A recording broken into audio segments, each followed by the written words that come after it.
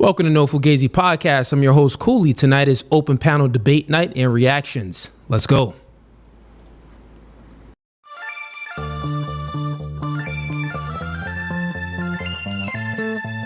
And y'all see the suit too, man. Listen, new studio, new podcast by the spirit, not by the letter. Bro, we can go verse for verse all day long. Made over. Doing new things are okay with understanding the reality that we are in competition with one another.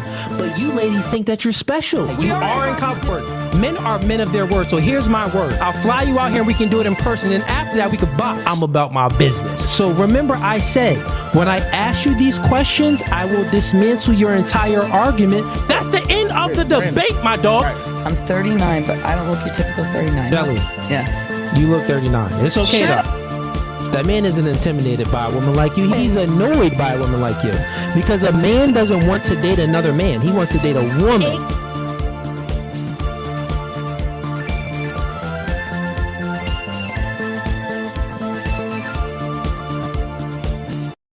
All right, welcome back to No Fugazee Podcast. Again, I am your host, Cooley. Tonight is open panel debate night and reaction night. I'll first be reacting to some clips, and then we'll be bringing people up on the panel to join open panel debate night and debate about anything that you want to. Let's get into normal scheduled programming. We got a few links in the YouTube description. The first link actually that's pinned in the YouTube comments is going to be for anyone that wants to debate tonight and join the stream. Click that link. The first link in the YouTube description is going to be for the sponsorship, and we'll go ahead and get into that later.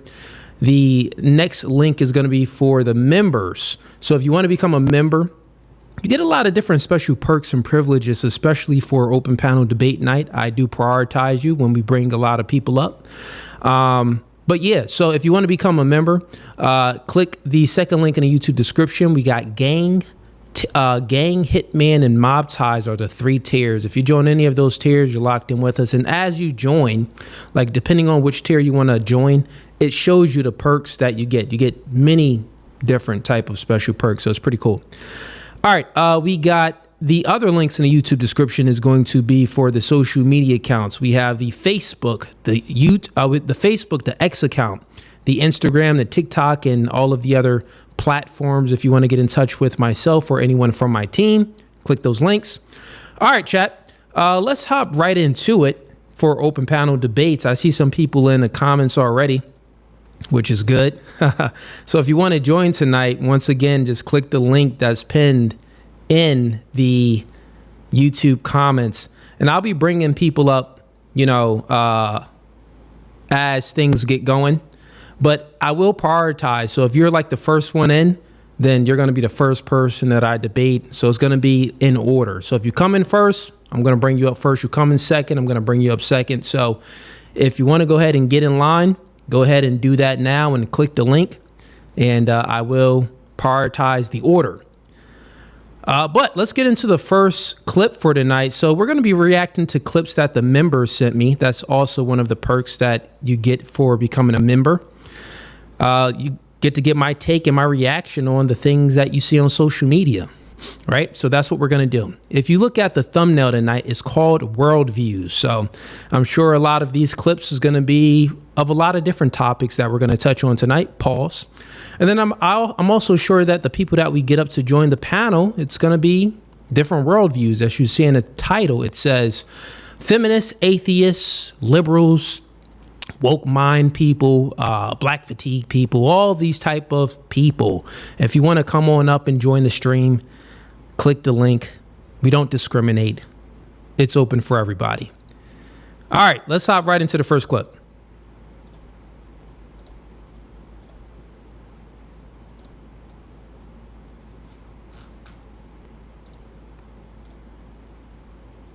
This is literally. He's saying the English language is occultic. I'm gonna just let him cook, play the video. Your English language is occultic, okay? It comes from Anglo-Saxon, Yes. right? English is what it's called. English. Anglo is angelo. Saxon is sexon. It's sect, okay? It means angel sex. It's from the fallen angels that had sex with the women. This is literally where this stems from. And so it's an occultic language. All the old books of witchcraft they have English words in them. Like the English is a witchcraft, it's witch tongue is what it's called. Okay, so like when you start digging into stuff, you'll be like, okay, this is really weird. Why is it saying these things in here? These things in here that are all English related, bro. Why is it called spelling in our language? They're all casting spells, right? It is a spell casting language, bro. It's called. Do you know where the word? Man, I'm tired of him. Why is it called spelling? Because it's a spell casting. Man, I'm tired of him already. He's one of those type of individuals. Like, I don't know if I've debated many Hebrew Israelites, and they tend to speak like this. Black is. Why do they call you black? Black is a color in a crayon box. Black is the color of tar. You're not black. You're an Hebrew Israelite. I'm like, nigga, I'm black. What you talking about? Like these are type of individuals that take small things like, why do you think we call them neoliberals or neoconservatives? Because neo is like Neo from the Matrix, right? So they either trying to get you plugged in or get you plugged out. He one of them type of brother that be speaking like, oh, why do they call it Dunkin' Donuts? Well, the Dunkin', right? Done is like you're done, right? And then the kin part of it is family, like you can. And then, we got to go to the dough.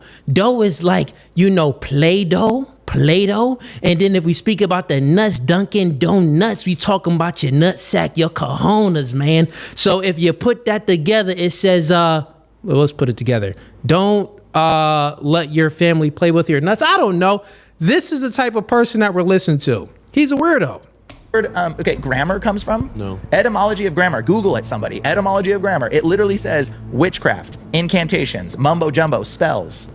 So like when you study what the etymology of words, your whole perspective starts to shift. Like grammar is from grimoire. Grimoire is the old books of witchcraft.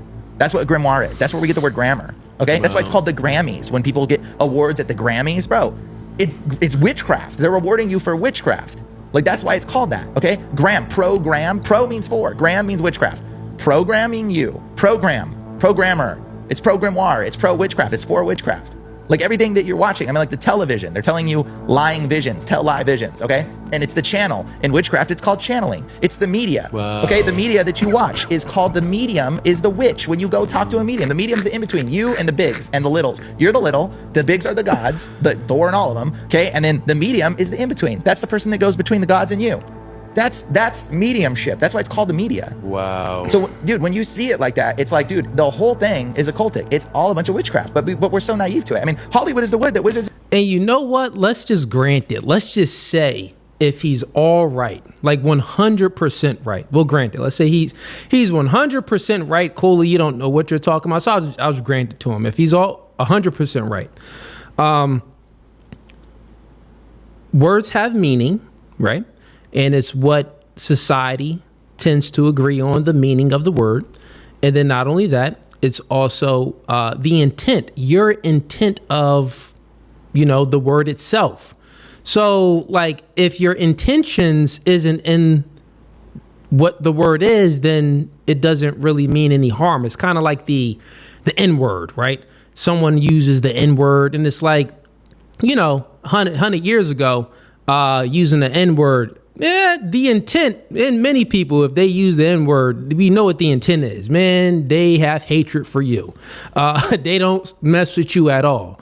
But nowadays, the N-word is like, nigga, please. What up, my nigga? Like, what's up, nigga? Like, you feel what I'm saying? So it's like, so granted, it's still about the intent as well. But I still think it's all foolish. But who knows? I could be wrong, right? I'm not all knowing, but all right, let's get to another clip here. That's funny. Get the likes up too. We got people coming in here. Let's get the likes up.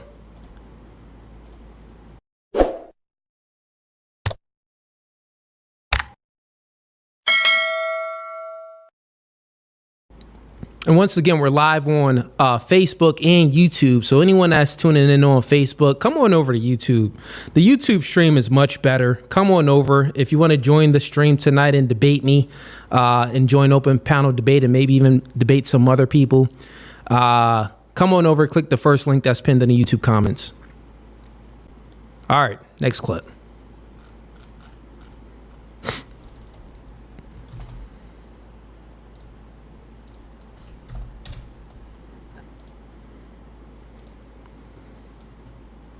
Okay. Sperm bank gave her a black child by mistake. What? Let's see what this is about. A sperm bank because of a mix-up that caused her to deliver a baby of a different race. Jennifer Cramblett says she ordered a donor with blonde hair and blue eyes to resemble her partner. They said, well, I do believe 330 is an African-American donor, and basically we can no longer talk to you anymore. Jennifer Cramblett was about 5 months pregnant when she called the sperm bank, hoping to get more vials so her same-sex partner could also get pregnant. But she would end up getting the shock of her life when she was informed that someone in the office misread the handwritten number as donor 330, a black man, and not 380, the blonde-haired, blue-eyed man that she was hoping for. She said, well, we sent you 330, as in maybe I got my donor number wrong. And I said, no, I know what donor number I want. I've been looking at this guy for now almost a year. That she got back on the line with me, and I don't know how real this is, but you know, these things could happen. just asked me if we had requested an African-American donor, because that's what donor number 330 was. Jennifer Cramblett eventually filed law. Oh, no, it looks like this could be real. Okay, so this is a little crazy here. So she went to a donor, and now what is she? Is she lesbian, or maybe I missed that? Did I miss it? Is she a lesbo? Or maybe like her husband couldn't get her pregnant, or she has an issue? I'm not sure. Maybe I missed that because I was still trying to, think about if this is true or not. Like, is this Fugazee or no Fugazee? But yeah, it looks like that's the baby right there. And that baby is mixed. Lawsuit for $50,000 after being inseminated with the wrong sperm. But the court tossed her case out, saying that a wrongful birth doesn't apply when the child is healthy. Yo, oh man, look at her face. Look at her face, yo. So it's a few things you could take from this. Like, we got probably people in the chat like, oh, that lady is racist. What? Well, not exactly. You just can't throw the race card in there, right? Like, oh, well, she had a black baby. No, like if you order something from Amazon, right? You order, let's say, drapes for your house from Amazon, and they give you a hot water knob. You're going to be pissed off. You're going to be like, man, this is not what I ordered, right? So she went to the sperm bank, and they messed up her order. Gave her a black man's sperm. So she does have the right to feel like, dag, this is messed up. I feel like I'm owed something, right? So, but at the end of the day, the baby is still half of you. It's half of your DNA. It's half of you as well. So you should be looking at the baby, and be grateful and happy that you have a child, no matter what color or ethnicity or race the baby is, right? But dang, this is crazy.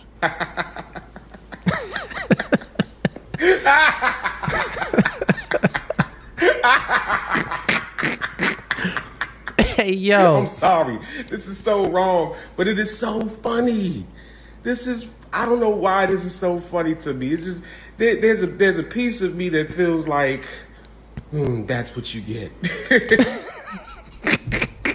All right, homie ruthless. Homie is ruthless out here. Let's continue on. Maybe not her. Maybe not that she deserves this. But, hey, one of y'all deserve it. I feel like Dr. Umar is somewhere smiling watching this right now. And I don't think she's racist. Now listen, Dr. Umar is not smiling. He's pissed off. He's pissed off. Like Dr. Umar, he don't like any mixes. Like he'll be mad at the sperm bank. Like, what? You done put a black seed in a white woman? Oh no, we can't have that. No, Dr. Umar is that type of an individual. Like he is claims to be fully pro-black, but if he was really pro-black, he would be taking care of his black family like he's supposed to, but looks like he isn't. But anyways, that's another story. Let's continue on.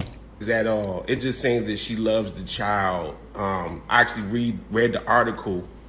She actually loves the baby, and you can tell from the pictures that she loves the baby. It's just that the sperm bank, did her wrong. And she should definitely get her money because they did her dirty. That's like ordering a steak and getting pork chops, and the restaurant says, well, it's still meat. Like, nah, run her 50 bands. You know what I'm saying? Yeah, I agree with brother. You definitely gotta, she's definitely owed something, right? She's definitely owed something. Like, if you ordered a wrong package at Amazon, you can return it. In this case, she can't return her baby. So at least, we could say she's owed some. Or, you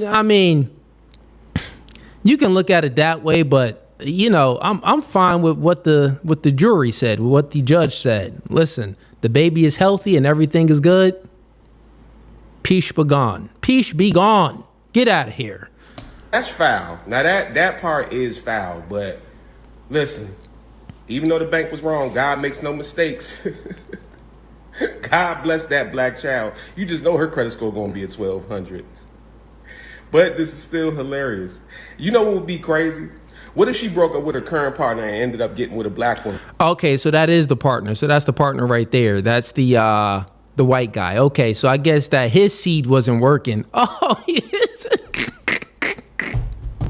You know what? It may be funnier on him because imagine you're like, all right, well, especially depending on if you're like a far right wing and you think that the whites need to conserve their race, and nothing is wrong with that. I think that white people should procreate and stuff like that. But let's just say if you're a white person, it's like, I want to procreate and keep the white race going, so let me go ahead and get with the woman that's white so I can have white babies, right?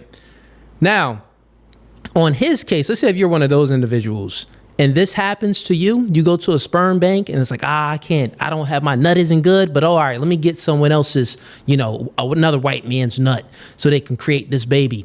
And you go to the sperm bank and your wife gives birth after 9 months of everything, right, of pregnancy. And then you see a mixed mulatto baby come out. Oh, man, you're going to be like, wait, what? God, why would you do this to me?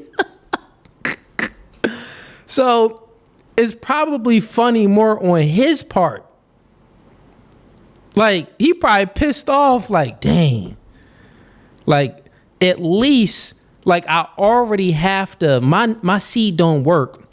So I got to use another man's seed to impregnate my wife. So I know the kid ain't going to fully look like mine, right? Because it ain't the DNA isn't mine, but at least it's going to be a white kid so we can pull it off when we out at functions and stuff. That's what he thinking in his head. I'll still be able to pull this off. We ain't never got to tell little Billy that I'm not his father because it's of the same race. We'll be able to pull it off. Then find out little Billy came out Lil Jamal. You not pulling nothing off in the function, homie. That's not your kid. Oh, man, that's wild. This is funny, but it's type crazy at the same time.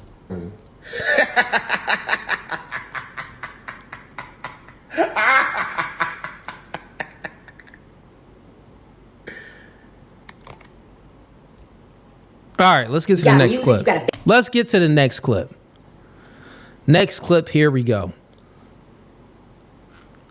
I see y'all in the chat, man. Yeah, man, that was funny. Let's see. Get the likes up, too. Get the likes up.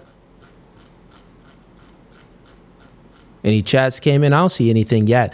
I'm still shadow banned on YouTube, which is crazy right now. I'm not sure why, but it tends to happen during the beginning of the year. Each year, I've been streaming for 3 years now.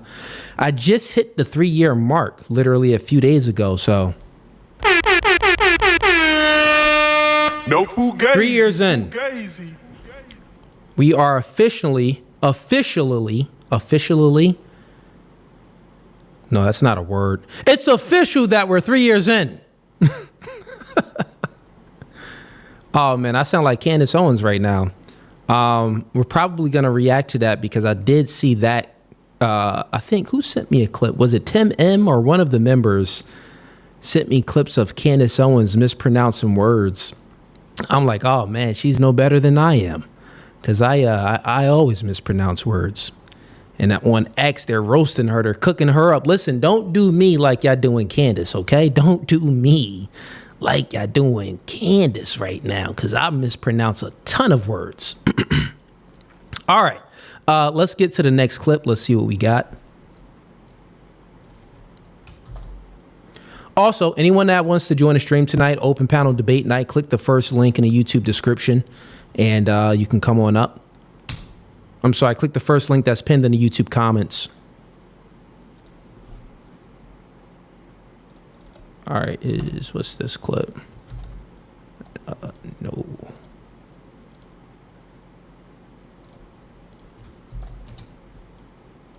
Okay.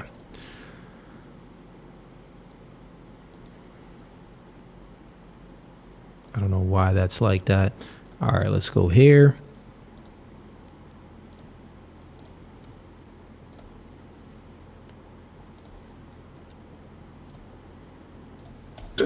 And actually, my prediction is in the benign scenario of the future that the robots will actually make so many robots and AI that they will actually saturate all human needs. Meaning you won't be able to even think of something to ask the robot for at a certain point. Like there will be such an abundance of goods and services because my prediction is that there'll be more robots than people. So, but how do you then have human purpose in that scenario? Yeah, I mean. Oh, yeah, good question, right? You know, Elon just said that, well, you know, my belief is that there'll be more robots than human people.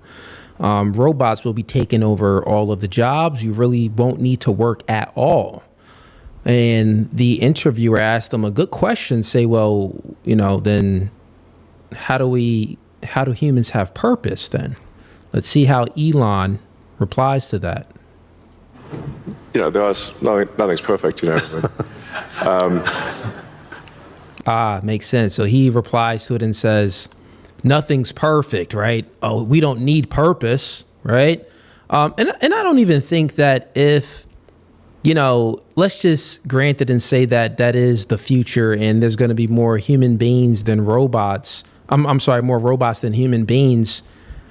This doesn't mean that life is still, you know, there's no purpose to life. But, you know, if you don't work and you don't have to be ambitious to like make your dreams come true and things like that, then it's going to take away a lot of purpose for people. But I think that like for the secular people that don't believe in God or the atheists and stuff like that, well, yeah, their life is going to be meaningless, fully meaningless, right?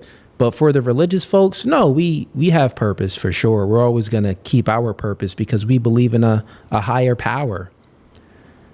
We are subordinate to the power of God, Jesus Christ, right? So there'll be purpose within that. But I mean, it is a necessary. Like you can't have both. You can't have work that has to be done and amazing abundance for all. And then the big. Yeah, that's it. Work that has to be done and then amazing abundance for all. Well, that's the thing. It's not trying to have, like, I think, like the goal of trying to have amazing abundance for all is some utopia that the non-religious folks believe in, right? Because they don't really believe in an afterlife. They don't understand the purpose of why we're here on this planet. So for them, it's like, well, you know, if, you know, since we're here on Earth, like, let's just try to, you know, make this utopia. Well, no, that's silly thinking. There's not going to be a utopia here on Earth at all, and you're not going to be able to accomplish that. But they'll rather strive to accomplish that and take away all other purpose and meaningful things of people, like working and being ambitious and trying to make your dreams come true. That's meaningful to most individuals, and they don't care about that. Well, we'll just have the robots do every job. Basketball, like, of course, there'll probably still be like the entertainment industry, right? Of the athletes and the musicians. They'll still have like a goal and a dream that they can make come true. But hypothetically, if this Elon world comes true, right? Most of everyone else, you won't need a doctor, you won't need a lawyer, you won't need, a construction worker, an architect. You won't need any of it because the robots can do it all. You don't need a chef. The robots can chef the food up better than the chef, right? So, yeah. Political and economic question of the 21st century will be, what do we need humans for? Or at least, what do we need so many humans for? Do you have an answer in the book? Look, and that's where the devil is speaking right there. That's the 666 right there. Well, what do we need humans for? Why do we need so many humans? We don't need all of these humans, right? We can just go ahead and get rid of these humans. Right? That's the anti-natalist speaking that I was waiting for. At present, the best guess we have is keep them happy with drugs and computer games. And we call this... Yeah, that's crazy. The best bet we have is to keep them happy with the drugs and computer games. Listen, man, they really trying to plug y'all into the Matrix. They ain't plugging me into the Matrix. I'm out here staying unplugged, but they definitely trying to plug y'all into the Matrix. The metaverse. What you guys do in here? Pretty much everything that you would do in the real world. Or at least, what do we need so many humans for? Would constitute a new Who is this guy? Who is this guy? This guy's a nerd. Who is he? Say that these are useless humans, it's not from the viewpoint of their mother, of the wife, of the son. Or at least, what do we need so many humans for? First, we've got population. Now, the world today has 6.8 billion people. That's headed up to about 9 billion. Now, if we do a really great job on new vaccines, healthcare, reproductive health services, we could lower that by perhaps 10 or 15%. Or at least what? Yeah, look at that, man. And if anyone knows, Bill Gates been preaching that same message for years. He been had the belief that the world is overpopulated and that we need to decrease the population of the planet. So it's like these folks are anti-natalists, and he's not in charge of the World Health, or was he in charge of? He was in charge of some type of stuff. I know he was doing a lot of things in Africa, putting vaccines in a lot of Africans. I know he had a lot of influence within the global health industry, right? And it's just missing my mind, but he was. And then he was in charge of some global health reform or global something, right? And then I think when him and his wife divorced, he gave it to his wife, that company. And then I think his wife just sold it. I don't know. But anyways, I heard that Trump is getting us out of that. Do we need so many humans for? Forget the conspiracy. Listen to our government agencies. These guys are telling the truth. There's no conspiracy here, folks. Just get your damn vaccine. World Health Organization. Okay. It's World Health. But I thought it was something different that he was in charge of. Or maybe it was the World Health Organization. Okay. All right. Thank you, doctor.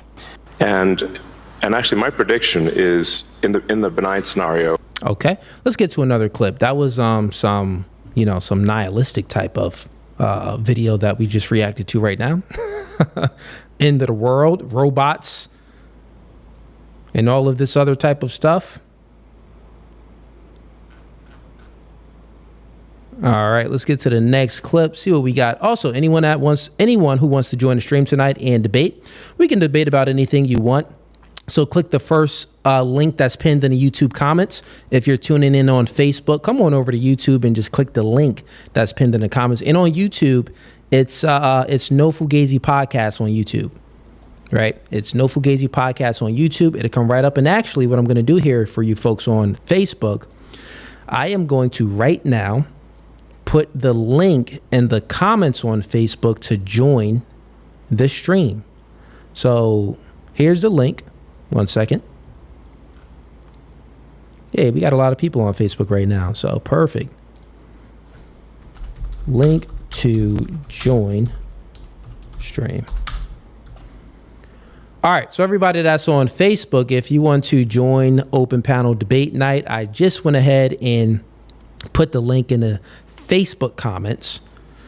So you don't have to come over to YouTube if you don't want to find the link. You can find the link right on Facebook. All right, let's get to the next video.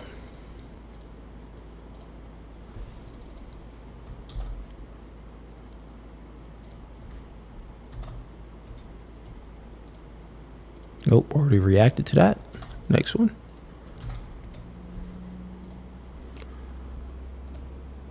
Who treat women equally get judged as more sexist than the men who don't treat women equally, which were the findings from this study that showed men who rejected chivalry, like ladies first or acting protective of women, were actually judged as more hostile towards women than men who used old school chivalry. People saw it. And that makes sense. That makes sense. These are some good studies. I'm going to have to go ahead and find out where he got these studies from and look into it a little bit more. But yeah, essentially what he's saying here is that men that were more like, all inclusive and like, women are equal to a man and stuff like that. Men that basically was indoctrinated by feminism. They had women viewed those men as being, more, I guess, they were less attracted to those men. But the men that had more conservative views, they didn't look at women as their equal. They were more likely to, they're more traditional. Women are attracted to the traditional men. And we see that here on my dating show. When I do the dating show and I ask these girls what type of man they're into, they always say qualities of a traditional man. They never say qualities of a modern man. They never say qualities of a man that believes in feminism, that, yeah, baby, we're equal. Let's split the bill since we're equal. Oh, there's a knock on the door. You know what? Let's rock, paper, scissors, shoot. Who should get the knock at the door today? Do you want to fight the intruder today and then I fight the intruder next week? Like, they don't want men like that, right? So, that's what's been influenced on society currently. Society is telling men and women that they're equal.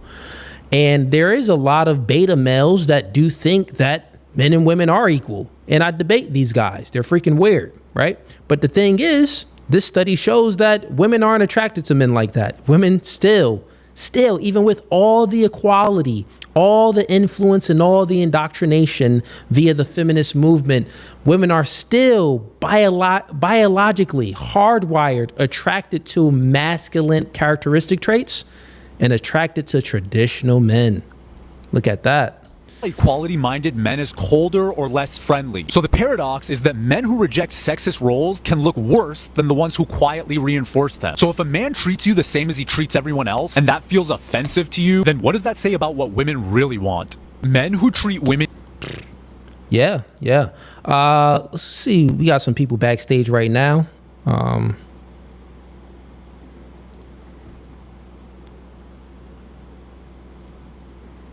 Welcome to No Fugazi Podcast. Oh, you got music playing, man. They can't have the music. Gonna get my stream demonetized today. Hey, Martin, I see you backstage watching. But if you want to join the panel, it's Open Panel Debate Night. Let me know what you want to debate about. So turn the music down and I'll bring you back up.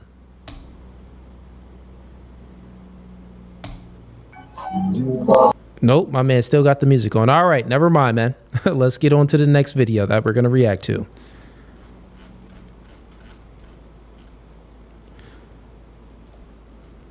All right, we got Wicked Dream. Shout outs to Wicked Dream sending in the $20 super chat. No food. He says, "What's good, Cooley? Let's have a good show tonight. Hope we can find someone who wants the smoke. I'm here for it." Yeah, Wicked, I know you always here, man. I know you always here with all the smoke, man. I know that. Shouts out to you. We got Juan Martinez. Shouts out to Juan Martinez, man. He's in here. He says 3 years and 444K subscribers later. Yes. Yes, Juan. Juan, you've been rocking with the show. Man, you've been like almost a day one, or you've been rocking for a minute, man. So shouts out to you. I appreciate you, man, for supporting the podcast. Definitely got to make you a mod in here too. Let me go ahead and wait, kid. I think you have access to make other people mods, but let me check. I thought I did it. Go ahead and make Tiger a mod. He was probably whining, right? Make him you could go ahead and make Dane. You know, if they're in here tonight, I'm not sure who's in here tonight. We're low on people in here tonight, man. Shadow band is crazy. But we're still moving. This what normally happens, chat, right? YouTube will shadow ban us. And we'll survive the shadow ban. And then you'll see the clips and the live streams and everything starts going up in views. Don't worry. I hired some more clips, guys. They're going to be putting out more content. So they're trying to, stop the ship from selling, but the ship is going to continue to sell. All right, 1 second here. Let's make some of these people in a chat mods. Yeah, let's do this.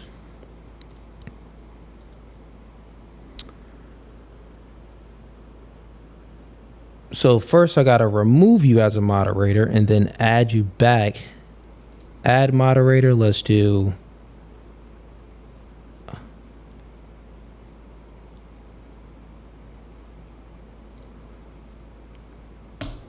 All right, wait, kid, you just got elevated.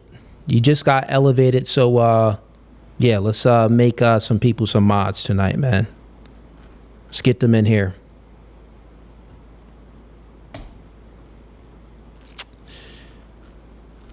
Miss any other super chats? I think I did. Let's see what we got. And don't worry, we're going to get back to the videos. I got y'all. Shouts out to OG Dog Pound. Welcome to the gang, man. Welcome to the gang. No Fugazee. Shouts out to brother Enoch Davis. Sends in a $50 super chat. Look at that, man, in here supporting. And, I haven't seen his name before, so you could be a new viewer. If you are, appreciate the support.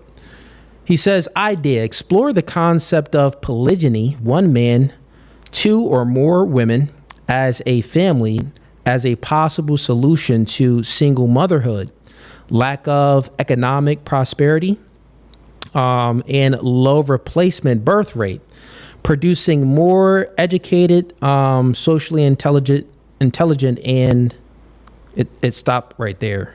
I'm not sure why. Let me go to this, see if I can find it. Okay, intelligent and prepared children. On my end, from right here, it stopped. It didn't, I guess it was too long, the super chat. So polygyny, helping out with that. Well, you can say that that's an idea that can be looked into as a solution. But truthfully, you don't have to even look into that idea as a solution. What you do is you go to the root of things. Well, what caused the decrease in the population?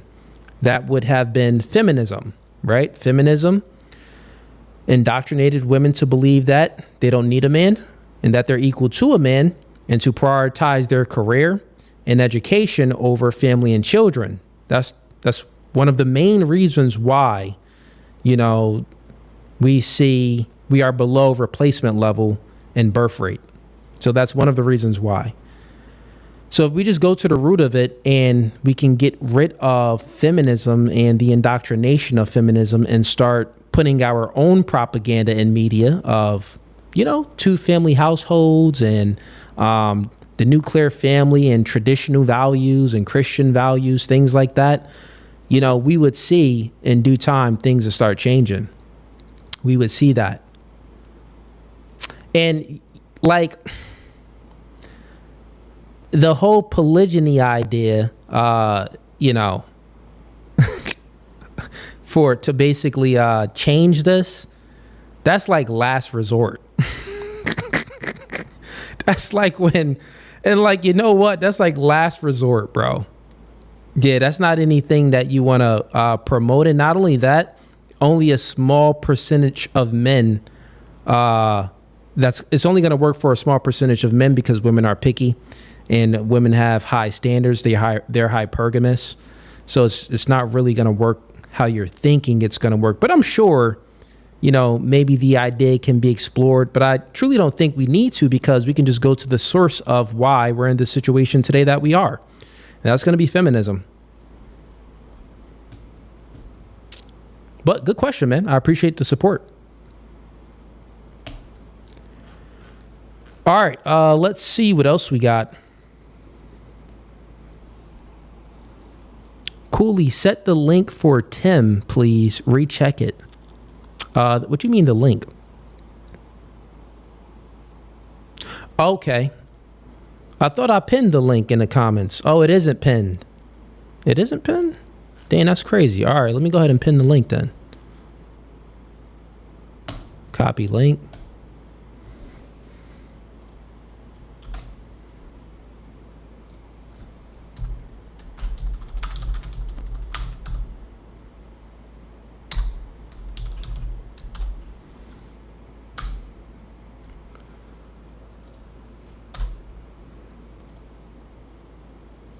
All right, Chad, there's the link right there. That's pinned in the YouTube comments. That's probably why we didn't really have anyone to come up.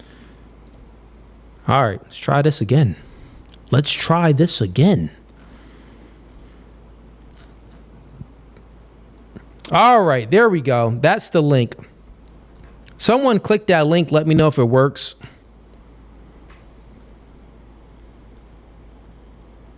Tim is funny. There's the link for all who want the smoke. All right, let's get it. So there's the link that's pinned in the YouTube comments. Go ahead and click that link if you want the smoke tonight. We're currently live on YouTube and Facebook. Let's go. We can debate about anything that you want.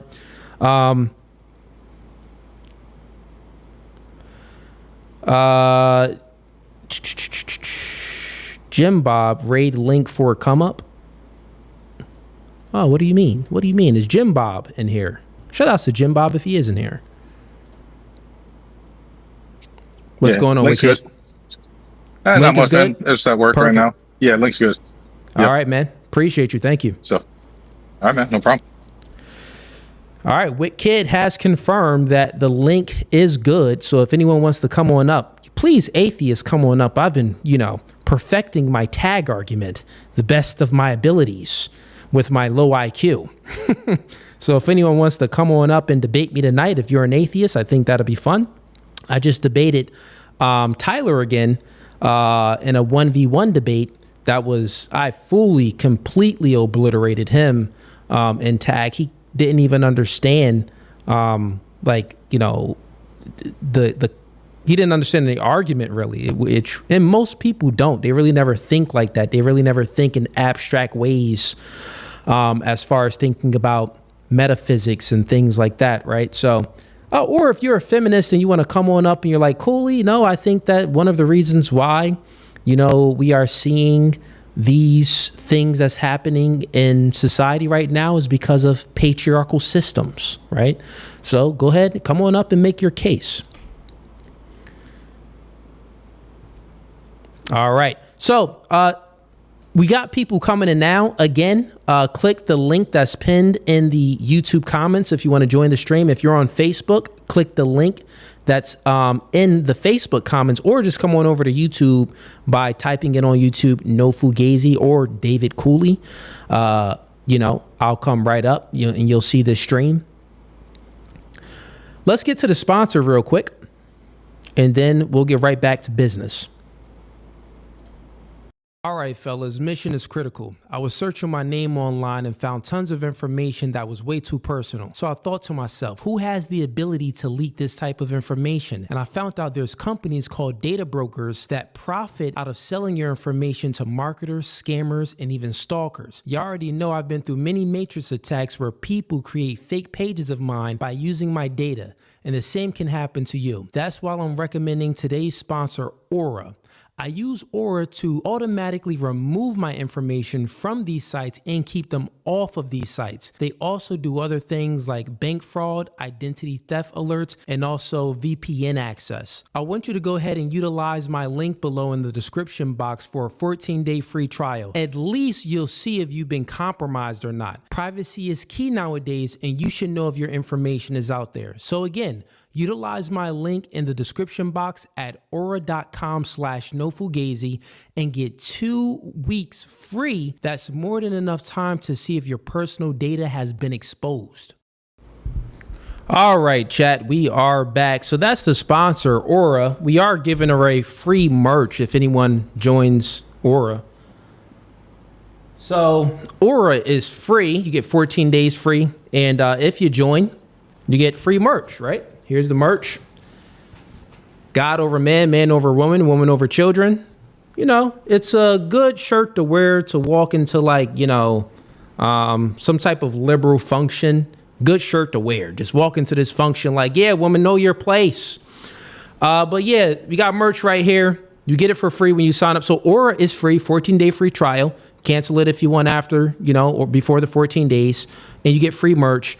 When you sign up for Aura, what you do is to get the free merch, you just hit me up on Instagram or Facebook. Send me a DM with a screenshot that you signed. Shoot me over your mailing address, and I'll send out the shirt. We already sent out about, over 11 of these shirts. Once we get to 50 people that signed up, your name will go in a running to win this brand new Shure podcast microphone. So I use this microphone. It's actually, I kind of like it better than this one because this one you need a cloud lifter for it. This little cloud lifter right here, and that cloud lifter is like $250. But this one, it doesn't need a cloud lifter. It doesn't suppress the audio so much. But yeah, so your name goes into a raffle, and I'll be pulling some lucky winner's name out of the raffle once we get 50 people to sign up. And if I pull your name, then you win this free Shure microphone. So a lot of free stuff, a lot of giveaways. You get Aura for free, 14 days, merch for free, and possibly you can win a brand new podcast microphone. So when you join Open Panel Debate Night, your audio can be good. All right, let's hop back into reacting to stuff. We got some people that joined the stream backstage. Let's see. Fredo, I think your camera's on. Let me bring you up. Welcome to No Fugazee Podcast. Take yourself off mute and let me know what you want to debate about.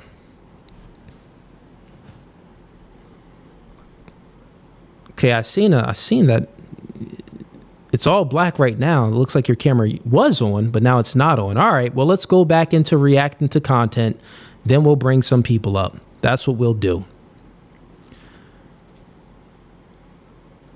That's what we'll do.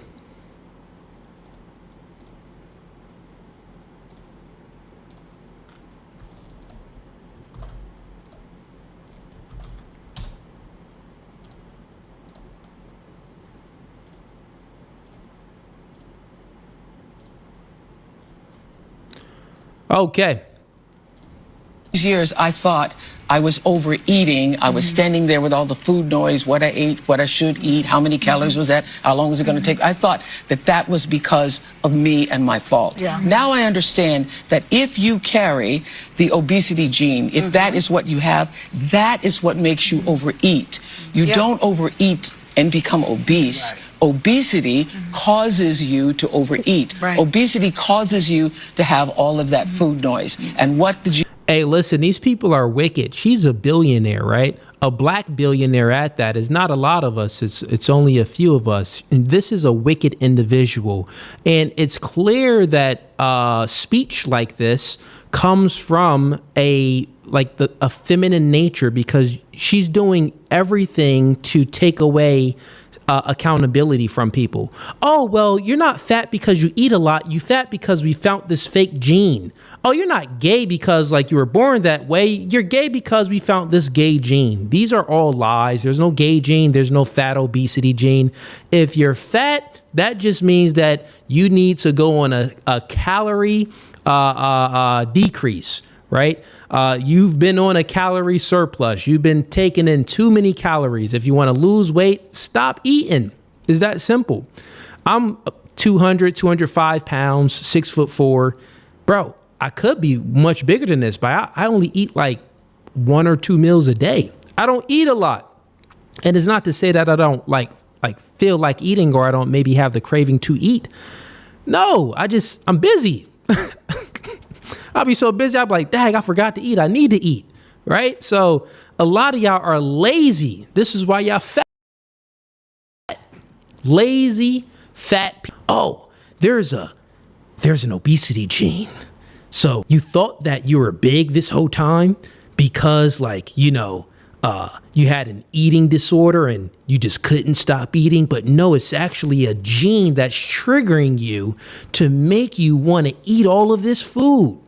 You know what? I'll grant it to her. Let's just say, which is a lie, let's just say there is a gene that is in you that makes you want to eat a whole lot. Okay. Well, you should still have discipline to stop yourself from eating a whole lot. Men, we have a gene in us that makes us want to have sex with a whole lot of women, like tons of women. Testosterone, right? Just how we were built. We were built to spread our seed far and wide. But, you don't see grape being prevalent because we control our sexual cravings. Well, one of the reasons why it's controlled is because there's consequences if you grape. But on the other hand, masturbation is sky high because a lot of people watch porn and stuff like that too. So on one hand, is it really fully controlled? Yeah, there's only consequences on it. But still, we would still say we know the side effects of men indulging in tons of corn. Yeah, they become lazy. The wang don't work no more. They start watching like some soft corn. Then they got to watch some like Dragon Ball Z corn, like Goku come out, do a Kamehameha up a girl's booty hole or something like that, because they looking for more extreme versions of corn. So it gets a little crazy, right? But society knows that men need to keep their sexual temptations under control. It's known. Think about it, even in a work environment.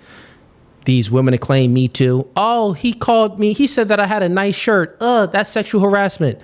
Ma'am, he just said that you had a nice shirt. It just doesn't mean that he wants to rip your clothes off and have sex with you. So it's like we've already put many guardrails on the biology of the man, right? But now women can't even control what they eat. And so it's like, well, let's blame it on this obesity gene. Let's try to find any excuse there is, so the woman doesn't have to take accountability and she can blame it on something else other than her own actions. No, you fat because you chose to be fat. That's a choice, right? You're gay because you chose to be gay, right? You chose it. It's an action, right? So anyways, let's go ahead and we got some people backstage. All right, Martin, I brung you on. Your music was playing in the background, man. You got to make sure your music is off. And also, Fredo, you have to turn on your camera because your camera is off. All right, I'll bring you up. Let's see if this works. Welcome to No Fugazee Podcast. State your name and what do you want to debate about? What up, man? I'm Martin, and debate about exactly. Your audio's messed up. Are you do you have it playing through your car?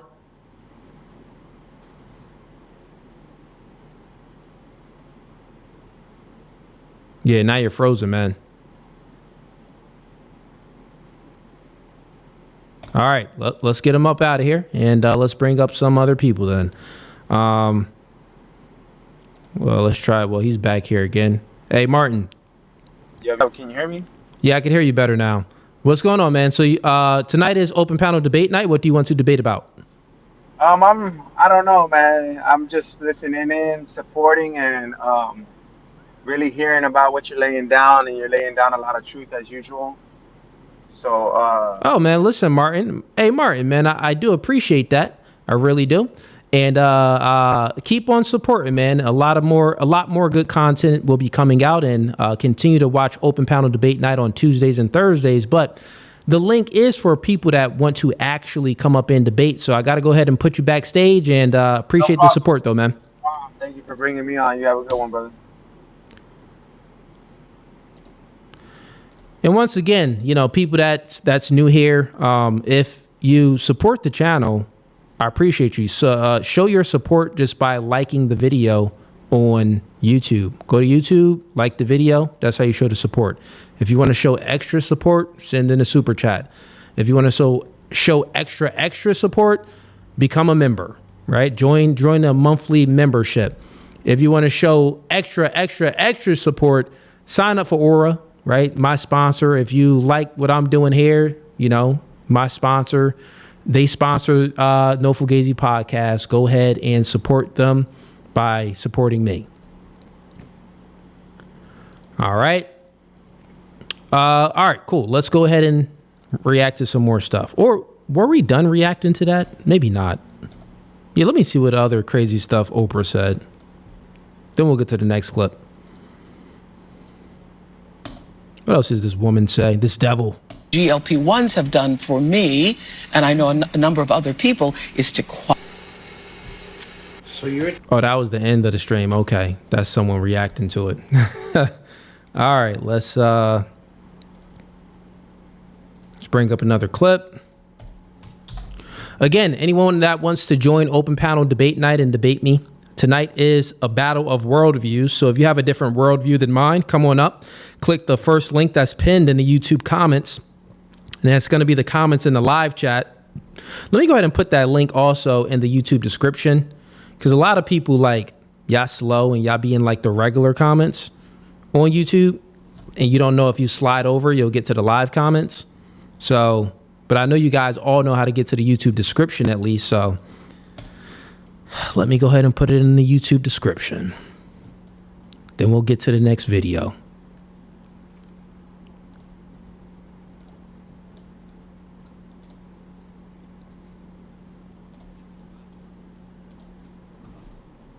All right, 1 second here, chat. Putting the link to join the stream. And if there's any haters in the comments, come on up. We like haters.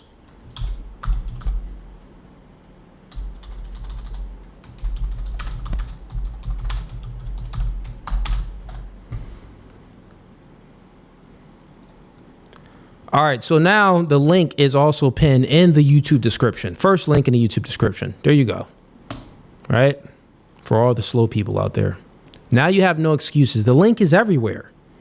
The link is on Facebook in the comments. The link is on YouTube in the live comments and in the YouTube description. There's no excuses to duck this debate. No excuses.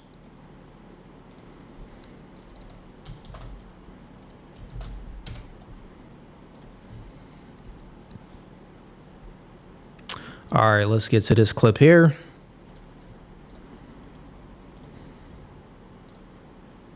Christians are going to have to seriously confront the question of why their religion is so easily co-opted by bad actors. Why did the KKK choose a burning cross? You just said blood of Christ?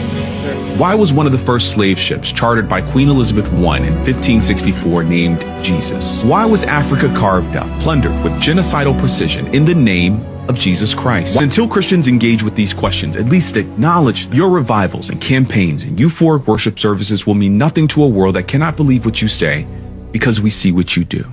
Okay, so I love the fact that this gentleman did not demonize Christianity. He just asked a very important and provocative question. Yeah, it's a dumb question. Very dumb, because you can ask this question about anything at all. So you can say, you can have a clothing brand, right? This brand right here. Now, a lot of people buy this clothing brand. You'll have liberals buy it. You'll have Islam people buy it. You'll have other different religions buy it. All types of different ethnicities and races would buy this brand, this sweater right here. But what if the people that would wear this brand, what if it just was the case that they committed, murder, right, in this brand? You'll be like, well, why do people commit murder in the clothes that you wear? Well, then you got to ask, well, do all people commit murder in the clothes that I wear? No, not all people, but there are some people committing murder. So we have to blame the brand for the murder. We gotta blame the brand for the murder. We can't, it must be something about the brand that's influencing people to murder. That's how dumb this argument is. It's the most stupidest argument. You see how I can make this up about anything, right? So that type of argument is illogical. It gets defeated easy. Super, super easy. So anyone that says, oh, well, Christians were, why during the Atlantic slave trade, they, one of the ships had Jesus' name across, Jesus' name was on the ship and that had slaves on it. Well, yeah, those people weren't true Christians. Like, what do you want me to say? Just because, they have, they claim to be something doesn't mean that they are the thing that they claim to be. Right? We know this. If you see a man walking in a dress, now is he a woman? No, he's trying to be a woman, but is he really a woman? No, we know that he ain't really a woman. We know what a real woman is, right? So the argument is dumb. The argument will always fall short. The argument will only work with low IQ individuals. It would only work with low IQ individuals. It won't work with highly intelligent people. Like, you need, intellect is having the ability, like true perspective. I always say this, like perception, everyone has a perception. 100% of human beings have their own perception about stuff. But a perspective is the art of viewing the world outside of yourself. A perspective is the art of viewing the world outside of what you've been influenced by, outside of what maybe you've been indoctrinated by, outside of maybe where you've grown up around and your background and your family and maybe even your own culture, right? It's an art of viewing the world outside of yourself. So only the dummies and the low IQ people are going to say, oh, well, certain Christians committed all of these atrocities, so therefore Christianity bad. Dumb. Stupid. Question that I love. Why is Christianity so easily hijacked, so easily weaponized? And I've come up with at least 3 reasons as to why I believe it's so easily co-opted. Let's see what he says. And weaponizable. Number 1 is its language. The language of love, grace, mercy, justice, forgiveness, and equality. Those particular words, not their meaning, but those words are easy for abusers to borrow, manipulate, and twist in a way that other religions don't feel culturally safe to touch. It's that language that makes Christianity not just easy to co-opt, but also extremely vulnerable and open to mockery. Just think about it. You've never seen an SNL sketch or parodies about the Prophet Muhammad, but you have seen plenty about the church, about Christianity, about Jesus. But why is that? It's because a religion like Islam doesn't lead with language that makes people feel comfortable enough to do and say whatever they want. Number two, it's openness to culture. Christianity has always been concerned with content and character. What do you believe and how does it impact not just your life, but the world around you? It has never been preoccupied with culture. In fact, it has always left room for people to be who they are culturally. It's never put a demand on how we speak or dress, be it through music and entertainment and the arts. Christianity has always been fluid culturally. The upside of that is there's a freedom in how we express our faith, and there's a beauty in the adaptability of Christianity. Yeah, you know, some parts of the first part he was saying I agree with. During the tail end of what he was just saying, it's like, yeah, not exactly. But shout outs to him for reacting to the video. No hate on a guy. I think this was a good video that he reacted to, and you know, he was sharing his perspective, so that's all good. Let's get to the next video to react to. Anyone that wants to join stream tonight, again, please click the first link that's pinned in the YouTube comments, or click the link that's the first link that's in the YouTube description. And we can, I'll bring you on up and we can have a debate about anything you want. And that's the beauty of it, because I don't know what you want to debate about. You have the upper hand. We can truly debate about anything that you want to debate about. So if you watch any of my content and you're like, oh, Cooley, I think you're wrong on this, or your take on that was just off. It could be, right? You know, I'm not all knowing, but tonight is your night to come on up and we can debate. That's the beauty of open panel debate night. You have the upper hand. I don't have the upper hand. I don't know you. Most of you people that come up here, you don't have any content of yourself, right? So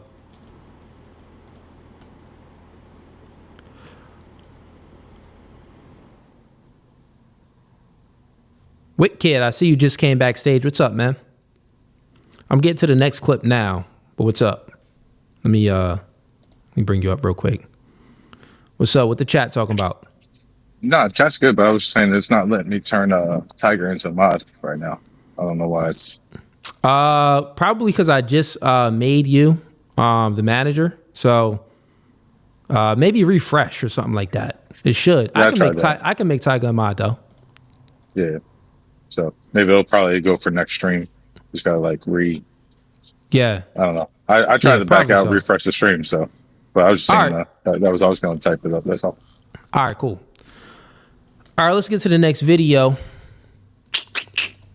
Where we at? Yeah, I got clips for days, man. So many of the members send me clips to react to. It's like crazy.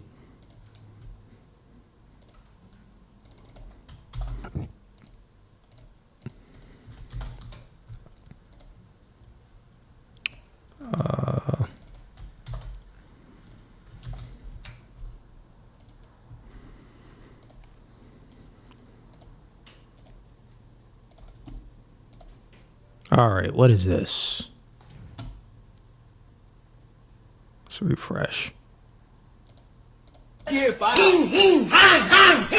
What? No, I think that no. That was. Oh no, not like that, not like that. I ain't mean like that. I ain't mean like that. I mean like that.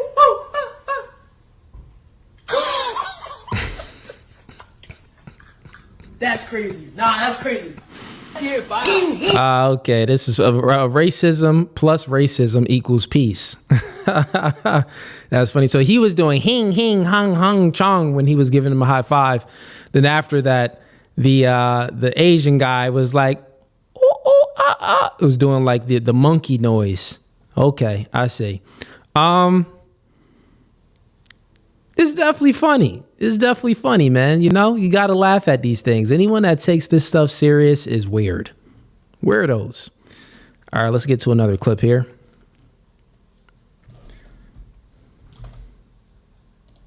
One second here, chat. Slow night tonight for open panel debate night. What's up with you guys, man? What's up with yous?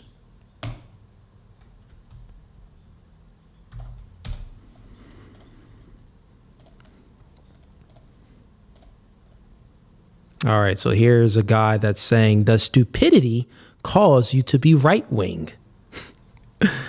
This is funny. Let me see what's going on with any super chats that came in. Let me check the chats real quick before we start this video. 1 second here, guys.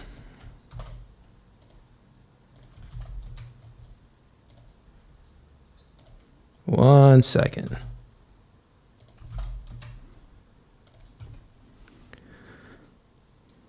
All right, we got Mikey Young sends in $2. On a scale of 1 to 10, how do you rate ice and why? Bro, what type of ice are you talking about? You talking about like ice in itself, or are you talking about ice like ice coming around your neighborhood and snatching up them immigrants, them illegals? What type of ice you talking about, boy? Are you talking about the type of ice that come around and snatch up them illegals? Huh? Are you talking about those killings that's happening, huh?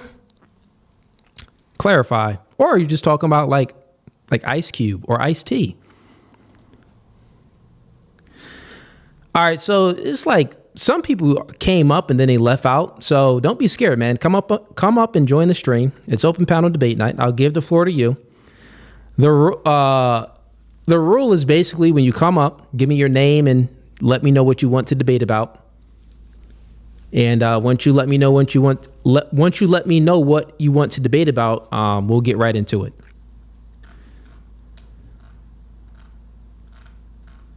Let's see, any other super chats came up? I think that's it. Let me see if I missed any other ones.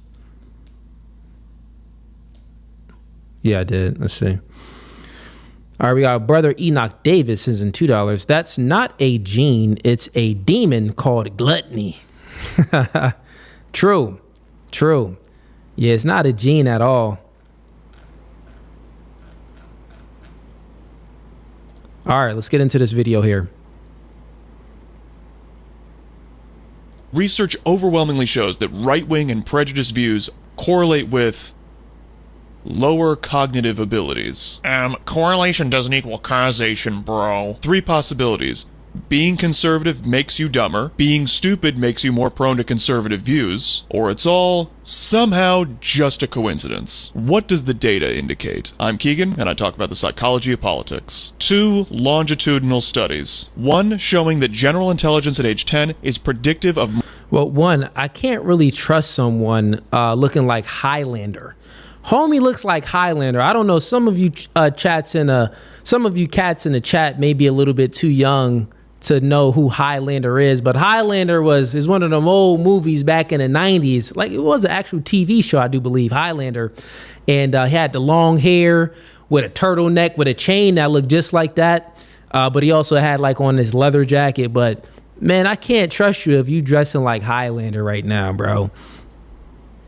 More progressive views at age 30, with a huge sample size of over 7,000. And the second with over double the sample size, showing that lower intelligence at ages 10 and 11 predicted more racist views at age 30, mediated by conservative views. Meaning that lower intelligence comes first, the conservative views second, and then modern conservatism makes people more racist. Quote, intelligence drives attitude formation. That is, when considering social, moral, and political situations, those with greater...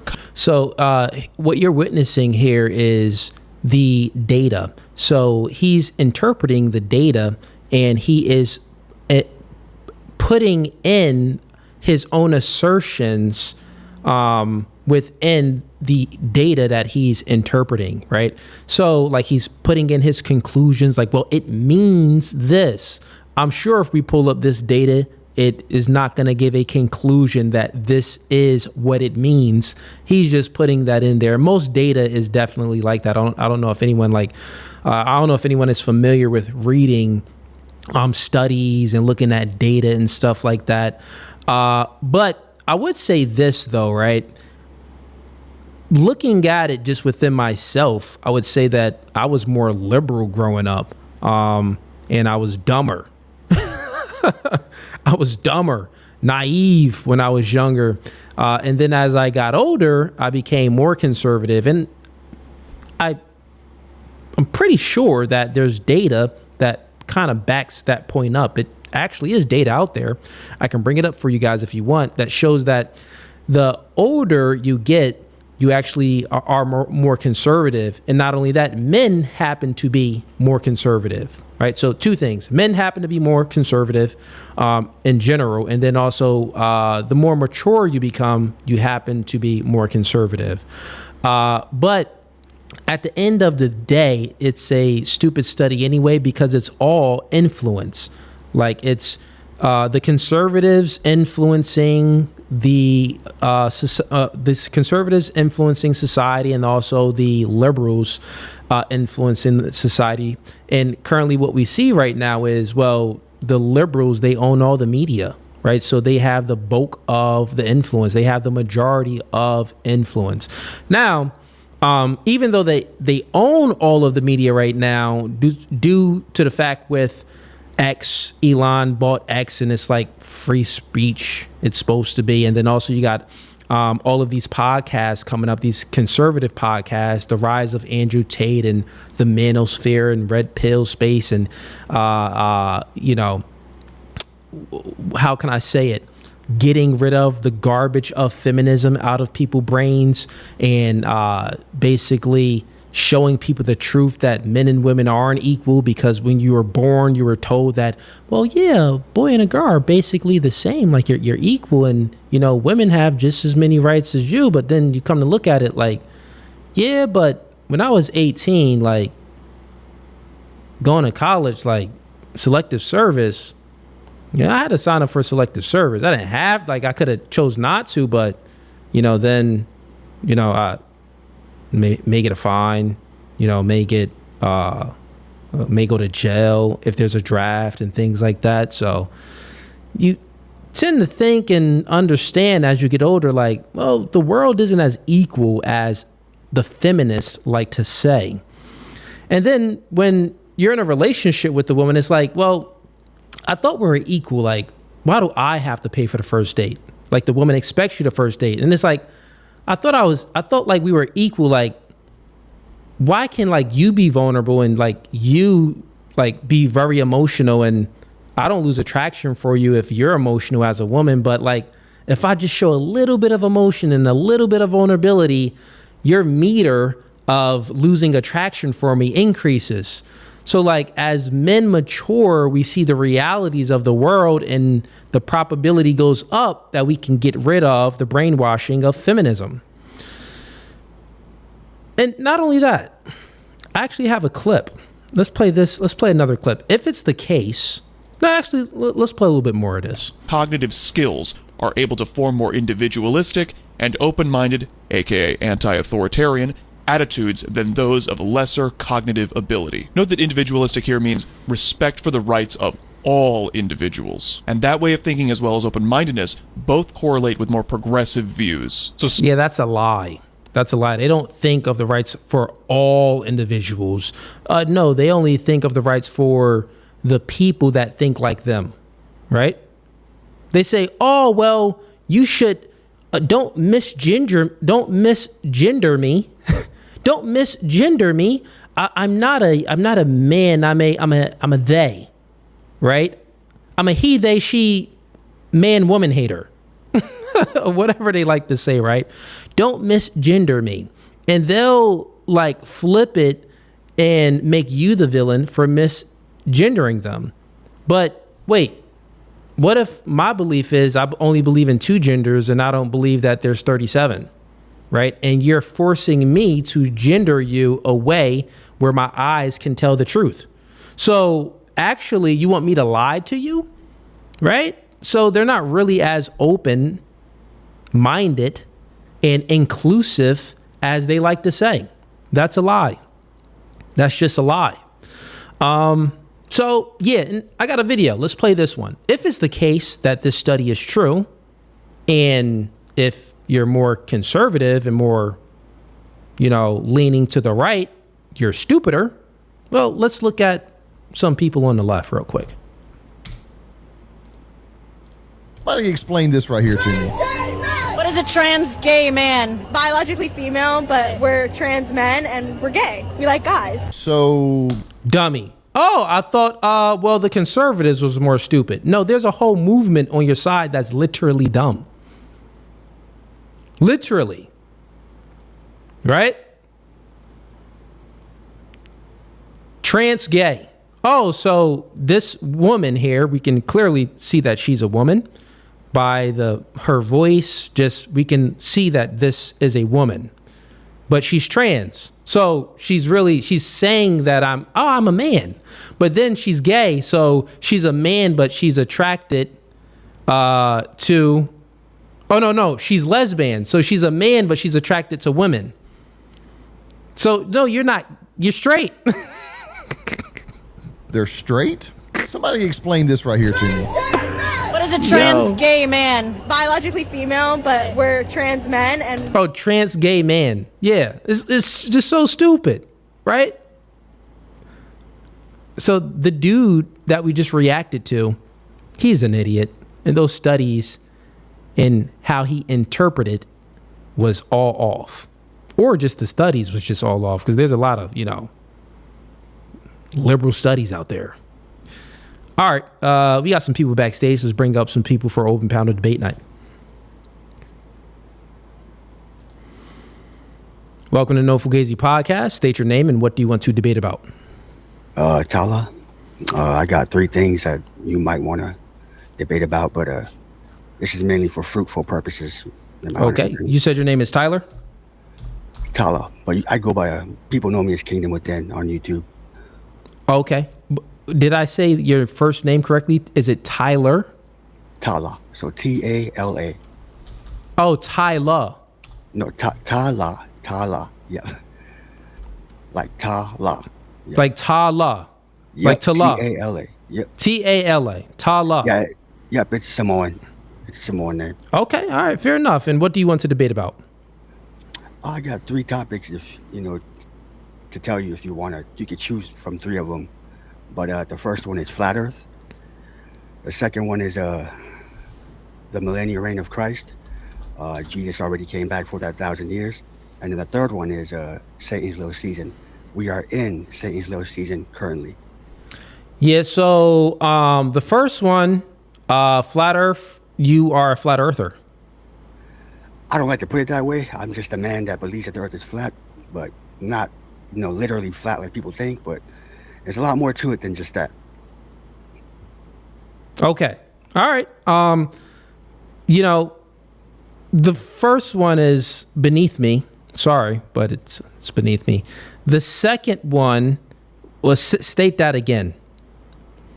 So in the Bible, in the book of Revelations, it talks about Jesus Christ is supposed to come in the near future.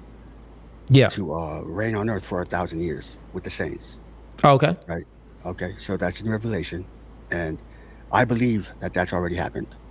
That's already come and gone. And you mean like Jesus already came back?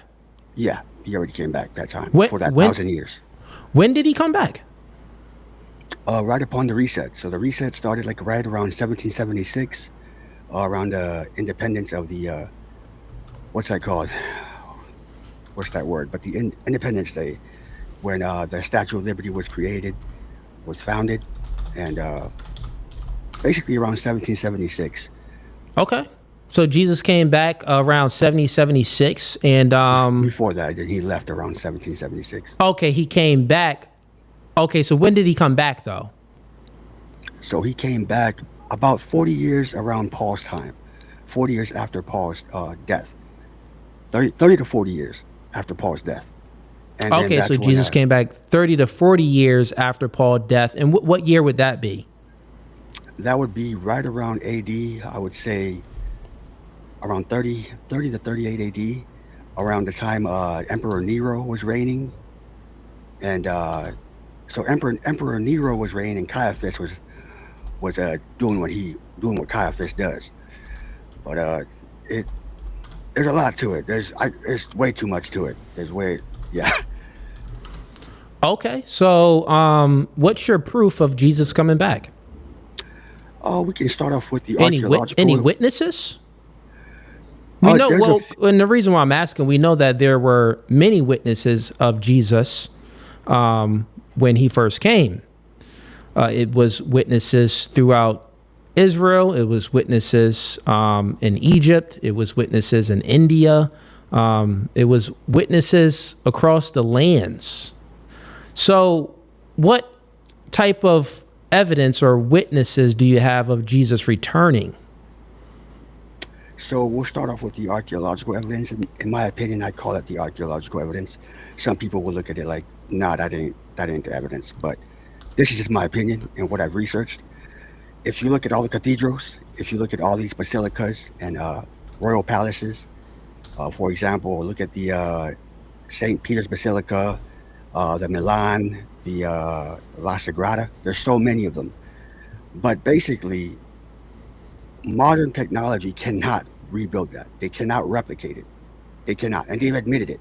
Let alone the pyramids. You can't replicate that, man. I mean, each stone weighs about 80 tons.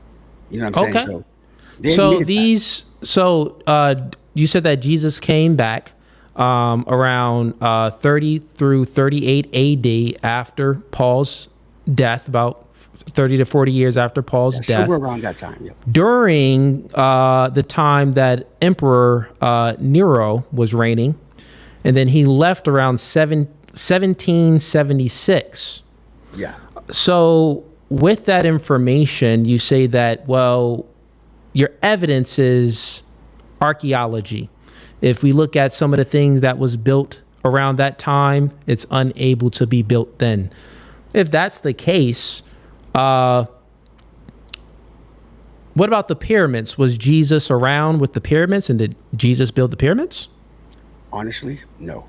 He did not build the pyramid. I don't believe Christ built the pyramids. Okay, so with these other, with all of these, other great buildings and archetypes that's out there, these structures, when Emperor Nero was reigning, you're saying that Jesus played a hand in that and building it? I would say it's more complex than just all the buildings. There are ones that I believe Christ and the saints did build supernaturally, and there are some he didn't build. So it's not. So some of them are supernatural, and we can't repeat it today. But the pyramids, so some of them back in around 30 to 38 AD, or in between the time of 1776, between that time and in between, Jesus helped build certain things. So that's the evidence and the proof. Now, if you're looking in Revelations, what does it say about Jesus' return? There's going to be some people that's left on earth, right? Right. So you're saying that we're just the people that's left on earth? That's a whole nother topic. That's called I call that topic the rest of the dead. And the ones who basically well, before we get there, right, because you're making claims without any evidence, and would you say that let's go back a little bit, right? Because the reason for you believing that Jesus came back is because of these structures that was built during a certain time. That's the reason, because Jesus must have played the hand into building these structures, because a man couldn't have built it himself, right? That's what you're saying. All right. Well, so no, that's totally fine. Just till this day, we can't build the pyramids with the tools that we believe that they had back then. We're unable to build the pyramids, right? Yeah. Got it. But you're saying that Jesus didn't play a hand in that. What do you think is more harder to create? These structures, these other structures during Emperor Nero's time, or the Great Pyramids? Man, honestly, they're both complex. They're really, really complicated buildings, especially how symmetrical the pyramid is. So I would say Probably the pyramids, in right? my opinion, yeah. That's crazy. The pyramids do seem harder, right? So if the pyramids was harder to build than these other structures, and what's the name of these structures that was built? There are many. They're all Just around give me the world. just give me one as for context. The La Sagrada. The La Sagrada Familia. Yeah, La Sagrada Familia. La Sagrada Familia. Yeah, and it means it means the sacred. And what is it? Is it a temple? What is it? Is it a building? What kind of structure? Today it's known as a church. They call it a church, but that's not what it truly is. Okay, let's just say it's the La Sagrada Church. Yeah, that's what they would call it these days. Okay, that's probably what they would call it these days. But to be a little bit less, let's say the La Sagrada building. Okay. So now, do you think that Jesus is all powerful and almighty? Do you think that Jesus is God? Oh, yes. Okay. Yes. So if it's the case that Jesus is all powerful and Jesus is God, but when Jesus came back, what he built was the La Sagrada building. It wasn't even better than the Great Pyramids that he didn't build. Does that make any sense that, Jesus would build a lesser building? He's the greatest. It's God building a lesser building than man or angels? You think that's possible? You think that that's what would happen? It's very possible because it's not a matter of the building being better. It's not a matter of that. There's a purpose for a specific building being built. There are two different buildings, first of all. Okay, then the purpose has to be more divine and more great. Can you let me know why the La Sagrada building is more divine and great than the pyramids? Okay, I never said it was because more my divine. argument, well, that's what I'm asking for. My argument is very simple. You're making claims that Jesus came back already. Yeah. You said that he came back in between 30 to 38 AD during Emperor Nero's reign, and he left around 1776. I asked you, what's your reason for believing this? What's your proof? You say, well, the buildings that was built back then, like the La Sagrada building, human beings can't build this building today. I said, okay, cool. I said, the pyramids, human beings really can't build today with the material and the tools that they had back then. But you say that Jesus did not play a hand in building the pyramids. But Jesus did play a hand in building the La Sagrada building. Then I also asked you, well, is Jesus God? God Almighty? You say, yes, Jesus is God Almighty. And now the conclusion to all of this is Jesus can't even build a better building than man. And you want us to believe that Jesus came back already with this evidence that you have? Like I told you, it's not a matter of it being better or not. This is called you being cooked, my friend. This is called cooked. This is called debating right here. Debating is seeing what you're saying actually adds up and makes sense. Like, once again, I don't know anything about this. This is just me using logic. I don't know anything about the La Sagrada building. I don't know anything about Emperor Nero. I don't know anything about none of it at all. I just took what you said. I analyzed it through my logical brain. I spit the information back out to you, and it actually doesn't make any sense for Jesus to return and him to build a building that is less grandiose than the pyramids. I would think that if Jesus came back, which Jesus is God under your worldview, he would build something more grandiose than the pyramids. Don't you think? Well, don't you think? You were breaking up, but I respect your opinion, man. So okay, fair enough. I wasn't, what you're saying would make sense to people, but my advice would be to look more into it if you do care about it. But if not, it's okay. I'm not that type of guy who's gonna, I'm not. I just, like I said, it's a fruitful I want it to be fruitful. That's it. But fair enough, man. Well, opinion, listen, bro. I appreciate you for coming up, Tala. I think I pronounced your name right that time, right, Tala? Yep. Okay. For sure, I appreciate you for coming up, man. I'm going to get to some more people for Open Panel Debate Night and have a blessed one. Yep, you too.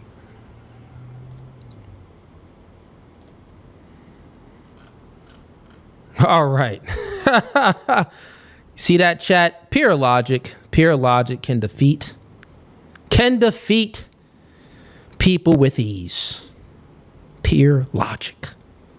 1 + 1 = 2.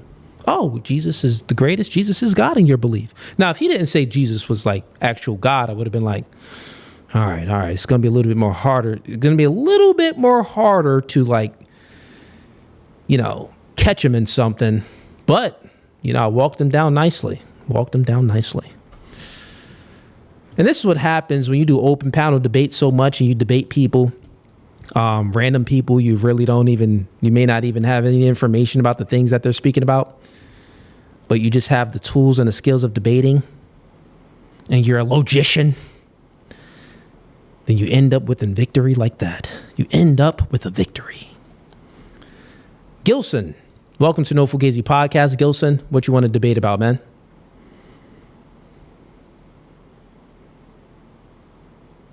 No audio. Can't hear you.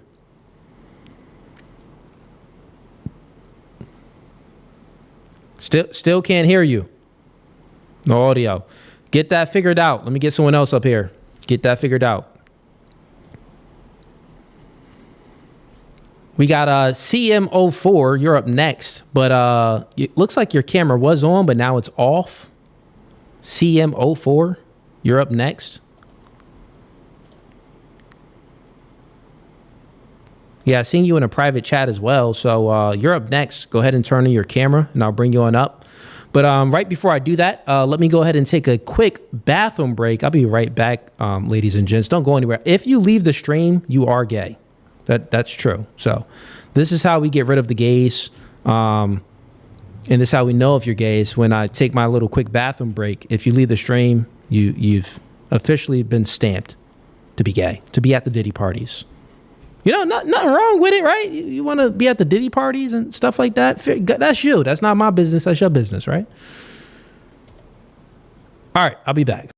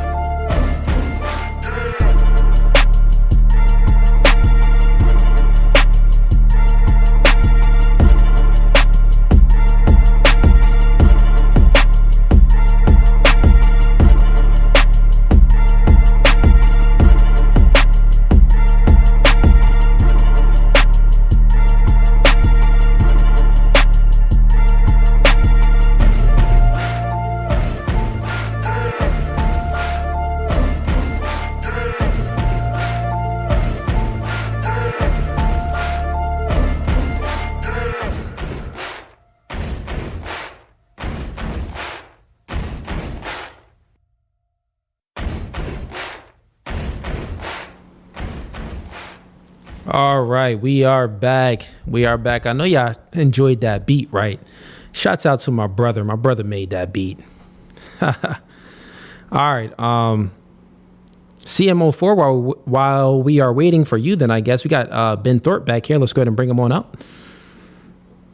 Welcome to No Fugazee Podcast. Hey, thank you. And what do you want to debate about tonight?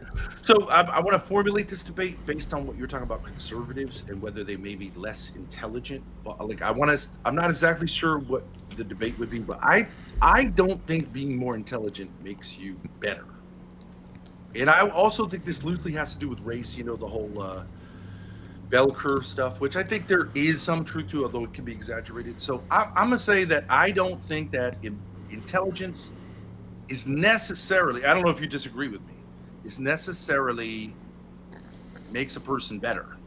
It's a strength, but it also has weaknesses. What do you think about that? What do you mean by better? A better person. I don't think intelligent people are more valuable than unintelligent people. And I have kids. I have 6 kids. I know you have kids. Some of them are more intelligent than others, I would say. Would you say that about your kids? So better as far as...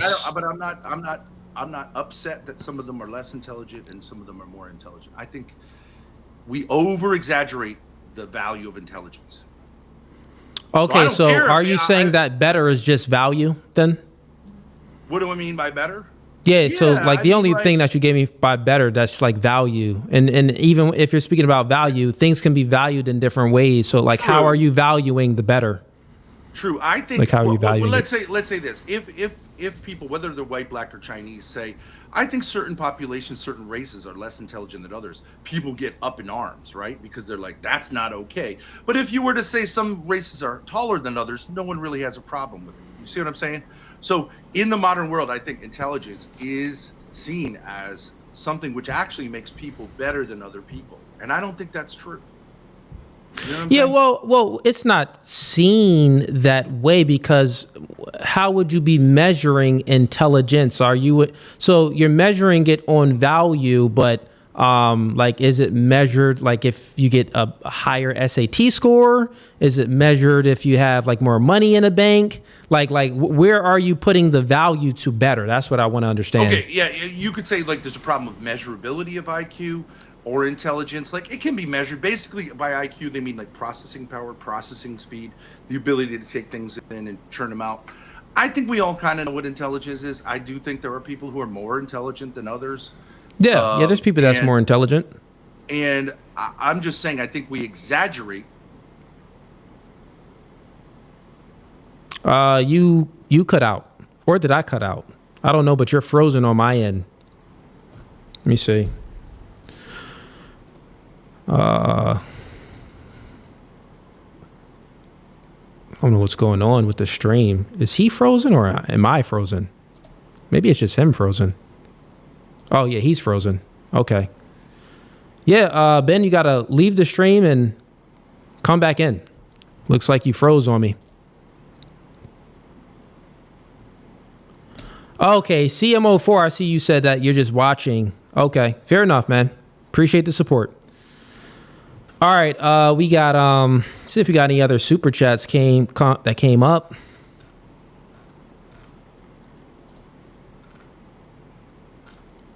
Get the likes up though, since we got 250 people in here.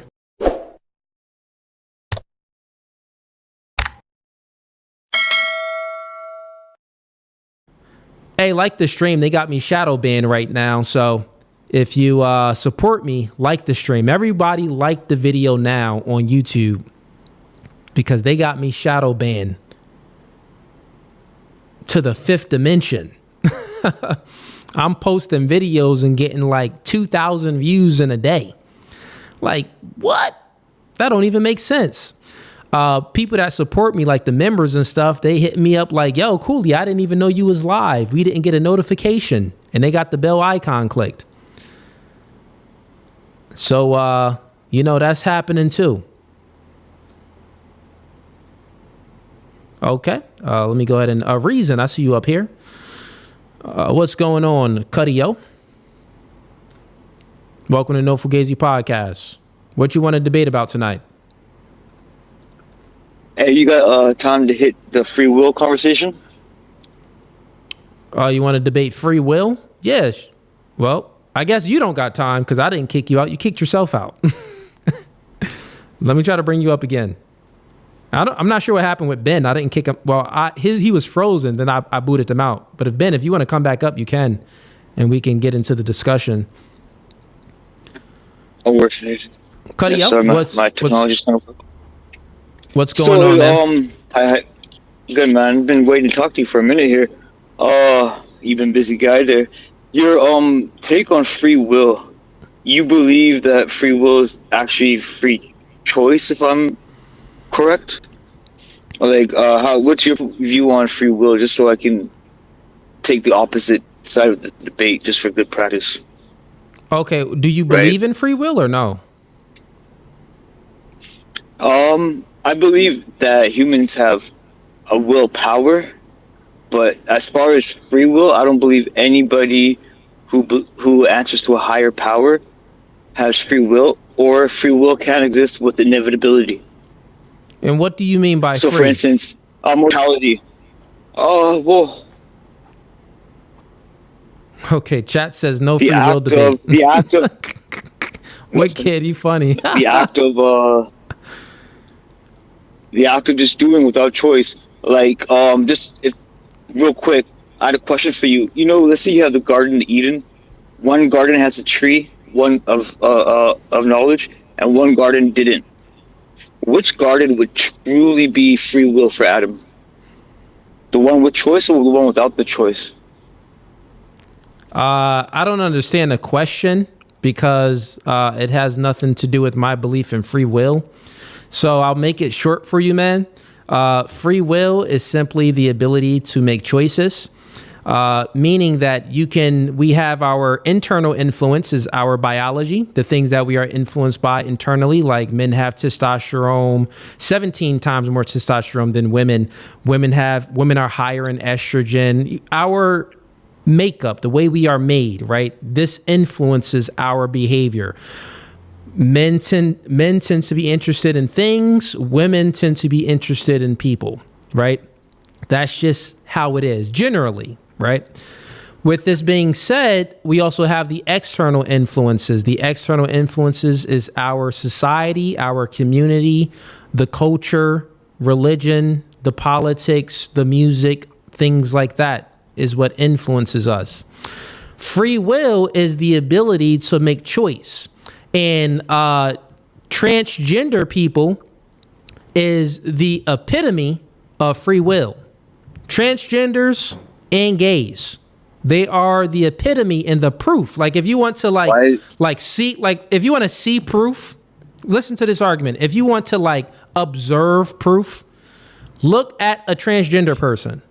Because their entire biology is telling them that they are a man. Listen, you were born a man. You can never change yourself to a woman. You are a man. Good darn it. You're a man. But these transgender people, their will supersedes the biological influence, the external influence, or maybe they've been influenced by the external. But let's just say, for this hypothetical, they weren't even influenced by their parents or media or commercials to think that they're a woman when they're truly a man, right? But they chose themselves to believe. Think about it, right? You're a man, but you're no, but I'm a woman. Look, you're a man. You got balls. You got a wang. No, but I'm a woman. That is free will on display. Meaning that their will superseded, meaning that their will, the things that they believed in their head, superseded their own biological makeup. I wouldn't say it was a success, right? They could have the choice to put in all these chemicals or whatever, but the freedom to actually be a woman is not there. No. You're mistaken. The argument is not to say that they can become a woman. No, they can. Think about some people not having confidence. They lack confidence. Some people just lack confidence. They have a goal, but they lack the confidence to meet the goal. They lack all of this confidence. They lack belief, true belief. They don't believe in themselves. And that's what confidence is. Confidence is the belief in yourself, right? What I'm saying is their belief is so strong, you should have belief like that in the things that you want to accomplish. They are the epitome of free will, meaning that their will superseded they're strong-willed. Their own biology. Yes. So they'd have good willpower, I guess, in a sense, but they can't do it free. The cost of doing that, they got to be messed up in the head for the rest of their lives. That takes a toll on your soul and your spirit. It will cost you. What? Maybe they are messed up in the head. Listen, maybe they are messed up in the head. It's not a will that you can free.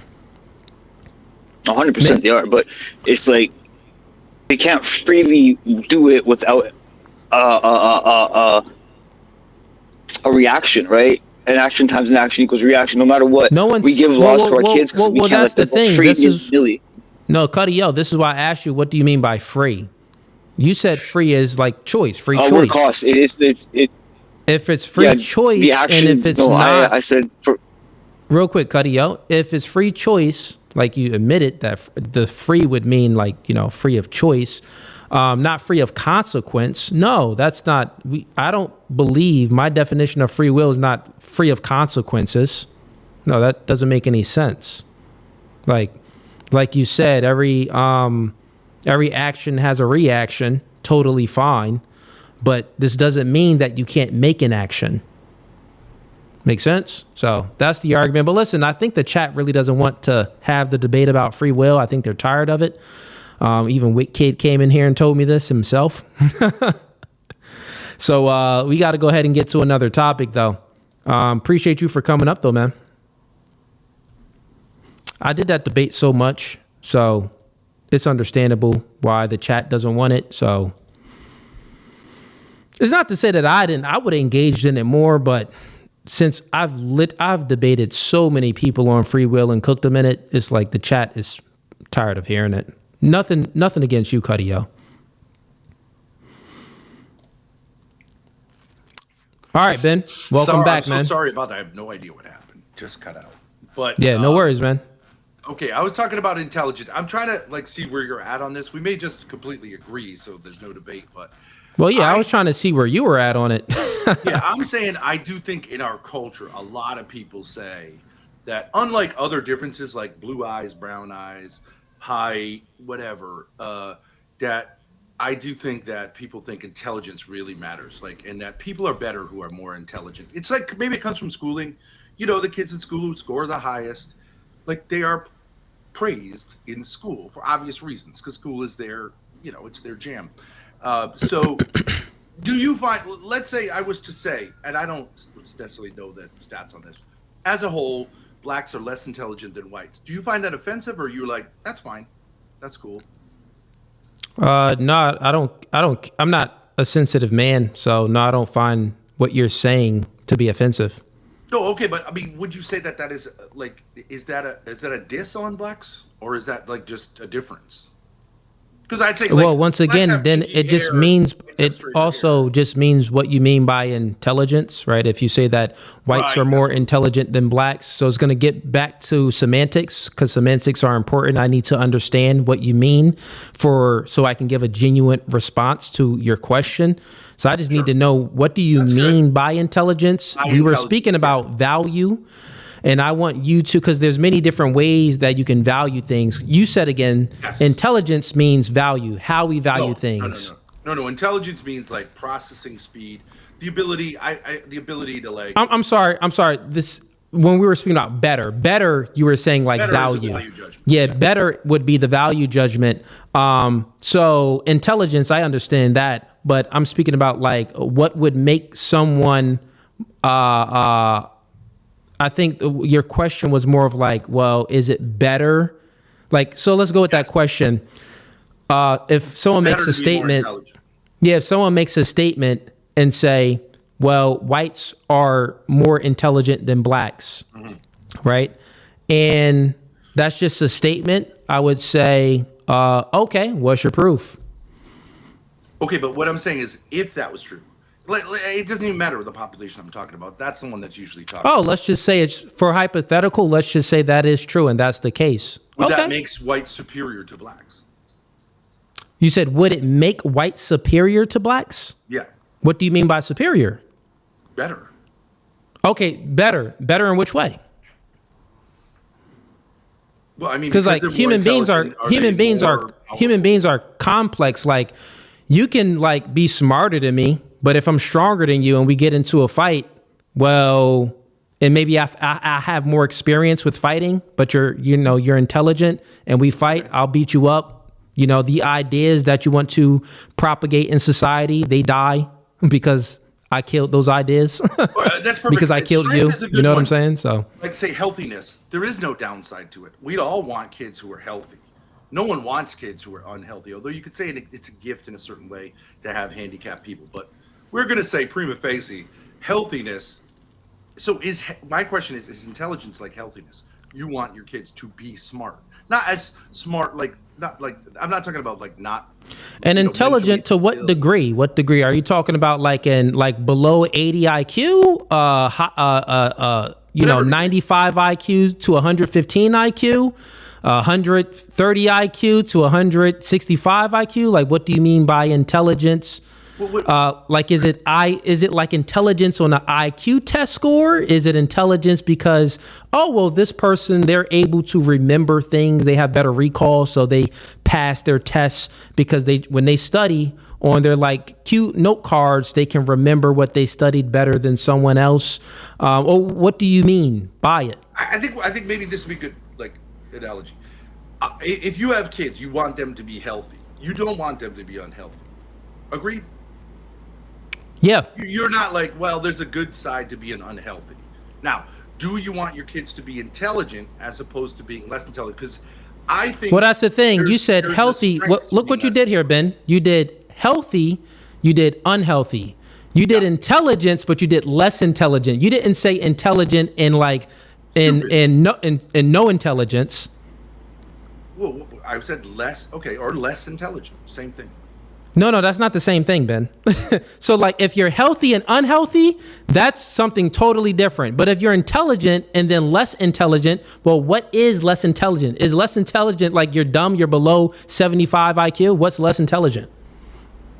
Less intelligent would mean comparing the intelligence of two people and saying some are smarter and some are not as smart, or some are dumber, if you want to say that. Just like you can compare people's health and say healthier, there's middle ground, and then there's like super unhealthy, which is someone who's like got cancer in stage 4. Yeah, there's many different levels to it. I'm trying to gauge with what you're speaking about. I'm trying to make the argument that, and you may agree. Yeah, what's your argument? I'm not sure what you're talking about. We all want our kids to be healthy. Do we want all of our kids to be intelligent also, or is there a way in which being less intelligent, there's a trade-off? And that's what I would say. There's a trade-off.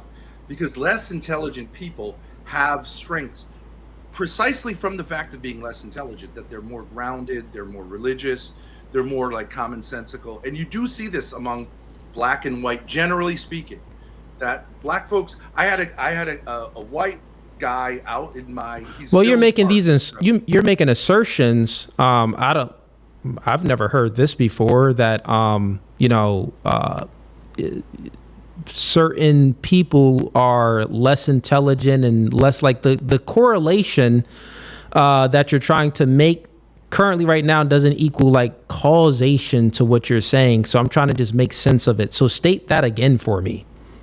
Like your conclusion, like what you just concluded to, you're saying that folks, you mean? No, you said that, I don't really think that you really need to be that intelligent if you're healthy. Like, well, I didn't say that. Okay, so what did you say then? I'm saying we all would like our kids and everyone's kids to be as healthy as possible. Like that's a no-brainer. We're always going to say yes to.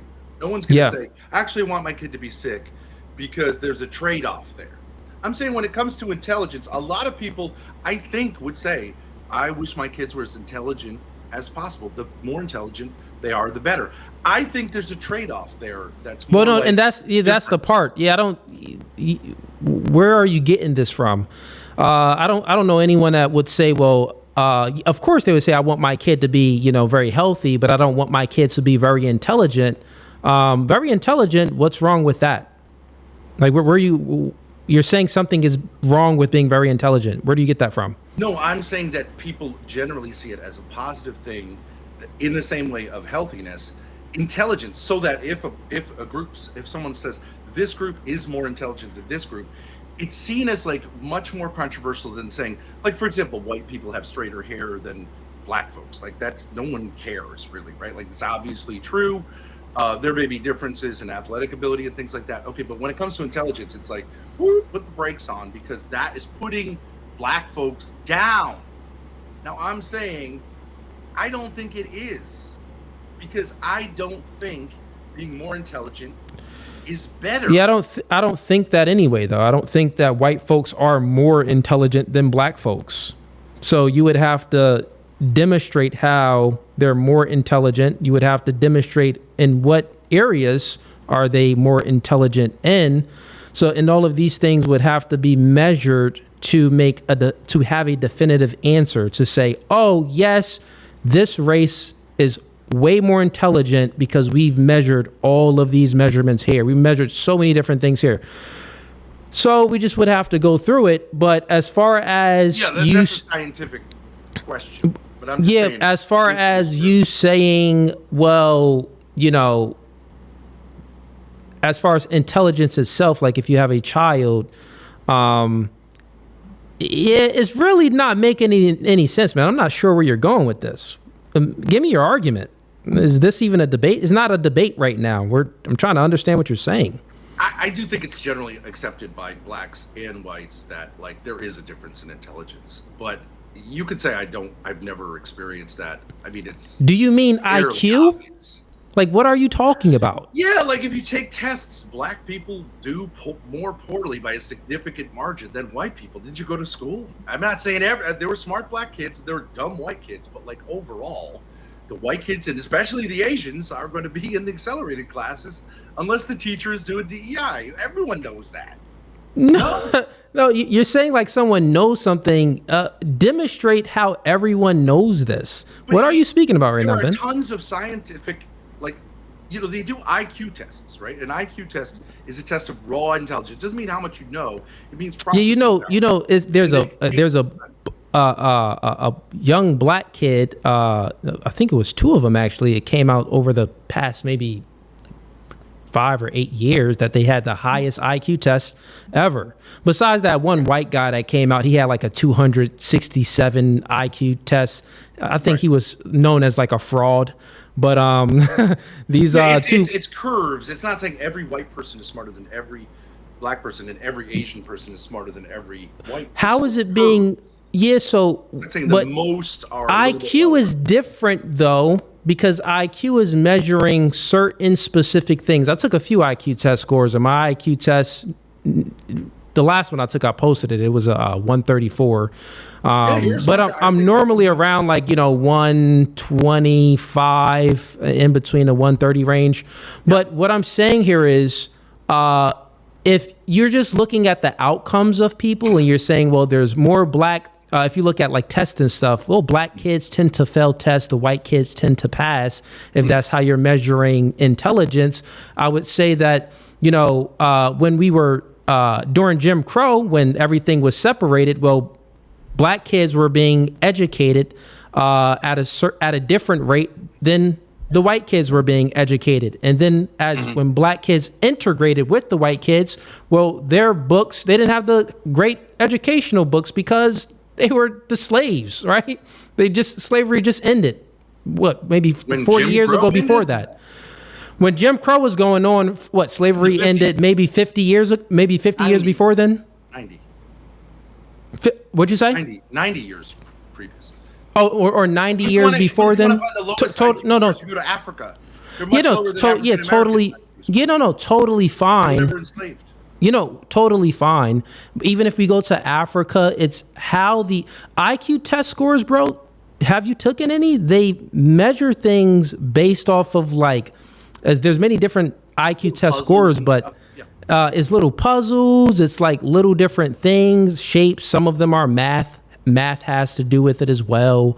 But what I'm saying here is, you can just look. If we're looking at outcomes, what about music? Music is a totally different faculty. I would say there's a good argument that blacks and low intelligence people in general are more musically inclined. It's sort of a trade-off. Have you ever heard that blind people have actually really good sense of touch? You ever heard that? What I'm saying is it's like always a trade-off. Music is reading and writing music. Music is you're using your senses and everything with music. So I'm just asking a question. Do you think that do you think that music would, resort to some intelligence or no? I think it comes from emotions. It depends what you mean by music. If you're talking about Beethoven's Ninth Symphony, okay, but if you're talking about Marvin Gaye, that's coming from the heart. We all know that's coming from the heart. It's not really coming from the mind. A great R&B singer, someone who's really got soul. What we mean by that is So it's not coming from any intelligence. So playing the piano and these instruments and putting these symphonies together with rhymes and different melodies and all of these things don't take intelligence. We would say that. What I'm saying is What I'm saying is I took many IQ test scores and they don't test you on many of these other attributes within intelligibility. That's what I'm saying. I'm saying that intelligibility currently is, as far as Western IQ tests, and I have nothing on it. I have a high IQ, right?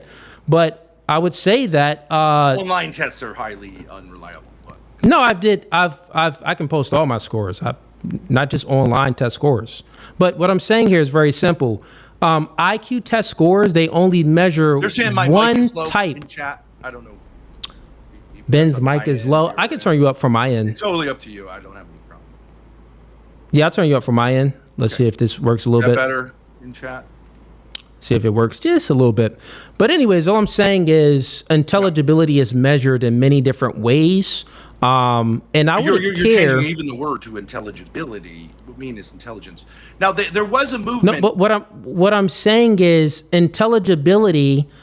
There's many different aspects within intelligibility, right? And intelligibility means a clearness. Intelligibility. That's totally different than no. That isn't different. It takes intelligibility. We would all say we are related. in. No, I don't even think you understand what I'm talking about. So means the ability. So what's involved with intelligibility? What aspects are involved with intelligibility? Intelligibility what would you say? has to do with the thing someone's perceiving, whether it's intelligible. Like if it's garbled, like my microphone is less intelligible. Well, that would be one. Okay, but that's that would be one thing. Microphone does not have intelligence. It's just no. Less intelligible. Why change the? Why change? No. That would be one thing. We would all say that if we're speaking about intelligence. I don't know. You want me to try to change it? Maybe they're lying. I don't know. Yeah, let me listen to it real quick. Hold up. Let me just play it back in my ears. Just repeat something? Oh, yeah, you got something. No, I'm going to go to the stream and play it back.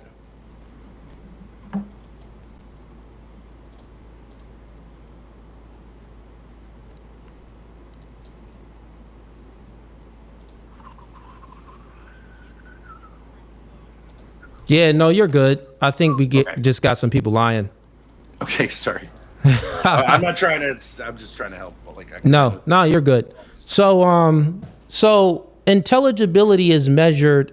Many different things are incorporated with intelligibility. We would say just language is yeah, listen, man. No, we're not. So we're having this conversation, and what I'm telling you is that when you're speaking about intelligence, we are also speaking about intelligibility.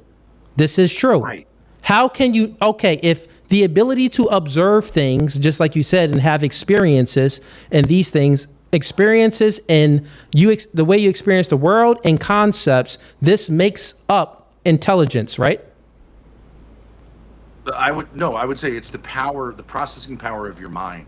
Okay, so let's do this, right? So intelligibility, I'll just go ahead and bring it up for you right here. I just had a debate on it the other day, right? So intelligibility, let's just go to the, so intelligibility is the capacity of concepts, beings, and our experiences to be understood, structured, and interpreted. Yeah. So this would be, what I'm saying is, this would be intelligence as well. No, if I held up so a real quick, let me just land my plane so you understand what I'm speaking about. There's many different things that incorporates us to have the ability to have intelligibility. But I could be now, speaking as to you far as Greek, you wouldn't understand intelligence, what I meant. It doesn't mean I'm not intelligent or you're not intelligent. It just means you don't speak Greek. No. Yeah, no. That's not what I'm saying here. My argument is very simple. You said that, blacks or whites are more intelligent than one another. However you put it. Or whites are more intelligent, blacks, Asians are more intelligent as a whole, than blacks or whites or whatever you're saying. I'm not making these claims. And I'm not even saying that this isn't true. Right. Okay. I'm just saying that I need some more proof, because based off of what I know, as far as how they measure intelligence, as far as the IQ test score, they only measure it based off of, puzzles and, Can I offer you something? graphs and many different little things, right? It's not helping me with anything. I got you. They measure it one way to find out if someone is intelligent. Yes. I'm saying that there's many other different ways that you can measure someone's intelligibility.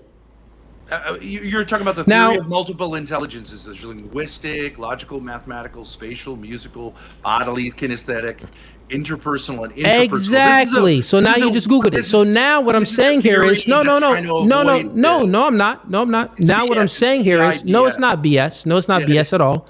It's not BS at all when we're speaking about intelligibility at all, because I'm just saying that it's very simple. I need more information from you. How can you say that, well, one group is more intelligent than another group based off of a IQ test score that only measures one little factor in intelligibility? Which is called, okay, fine. If you want to call that intelligence, that's what it measures. No, what I'm saying is you can't, intelligence is in intelligibility. So there's intelligibility, and you can be intelligent in this factor, you can be intelligent in this factor, you can be intelligent over here.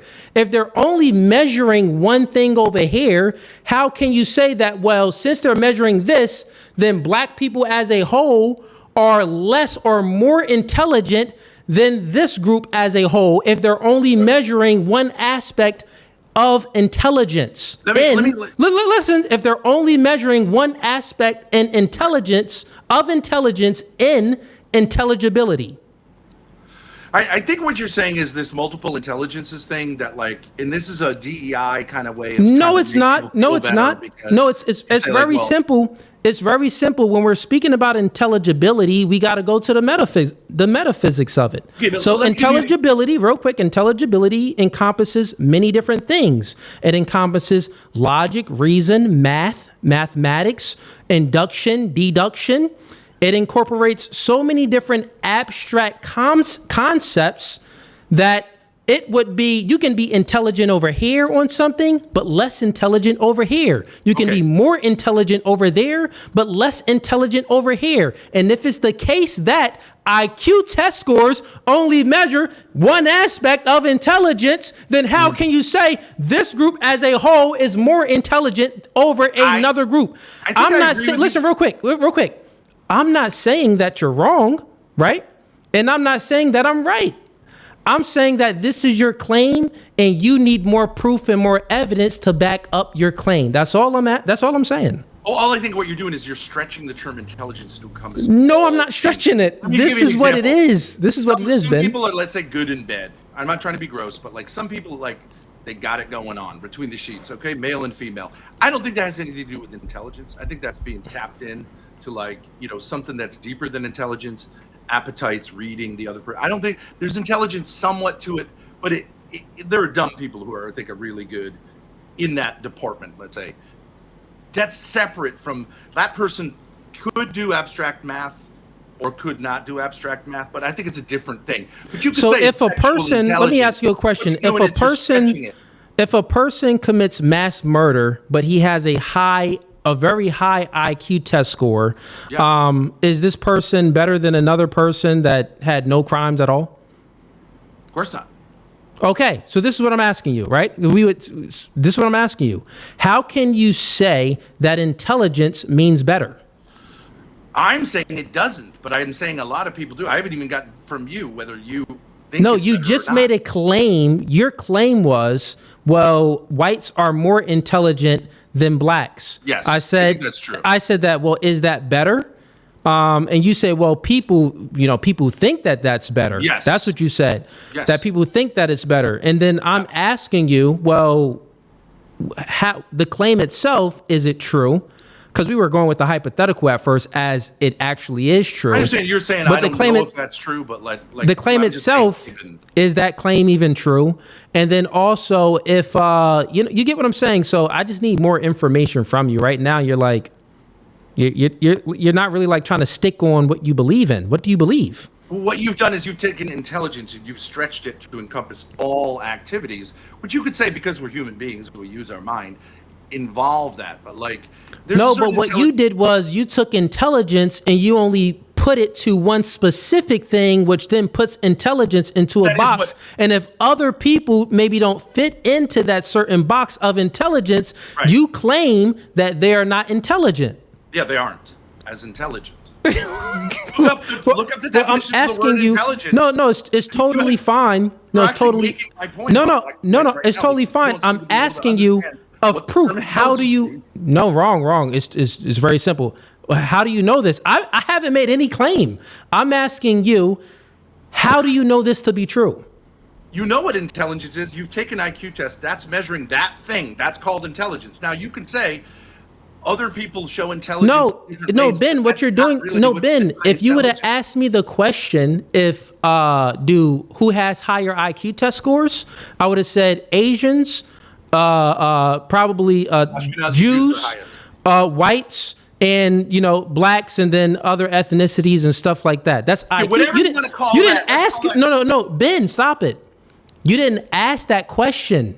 You used intelligence very vaguely. What I'm doing to you right now is you have been using it vague, right? To try to you're just using it vague. I'm asking. It vague. I'm not using it vague. I broke it down to the level of that. There's different areas of intelligence. Are you speaking about IQ tests? If you're only speaking about that, then let me know. We can just say that. Well, who has the higher IQ test scores? Who has the higher IQ test? Then it will go to. Stand for? That is irrelevant. You're asking me a question while I'm speaking. You're asking me a question while I'm speaking. It's intelligence, Ben. So listen. So it's a measure of intelligence. It's a measure of a specific intelligence, Ben. No. It is a measure. Okay, so is it a measurement of all intelligence, Ben? It is a measure of process. Is it a no, Ben? Is it a measurement of all different forms of intelligence? Please let me know. There's only one form of intelligence. Wait, is one form of intelligence, Ben? There is only one form of intelligence. So in order to do so, Ben, and so Ben, is music not? Is music? Would that not be something that's abstract?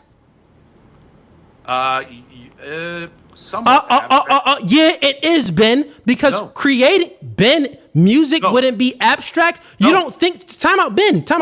You don't think that? Well, I'm a music producer. I started doing music when I was 12 years old. Mm-hmm. Do you understand, Ben? I used to make beats in my head. Abstract, it would just be me making music in my head. I would go on a beat machine in my piano, and then I would make this music come to life.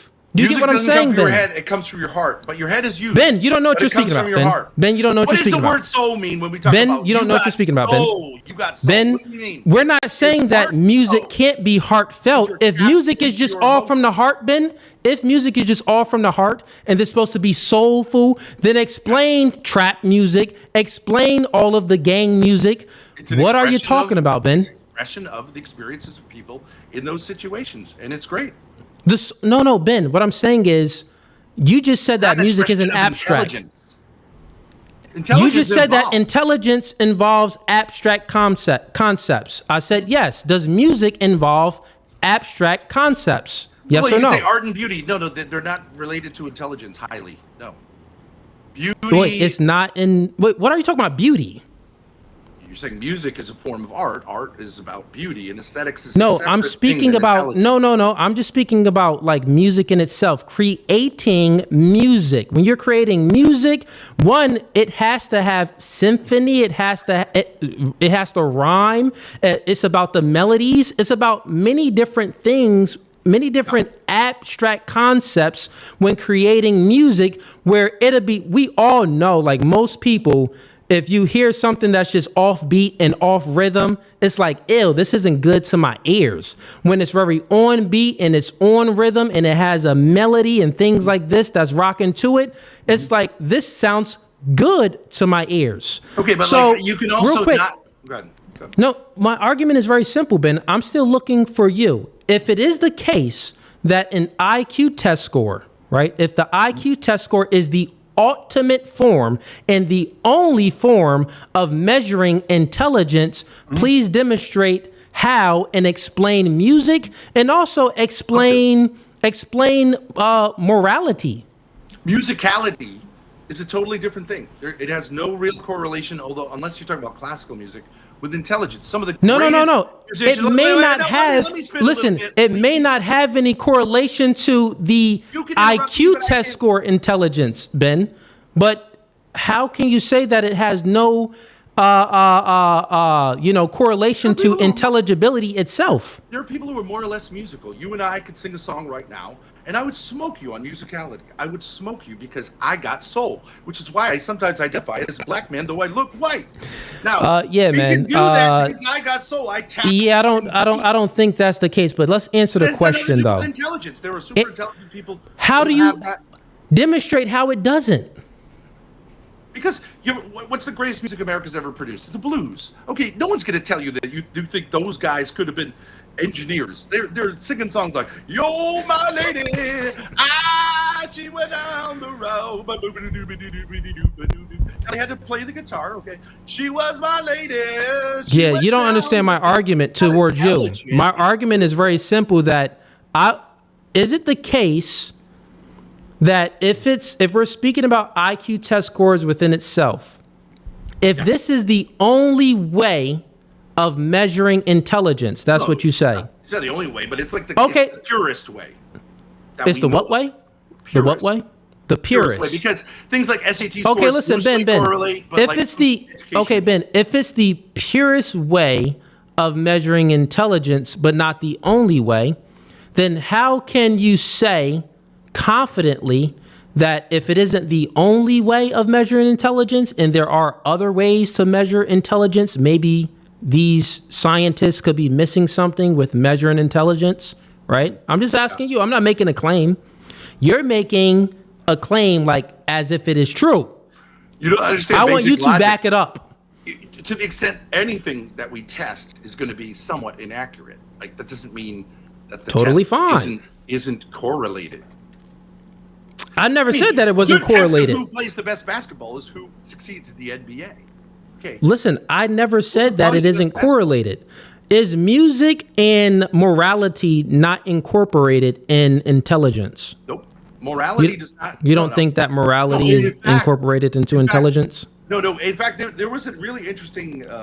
What is a woman? Matt Walsh did this thing. He went down to tribes in Africa who I don't think many people would say are super intelligent, and he said to them like, "There's this theory that women can be men." They just Maybe laugh not in because they're right. They understand a man can be a woman. Only highly intelligent Ben. people never believe that. Ben, I'm just asking you to stick on what you said, right? If it's the case that IQ test scores isn't the only way of measuring intelligence. You said because it's not a perfect test, therefore it's not a test at all. Which is No, I didn't say that, Ben. Now you're putting words in my mouth.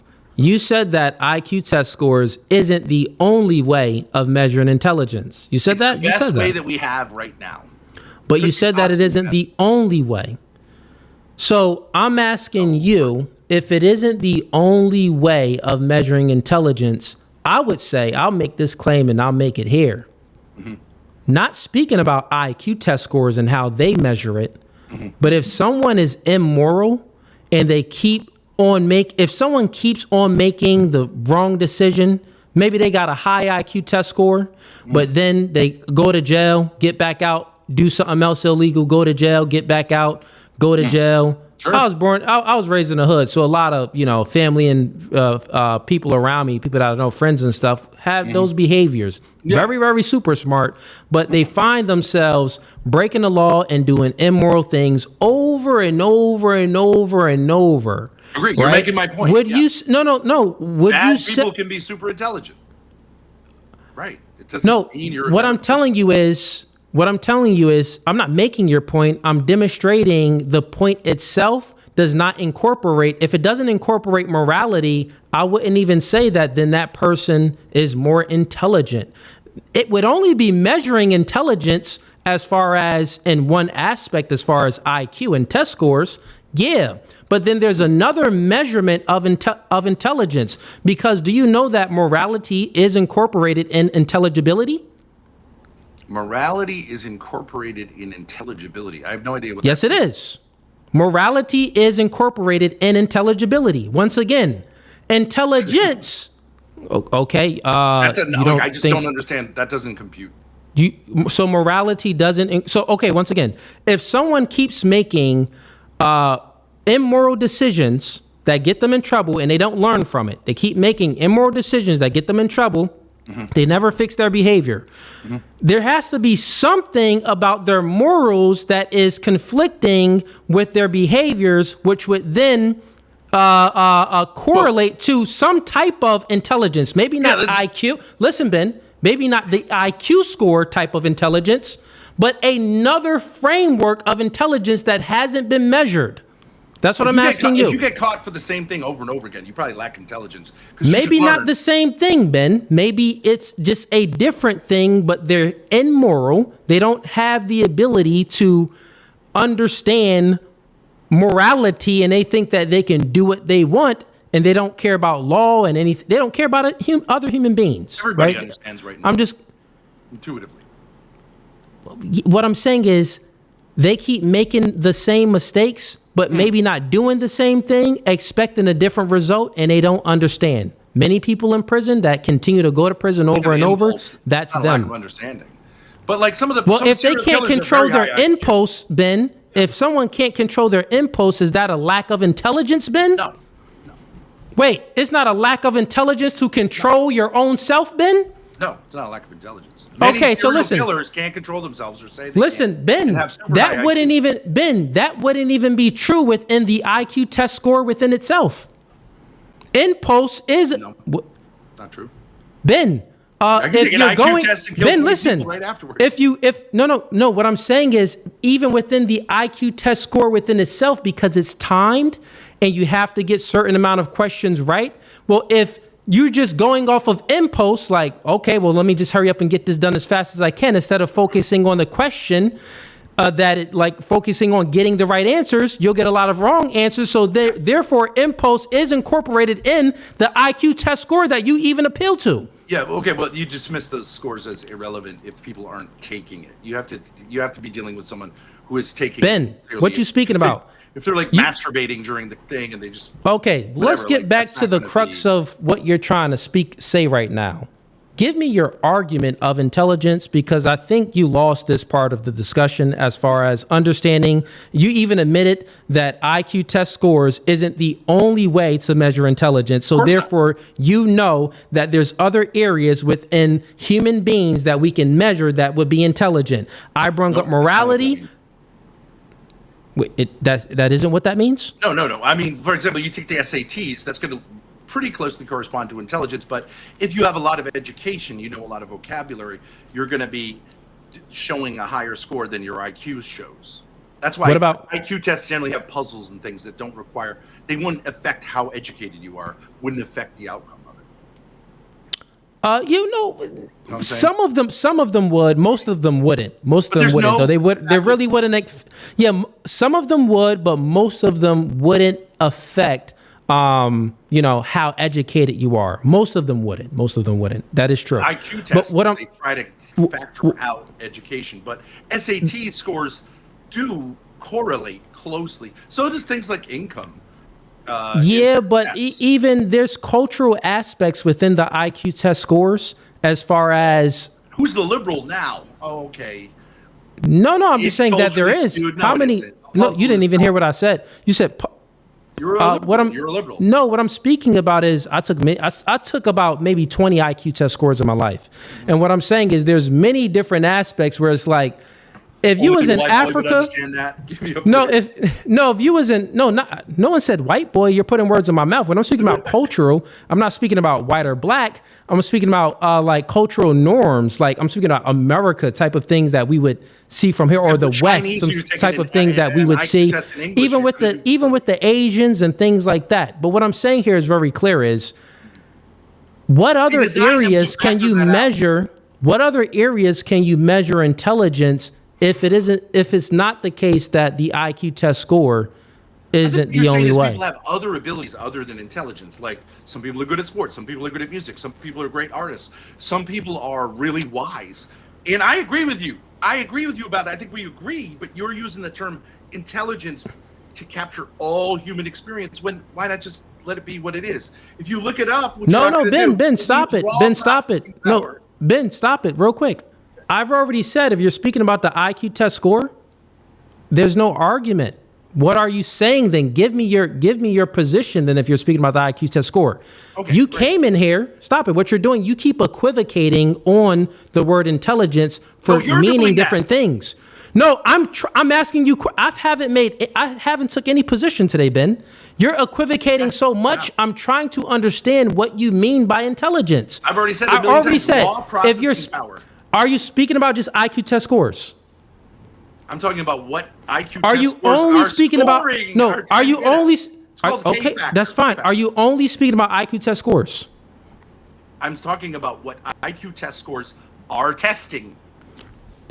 Okay, so then that means that you're only speaking. Okay, then that means that you're only speaking about IQ test scores. I'm talking about intelligence, which is what IQ test scores. Now, I agree with you. If someone doesn't take the test, why can't you answer the question? Are you only speaking about IQ test scores? Yes or no? When I'm talking about intelligence? Yeah. Once again, I need some type of evidence or something for you to demonstrate.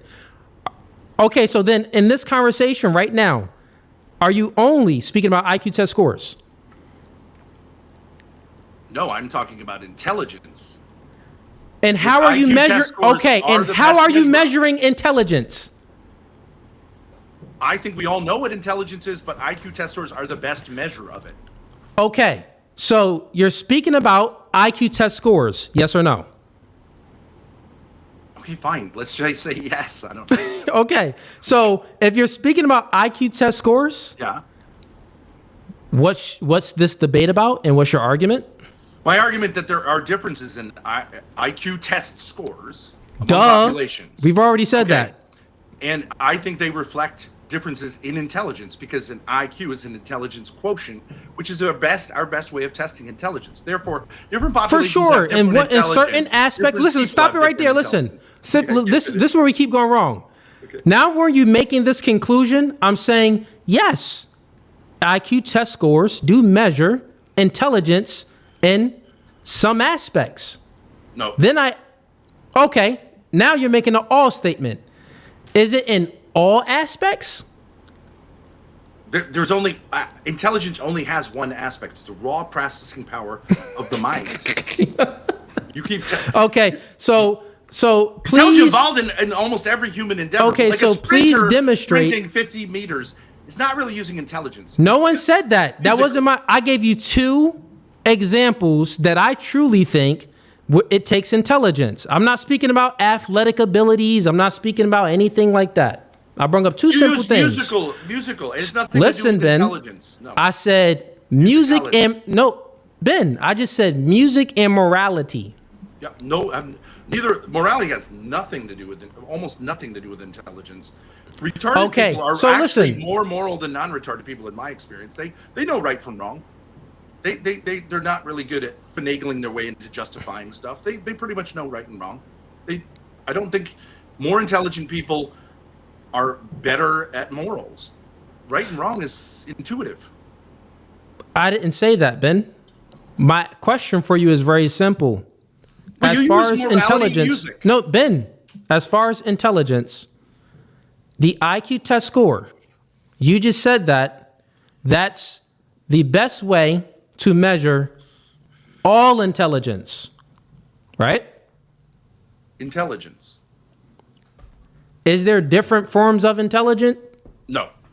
Okay, so there's just one form of intelligence. Yeah, you could look it up, but you're not going to because you know all. No, It'll just tell it's you. not. It's not to it's not to look it up and The idea of to multiple appeal forms to a definition. It's liberal bullshit. I can't believe you're. Oh wait, time out. You think that's so is more? It's a way of making black is kids feel better 'cause morality they go- involved? they go, you got street smarts. Okay. Is morality involved in intelligibility? Now you're using the term intelligibility. That's I don't know why don't we use the word Intelligibility presupposes intelligence presupposes intelligibility. Nope. I could be a super smart guy speaking to you in Chinese. You wouldn't know a damn thing I'm saying. It doesn't mean I'm stupid or you're stupid. But you would not be able to make sense. Nor would anyone here. Ben, you don't know what intelligibility means. That's why, Ben. No, Ben, you don't know what intelligibility means then, Ben. You read the definition of what intelligibility means. Yes. It's the ability to understand something. Would you be able to understand me if I'm speaking Chinese? No one's saying that if it's a different language, Ben. What I'm saying is, even if it's the case, if I have the ability to so intelligibility is intelligence presupposes intelligibility because everything that intelligibility is metaphysical categories, things like logic and reason and predicates and induction and deduction and all of these things that presupposes intelligence. You don't. What'd you say? You're talking about philosophy. Yeah, Intelligibility philosophy. Just means being able to construe something. Yes, some of it involves intelligence. Like No. reading Listen. Aristotle involves. It's not intelligible to most people. But also reading something in Chinese is not intelligible unless you can read Chinese. Ben, I don't think you actually even understand what I'm talking about right now. Okay. All right. I'm not trying to be a jerk. I truly don't think that you understand what I'm speaking about. When I say that, I'll say it again for you slowly. What I'm saying is intelligence presupposes intelligibility because there's many different things within intelligibility that's incorporated into intelligence. Right? So if it's the case, and within intelligibility, I'm making the argument. My argument is morality is incorporated in intelligibility. That is my argument, right? Because the ability to understand right from wrong, I would say that would be incorporated in intelligence because morality is the ability to understand right from wrong. It's making a truth claim too. Like this is lies would be what's more moral, lies or truth? Truth is more moral, right? So usually. Truth would incorporate to right. Truth would incorporate to correct, right? Because you can be told a lot. Truth would be incorporated to correct as well. Is it 1 plus 1 plus? Does 1 plus 1 equal 2? Yes. Okay, that's correct. It's also true. It's also right. Yes. Okay. Therefore, what I'm telling you, intelligence presupposes intelligibility, and morality is within intelligibility. So you're only appealing to one aspect of intelligence. I brung up two. I brung up morality, and I said, well, just for the sake of it, what about music? I know a lot of dumb people with some low IQ test scores, but man, the way they play the instrument and the way they can understand music and play all of these different things. This has to be a display of some type of intelligence that isn't measured within the IQ test score. Some type of ability. Listen. I'll stop it. Even when I bring up, there's a person with a very high IQ. So when I spoke about music just then, now I'm speaking about morals. There's a person with a very high IQ test, and they pass a lot of their tests. They got a master's degree, but they're a freaking serial killer. Yeah. Right? Sure. Yeah. So, are you really that? No, that isn't your point. I'm telling you, your point is that IQ test score, the only way of intelligence. I spoke about morality and music, and you are not incorporating that at all. Yeah, you're saying intelligence and morality. I'm telling you. Is it? I'm asking you. Think a little bit. Basically, what makes someone retarded is they have low IQ score. That's all it is. It just means you score low on IQ. I don't think mentally retarded people, though they have low IQ, low intelligence, have less morality. except in things maybe that they can't understand, but in things they can understand. Well, yeah, that's what I'm speaking about. There would be things, maybe some things that they no, they're not related. no. I'm not saying that they're. What I'm saying is that within intelligibility, you're making the argument of IQ. I don't know what you mean by that word. Yeah, I know you don't know what it means, and I already gave you the definition multiple times. Within intelligence within itself, if you're speaking about IQ test scores, we can agree. We can even look at IQ test scores because there's data there, and we can say whatever argument, whatever data you want to bring up, I have no argument on the IQ test score within itself.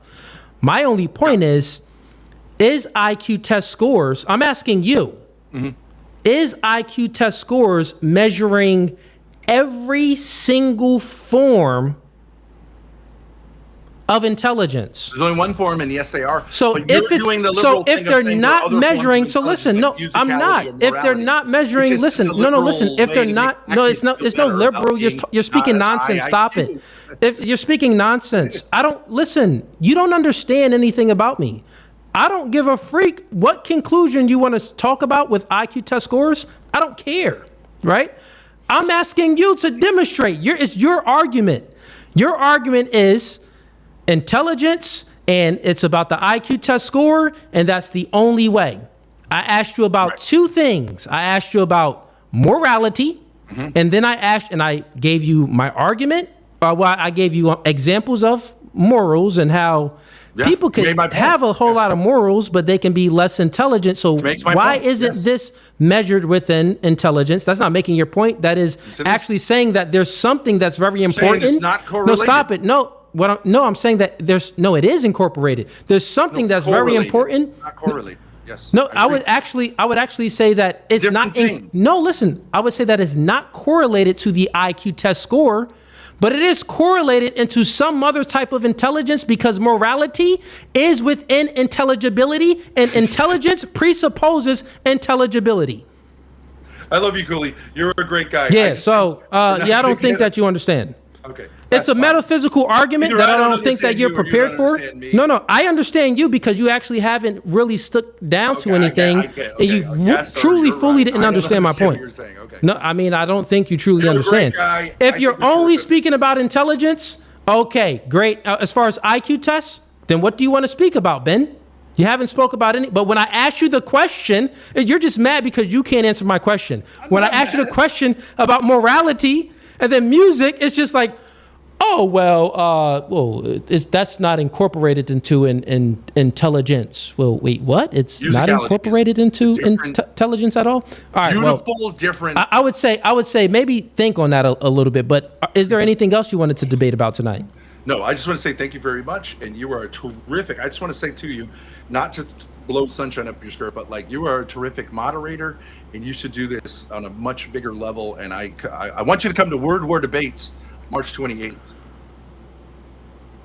I was speaking with the guys at Word War Debate, so maybe so. Who knows, man? It was cool. Yeah, you would be fantastic as a moderator. You're terrific, top tier, 100 out of 100. Anyways, but I have overstayed my welcome. Take care. All right, peace.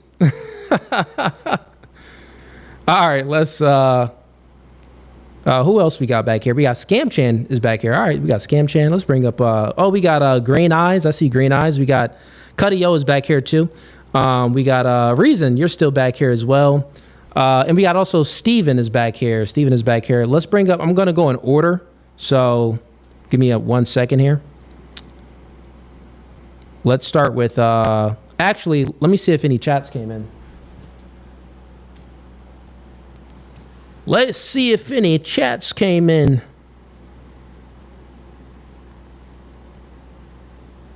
And then the order is Scam Chan, Reason, Scam Chan, Green Eyes, Reason, then Steven.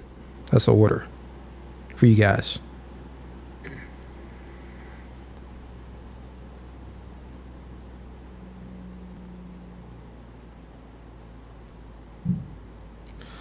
All right, we got a few. They're not going to pop up on screen because I couldn't select them. I was debating. But we got Brian Ross is in $5. He says, shout outs to you, Cooley. Hope it's a great show tonight. Appreciate you, man. We got DJ. Sends in $2. He says, do women suffer the most when men are weak? Question. Do women suffer the most when men are weak? I would say, yeah, we all suffer when men are weak.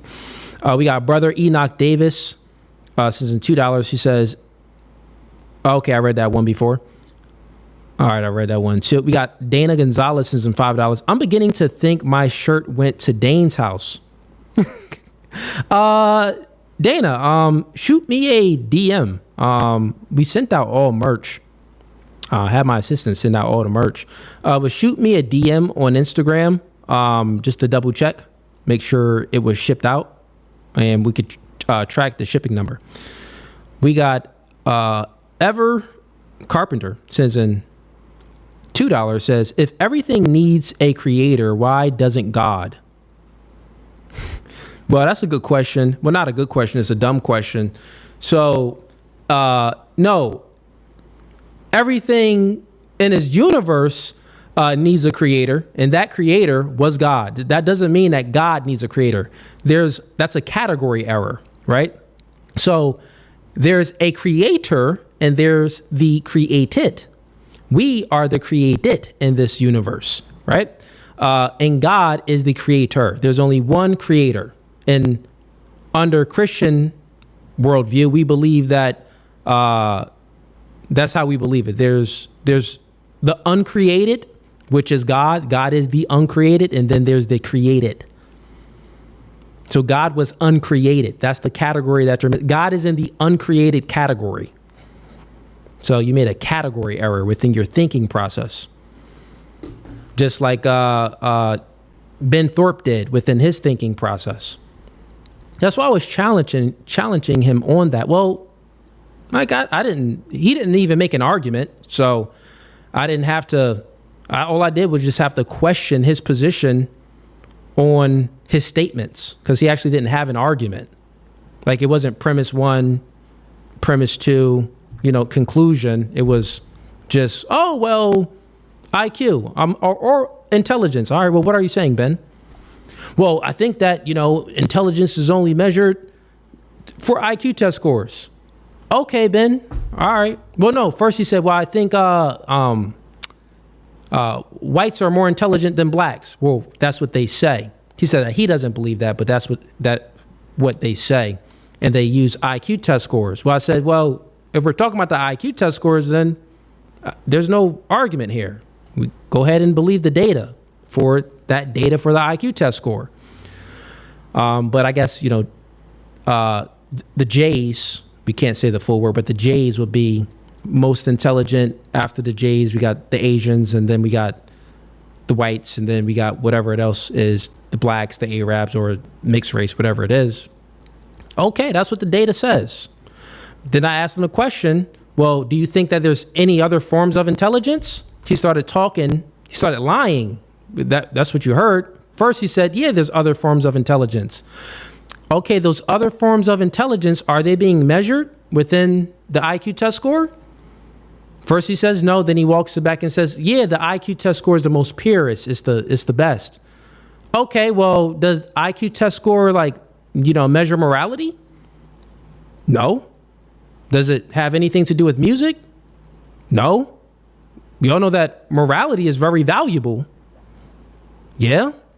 Okay, well, what do you mean by, you get what I'm saying? Like, even when he was saying using the word, he was every time he comes in, he's very ambiguous with the words that he means. It's very vague. He says better. Well, what do you mean by better? He says value. Well, what aspect is being valued as better?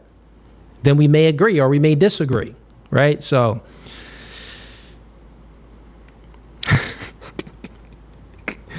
he said, Ben definitely believes that. I don't give a freak what he believes, but when you come in here, you gotta be good faith. Don't say well, some people believe that. No, if you believe that, that's totally fine. I don't really care if you believe that. All right. Let's bring some people up. Welcome to No Fugazee Podcast. What's going on, Scam Chan? What you want to debate about, man? Well, when you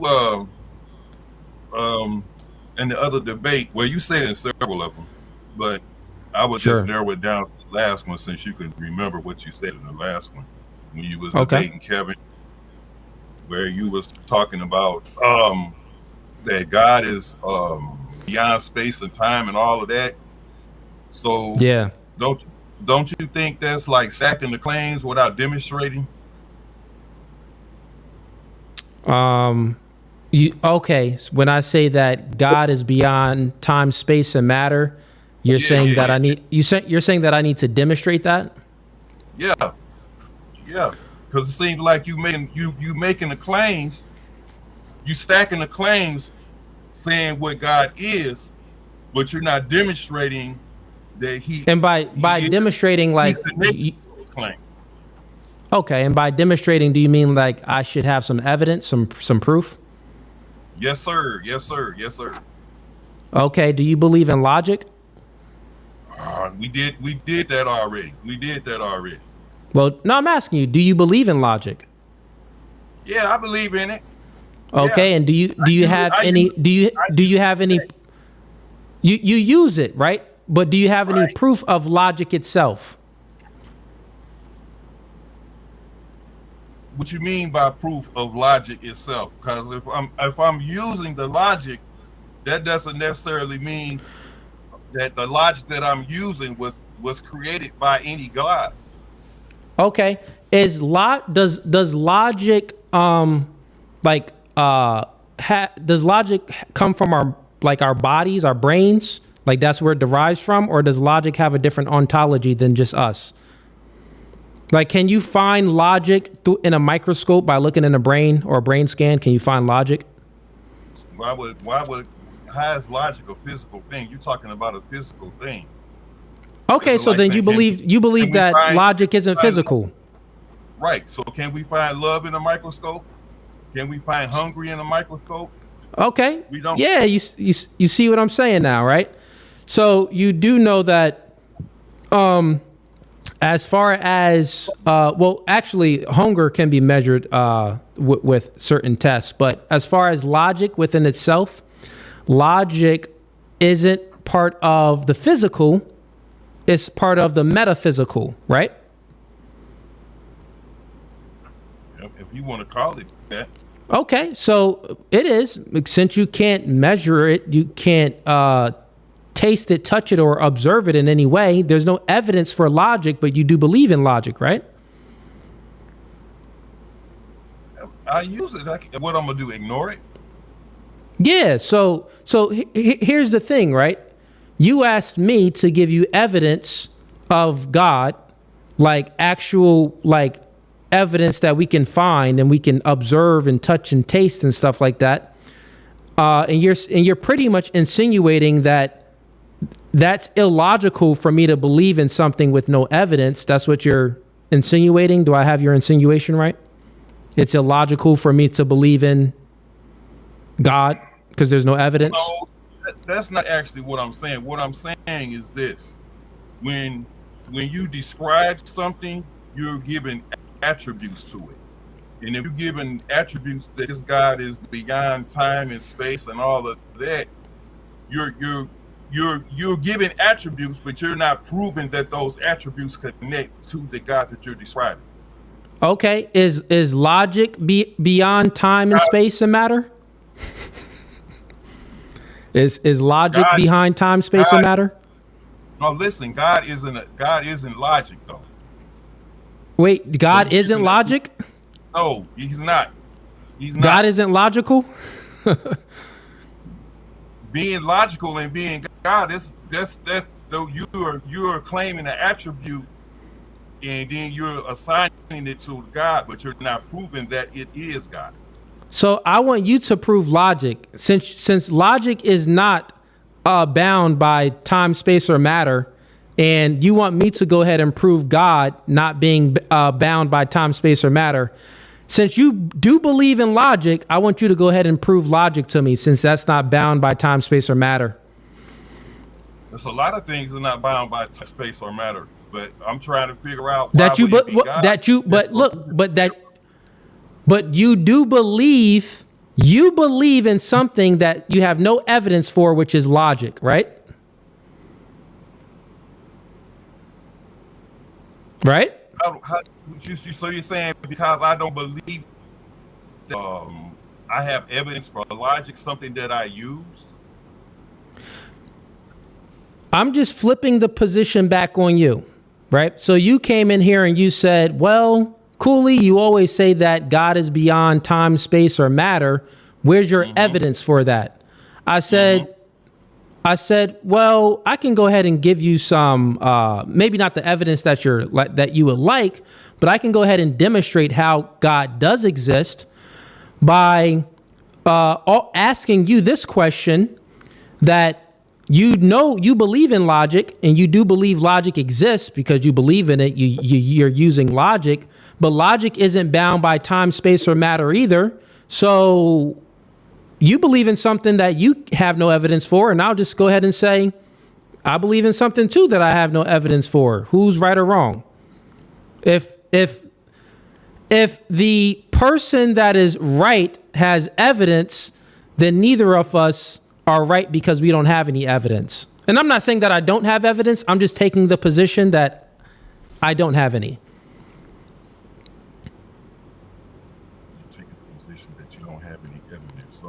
So we can yeah, because you don't have any. Listen, Scamchin, you don't have any evidence for the things that you believe in. So why are you talking about me? Well, it's like, okay. Well, the thing about it is logic your God? I didn't say it was. Okay. That's the thing. I'm not the one making the claim that this logic that you speak of points to a God. We can exchange that God for the Easter Bunny. Would make just as much sense. Okay. Can you exchange logic for white chicks with a big butt? Hey, let's line them up. Let's find out. Scamchin. Let's line them up. Basically, my argument for God existing is the same way you believe in metaphysical things like logic and reason and math. Not math like you know, in time and stuff that you can measure. I'm talking about like math in itself. Like 1 + 1 would equal 2, even if you weren't here, or if no human beings were here, 1 + 1 would still equal 2. Right? So that means that math, like in and of itself, has a different ontology than human beings. Math isn't the human experience. Math is something that we happen to experience, but it's not in the human experience. Math has a different ontology. So my argument for God is that if it's the case, and you're an atheist, right? Yes, sir. If it's the case under your worldview, you cannot demonstrate or prove how logic exists, and I can demonstrate and prove how logic, math, and all of these other metaphysical categories exist, then I'm right. Then God does exist. That's crazy. So all roads point to the God that you can't provide the evidence for. You can't demonstrate that you my argument. You want to point my to position. Other and then God too. No. What I'm saying. My bad. Let me give you my position. My position is that logic, morality, math, all of the metaphysical, transcendental categories, reason, induction, intelligence, all of intelligibility, like the conversation that I was having with Jim Thorpe, right? All of this presupposes all of this presupposes God. I'm saying that God grounds all of these transcendental categories that isn't tied to the physical, that is in the metaphysical. God is what ties them all together, because you can't have one without the other. This is why when I was speaking to Ben Thorpe, he didn't understand this, because you can't have morality without logic, reason, and induction and deduction and predication. You just can't have it. So he says that, well, the IQ test score is the only thing for intelligence. I said that's nonsensical because does IQ test score measure morality? He says no. Well, morality is embedded in intelligibility, and intelligence presupposes intelligibility. It's things that you don't understand. Yeah, listen, man. It's a philosophical argument that maybe you would just have to look up, like start reading like some epistemology books and start looking into metaphysical categories. You'll understand what I'm saying. So metaphysical categories, here's what I'm saying, Scam Chan, and this is also for the chat too, other people in here that don't understand what I'm speaking about. And I'll be honest, I'm new to learning it too, but I've been getting a lot of practice in. But simply said, when we're looking at a worldview consists of three categories. Metaphysics, it assumes three categories: metaphysics, ethics, and epistemology, right? So metaphysics is what we're speaking about here now. And that asks questions, it posits questions on what is, why it is, and like where is it? You get what I'm saying? So like that's why I asked you about logic. You're utilizing logic and predication right now to make sentences. You're utilizing everything right now to make a sentence, right? But there's no evidence for this because it isn't found in the physical brain. It's found outside the physical. So if we are currently right now living and utilizing things that we have no evidence for, my argument is all of these things in the metaphysical category that we're utilizing to speak sentences and understand one another is grounded in God, because God is omniscient, God is divine, and God is eternal. This is why 1 + 1 will always equal 2, because it's grounded in God. Make sense, Scam Chan, or no? All right, never mind. What you're saying makes sense, but when you stack God on top of it, is you do a disservice to what you're saying. That's all I'm saying. You stack it, you add God to it, because we got thousands of religions on the planet, and they all believe in anything you do. So those other gods cannot give an account for.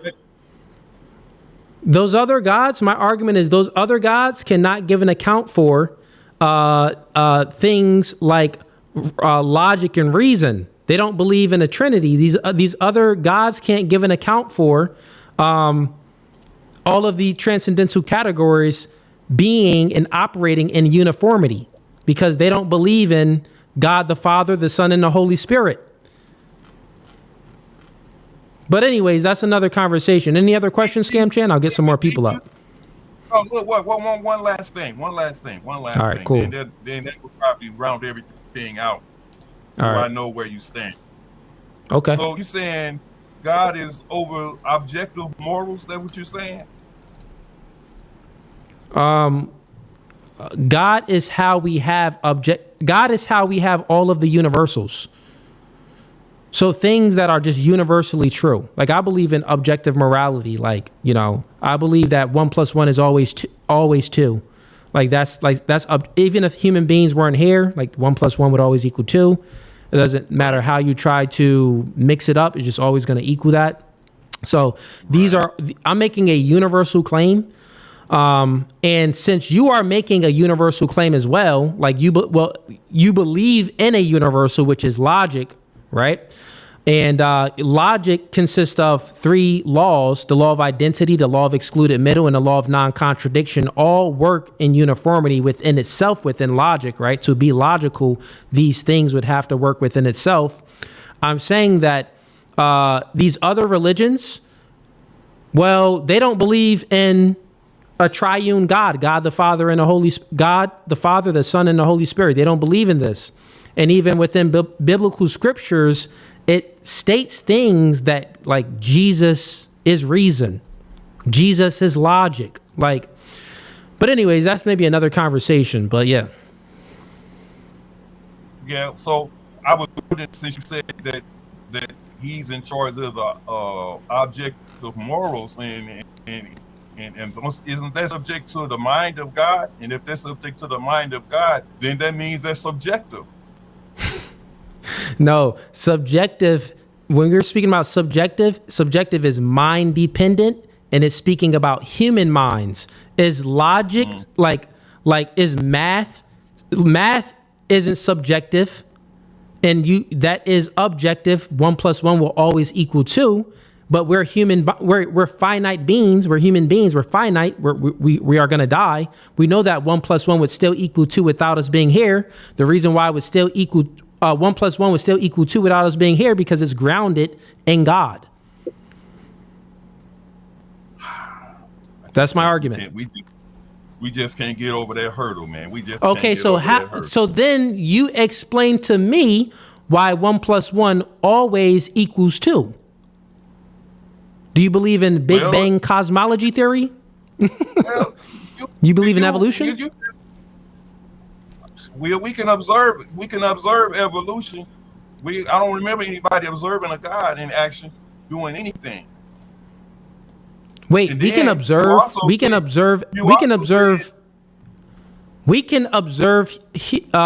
the fact that in evolution theory they believe that freaking sea whale turned into a creepy crawler thing that crawled on Earth, and that creepy crawler thing that crawled from the sea onto Earth turned into an ape, and then that ape or monkey turned into a human being. You're saying that we can observe this happening? Well, the humans, the lifespan of a human can't observe those things, but you have to start off with something that has a shorter lifespan to see that evolution take place. That's why they do things like with mice or fruit flies. They can observe the whole lifespan of them and see the evolution of those take place.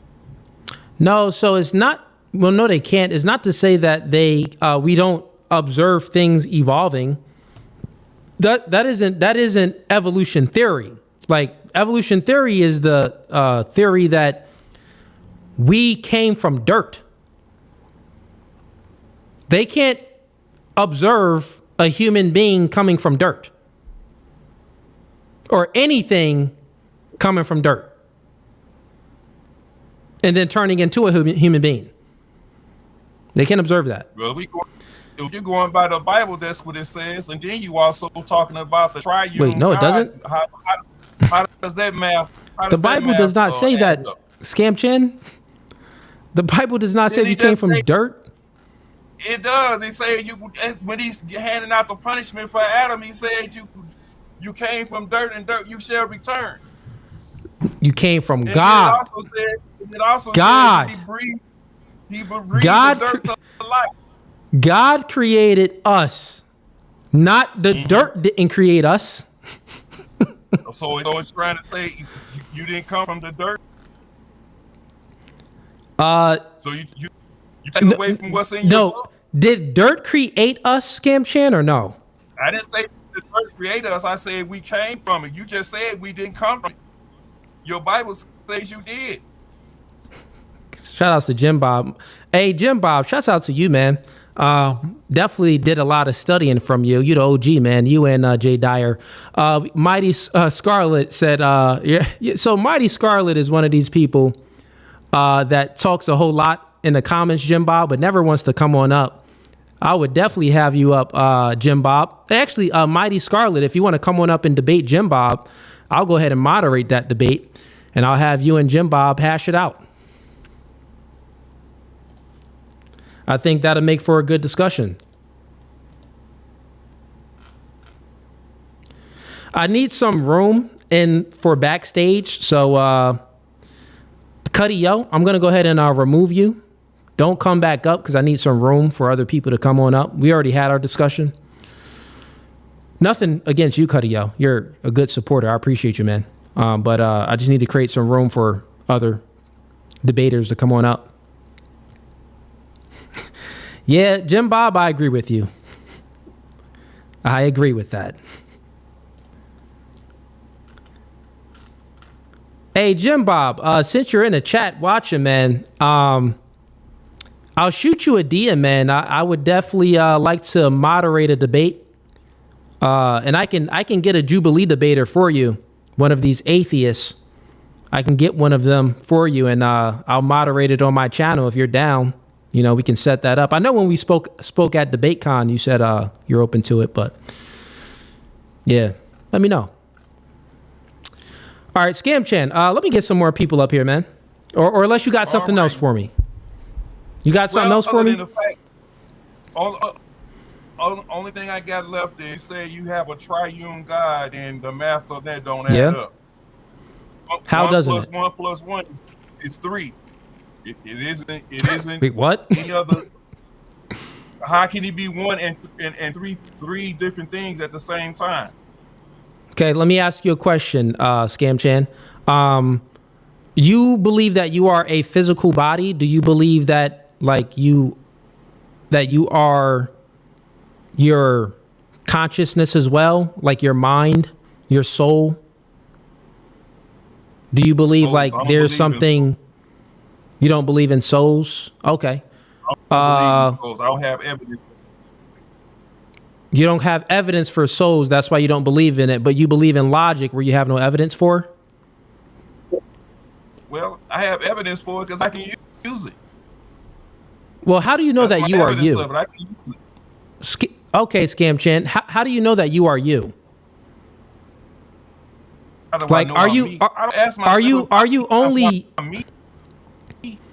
Are you only you because of what you can observe in your experiences, or you're more than just that? I'm more than my experiences. Why would I be more than my experience? Are you more than what you can observe, or no? Are you only your experiences?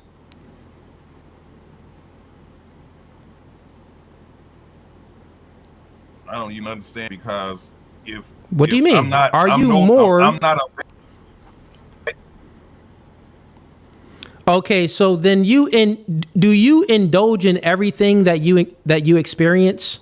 And do you think that what you've experienced in life makes who you are, or do you think that a human being or yourself can never overcome their experiences and their observations? Do you think that human beings can choose a different path other than their experiences and their observations, or are human beings their experiences and their observations? You can overcome experiences that you have, bad experiences, good experiences. You can overcome that. Okay, then is it safe to say that then you are more than what you experience?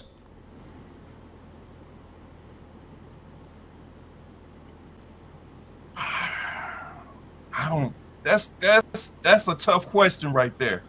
That's a tough question right there. Because I think you already answered it. I think that you said that you believe that you can overcome your experiences and the things that you can observe, meaning that you have the ability to not be compelled by it and fully influenced by it. And my argument is, well, that would be the self. That's you. That's you. You are not your experiences and just what you observe, because what you observe is not even you. That's just what you observe. And your experiences is what happened in the past. Is that truly you today? So I think that there's something within you, the self, which is a soul, a mind, distinct from the body.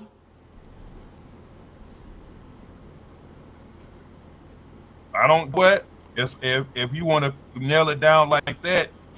If it's not a part of the body, what you trying to say is something that leaves the body, that's not a part of the body. I'm not trying to say anything. I'm asking you to listen. You put it out there. I didn't. That's not my conclusion. I'm just asking you the question, right? I said, who are you? You're not your experiences. You're not what you observe. Then who are you? Let's put it this way. I'm the sum total of the experiences that I have. I can't be more than what I've experienced so far. So if that's the case, have you ever taken an action outside of what you experienced, outside of what you were influenced by, outside of what you observed? Have you ever chosen differently outside of that? Yes or no? How can I answer that? Because that's like saying, what? I'm gonna suddenly jump up from this chair and run out in front of a car? That's something that I've never done before. You think I'm gonna up and jump and do that? Well, it's a reason why you won't do it, right? Yeah. Yeah, and does that reason have anything to do, like the true reason why you won't get up and run out in front of a car and risk your life? Is that true reason truly tied to your experiences? Or is that true reason tied to something else? No, the true reason is tied up into billions of years of evolution. Survival, the survival instinct. Evolution is not about survival, because evolution is random events occurring that's in motion. Evolution is all random. So so if evolution is about survival, right, then why are there things that die off and don't survive? Exactly. Those are the weak ones. Only the strong survive. So in evolution, only the strong survive. So this means that, well, if I'm stronger, does this mean that might makes right? According to your Bible, it seems that his might makes right. No, it doesn't. Even when he's wrong, he's right. Even when he's wrong, he's right. Wait. What I read, God cannot be wrong. So you are twisting scriptures. If that's what you read, you were wrong. But okay, let me get some more people up here. Scam Chan. There where it says to stop the sun. We know that never happened, and they wrong about that, right? I didn't even understand what you just said, Scam Chan. But let me get some other people up here. Right. I think we beat this. It's just a dead horse right now. It's all right. All right, man. Thanks for coming up. Have a blessed one, man. Let's bring up Green Eyes and Yo, boy, Liam, I see you back here. We got Black Royalty. I see you up here. Gonna get you up as well. We got Steven. We got Rolando. Green Eyes, you up next. Welcome to No Fugazee Podcast. What do you want to debate about? How you doing today, man? How you feeling? I'm doing good. What do you want to debate about? That's good. That's good. That's amazing. Hallelujah. I seen a video with you and Captain Tazaya. You had your friend. He was smoking like cigarettes and stuff like that. Y'all was doing like a debate. I don't know the other Muslim brother name and stuff like that, but I don't think that they were Muslims. They were Hebrew Israelites. Gotcha. And you said that, I wanted to know, is there prophets today? Because, David was a prophet, but the Lord gave him that, that was the Lord's plan. You understand, all along. So he gave David that power to prophesy. I feel like we all could prophesy, a kid could prophesy and stuff like that. But I want to know, is there prophets today? Do you believe that there's prophets today? I went to church, Christianity, and my pastor, his wife, he says she was a prophet and stuff like that. So I want to know, is there prophets today? Jesus was the last prophet. And David wrote a song about Jesus before Jesus was Jesus. Before Jesus was Jesus? No, Jesus is God. Jesus was always. Jesus was never created. Well, no. That's not true.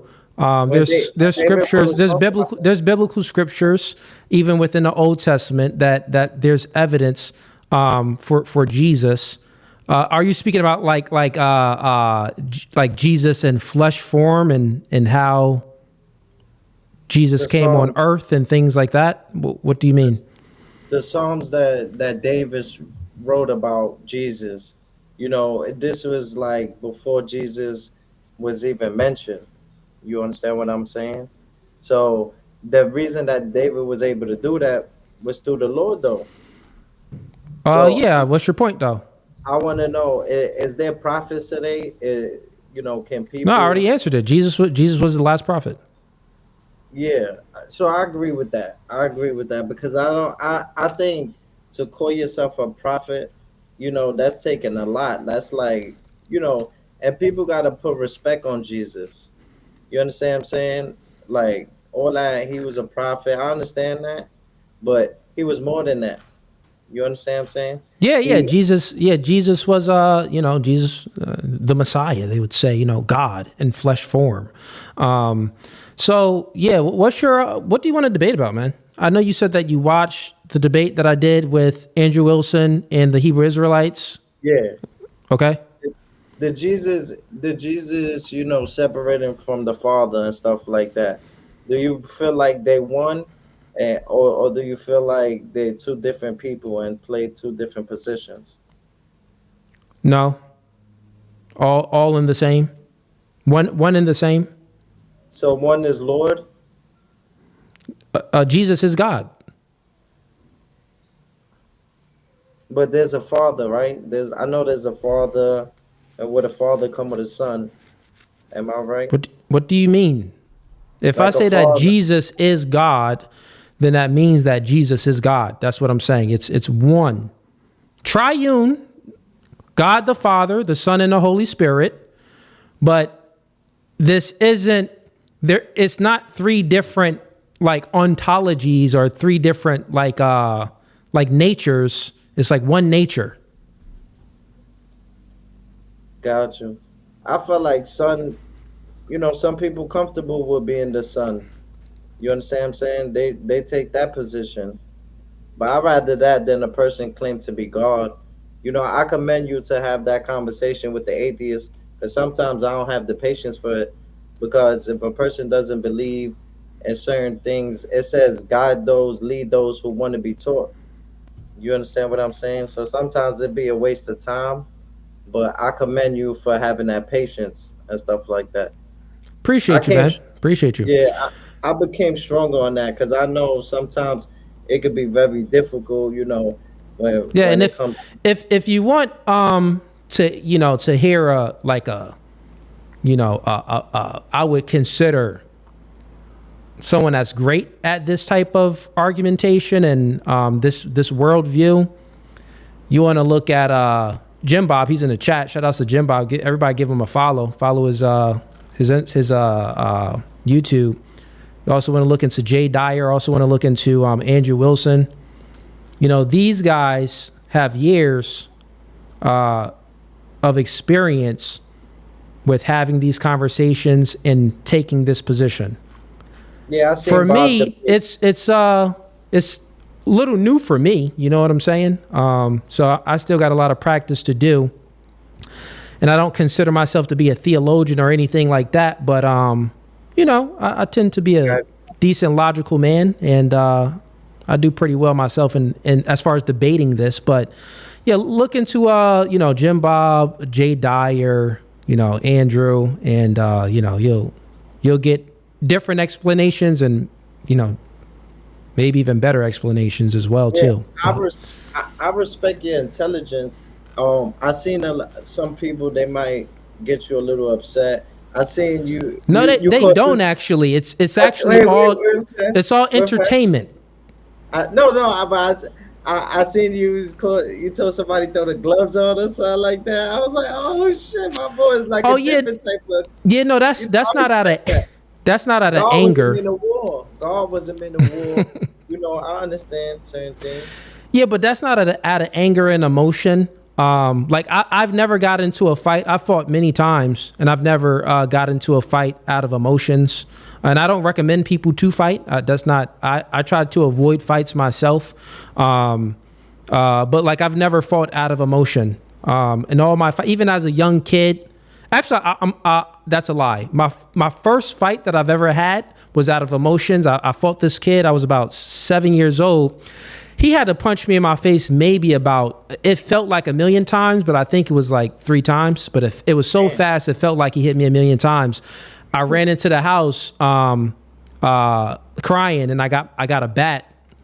My brother took the bat, threw the bat, and said, "What you doing? Why are you crying? One, and go out there and use your fist, and stop being emotional. Go ahead and just try to be better than him. Try to land more punches than he can land on you. You don't have to be upset." Oh yeah, I know it hurts, but that was my first time being emotional in fighting. So yeah, I get some people that come up on stream and they'll they'll say things like, since they're losing in the debate, they'll be like, "Well, you won't say that to my face." And then I'm like, well, I'm not an emotional man. Like, we can throw hands, we can throw on some gloves, and we can actually fade if you want. So it's not out of emotions, man. Trust me. I would say, if anything, I would say that's not godly. It could be out of ego, which I got to work on that a little bit. But other than that, man, let me get some people in here for debate night. I appreciate the support, though, and the questions. Of course, man. I just had to come up here. I respect that you even give the opportunity to let people speak and stuff like that. Because, what y'all do, as a debater, as people that believe in God, as people that try to lead people to the promised land, I think y'all doing a good job. And I heard about a few people you mentioned and stuff like that. So check them out, man. Yeah. I'm definitely in tune and stuff. I just got familiar with your channel, but I respect what you're doing and I love it. Appreciate you, man. Have a blessed one, man. All right. See here, we got Black Royalty. Ronnie, I see you in here too. What's going on, man? Welcome to No Fugazee Podcast. What's your name and what do you want to debate about? My name is Black Royalty. Shout out to you on YouTube. You can hear me, right? Yes, I can hear you, man. I appreciate you having me on. So basically, I don't really have like a unique topic, but I guess I'll have a bone to pick up with the subjects you was talking about. Sure. I see this. So yeah, I see you say a lot that your ideas are grounded in the metaphysical realm. Am I fair on understanding that? No, I'm saying that ideas themselves are metaphysical. True, but you have to also agree that that the physical realm determines the metaphysical realm, correct? No, that would mean that the metaphysical world came from the physical. Correct. So, I mean, objectively, though, you would have to say that the physical realm determines the metaphysical realm. Objectively. No. Well, how do you come to the conclusion when you live in a physical realm? Yeah, what I'm saying is that's because we have ideas, and us as physical beings, we utilize the metaphysical categories, which is logic, reason, and all of these other things, math. But they don't have the same ontology as us. Well, in order to utilize metaphysical, you have to have a physical body, right? No? Yeah, me as a human being, like human beings, we need to. This doesn't mean that, my point is, if human beings weren't here, these metaphysical categories would still exist. Objectively, you're saying? Yeah. And like 1 plus 1 would always equal 2, right? Even if you weren't here? I believe it's a tool to understand the physical realm. But would 1 plus 1 equal 2 if human beings weren't here? Well, 1 is a physical number. Yeah, I'm talking about the properties of it, like what it is in it of itself. The physical concept of 1 within itself would you not mean be the representation of 1. Is that what you're saying? Like the numerical 1? Or you can say I'm saying like what it is. Do we need human beings for that to be here? Like, can you find the meaning of 1 like under a rock? Well, you're still using a physical realm to determine the metaphysical realm. I know that we use math and logic and reason and all of these things to make sentences and to walk and to do many things, to act. That's not my position, right? I know that we use these things. My position is that if it's the case that these transcendental categories, math, logic, reason, induction, deduction, predication, the self, my question to you, do they only exist because human beings are here? My answer to you is that I can only infer that they exist because we come to the conclusion using the physical realm. Okay, we come to the conclusion by using the physical realm. So you would say that the metaphysical. Got it. So you would say that, okay, so you're saying that the physical body grounds the metaphysical. I'm saying not physical body. I'm saying the physical realm grounds the metaphysical. Okay, if it's the case that the physical grounds the metaphysical, then does 1 + 1 always equal 2 if the physical wasn't here? 1 is still a representation of the physical. 1 itself. No, you don't understand what I'm saying. I'm talking about math in and of itself, not the math is a calculation of a physical.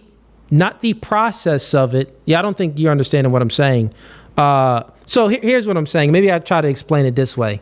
Like, let's speak about logic real quick. So you know that you can utilize logic. You're using it right now to make sentences. You just use that. You also use math because 1 + 1 = 2. You're using these things. Correct. So I'm asking a question that is a meta-logical question. So you're saying logic is metaphysical? No, so look, logic in and of itself, we use it as a tool, but I'm asking a metalogical question like, what is logic in and of itself? Why is logic and where is it in and of itself? You said that is not, okay. So listen, you said that is not in the physical, right? I said everything grounds the physical. The metaphysical is grounded in the physical. That's my position.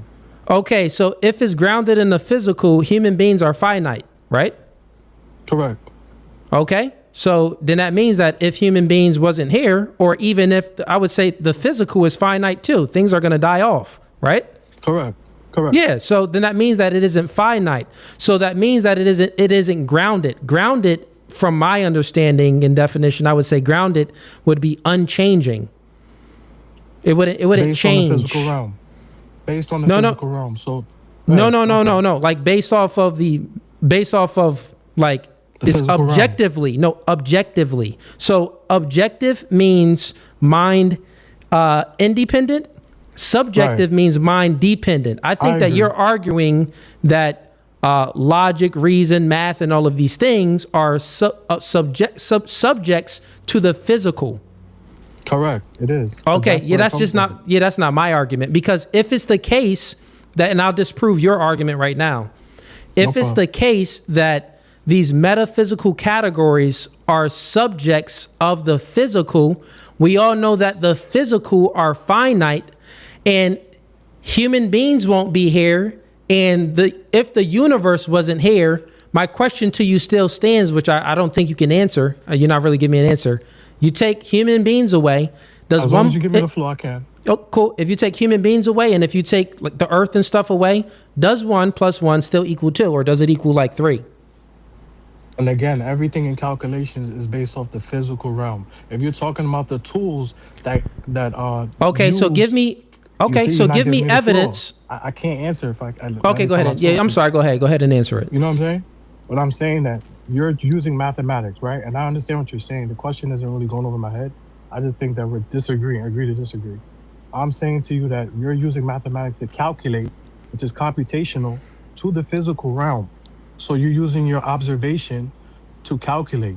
That's mathematics. So I don't disagree with what you're saying, though. I got to get a floor, bro. I mean, I'll let you talk. Go ahead, boss. I know it's your podcast, but... No. So we're speaking past one another? Yeah, we're speaking past one another because what you're just explaining is like how we can... Like you're explaining us using logic and us using math, right? Correct. It's a tool. Okay, got it. Now, this tool of math and... well, let me ask you. Do you only like believe in things if it has evidence or no? Correct, I do. Okay, so where's the evidence without us using logic, or it's only evidence if we use it? That doesn't stand up in court, so you need evidence to prove anything. We're not speaking about court. We're speaking about metaphysics right Court now. is So I'm asking you. metaphorical. I'm The asking court you. is No, I'm asking you a question. No. I'm trying to answer. I got you. Okay, go ahead. I'm saying the court is metaphorical for saying that if I need to prove anything, I need evidence. That's all I'm saying. You just said that you only believe in things that you have evidence. Correct. Right? And yes, sir. What type of evidence are you looking for? Explain, for you to believe in something physical. Correct. Okay, got it. So evidence for you is physical evidence, something that you can observe, or like some sense data. Correct. Or computational. We could even add computational. Okay. Sense data, computational, totally fine. So with this being said, what about logic? Is there any evidence for logic? Can you find logic in a microscope? Can you find it by doing a brain scan? Can you find some type of evidence, physical evidence of logic? I think you could find the process of logics, which is through the electrical brain waves. I believe that is to determine logic exists. And that's used by the biological physical. So you just said that you can, real quick, let's bring it back. You only believe in things that have evidence. I asked you what type of evidence. You say tangible. That's what you mean. Physical, tangible evidence. Physical. Electricity physical. Brainwaves physical. Brain physical. Totally fine. Within the brainwave and within the electricity, where does it explain or prove logic? That is the or evidence math or anything. But that got you. But that is the evidence of logic, not necessarily. So you find logic in electricity? It is in the brain waves. Correct. I believe it's in the brain wave patterns that creates logic. So in order for you to think, your brain is shooting electricity. Okay, so where it's the are same you? Thing do you understand how a CPU works? No. You're talking about electricity. I get what you're saying. Talking about electricity.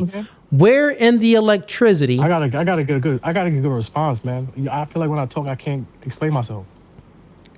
I mean, we're just having a back and forth, man. But I'm sorry. But I'll go ahead and give the floor to you, though. Go ahead. I'll give the floor to you to explain more. Go ahead. Yeah, thank you. I appreciate you. I'm go not ahead. here to like store or be like toxic or anything, but no, you're fine. You're being a good sport. I appreciate it. I appreciate you too, King. What I'm saying to you is that if you could look at how a computer works, the CPU and the whole system, it's kind of the same thing as a biological system.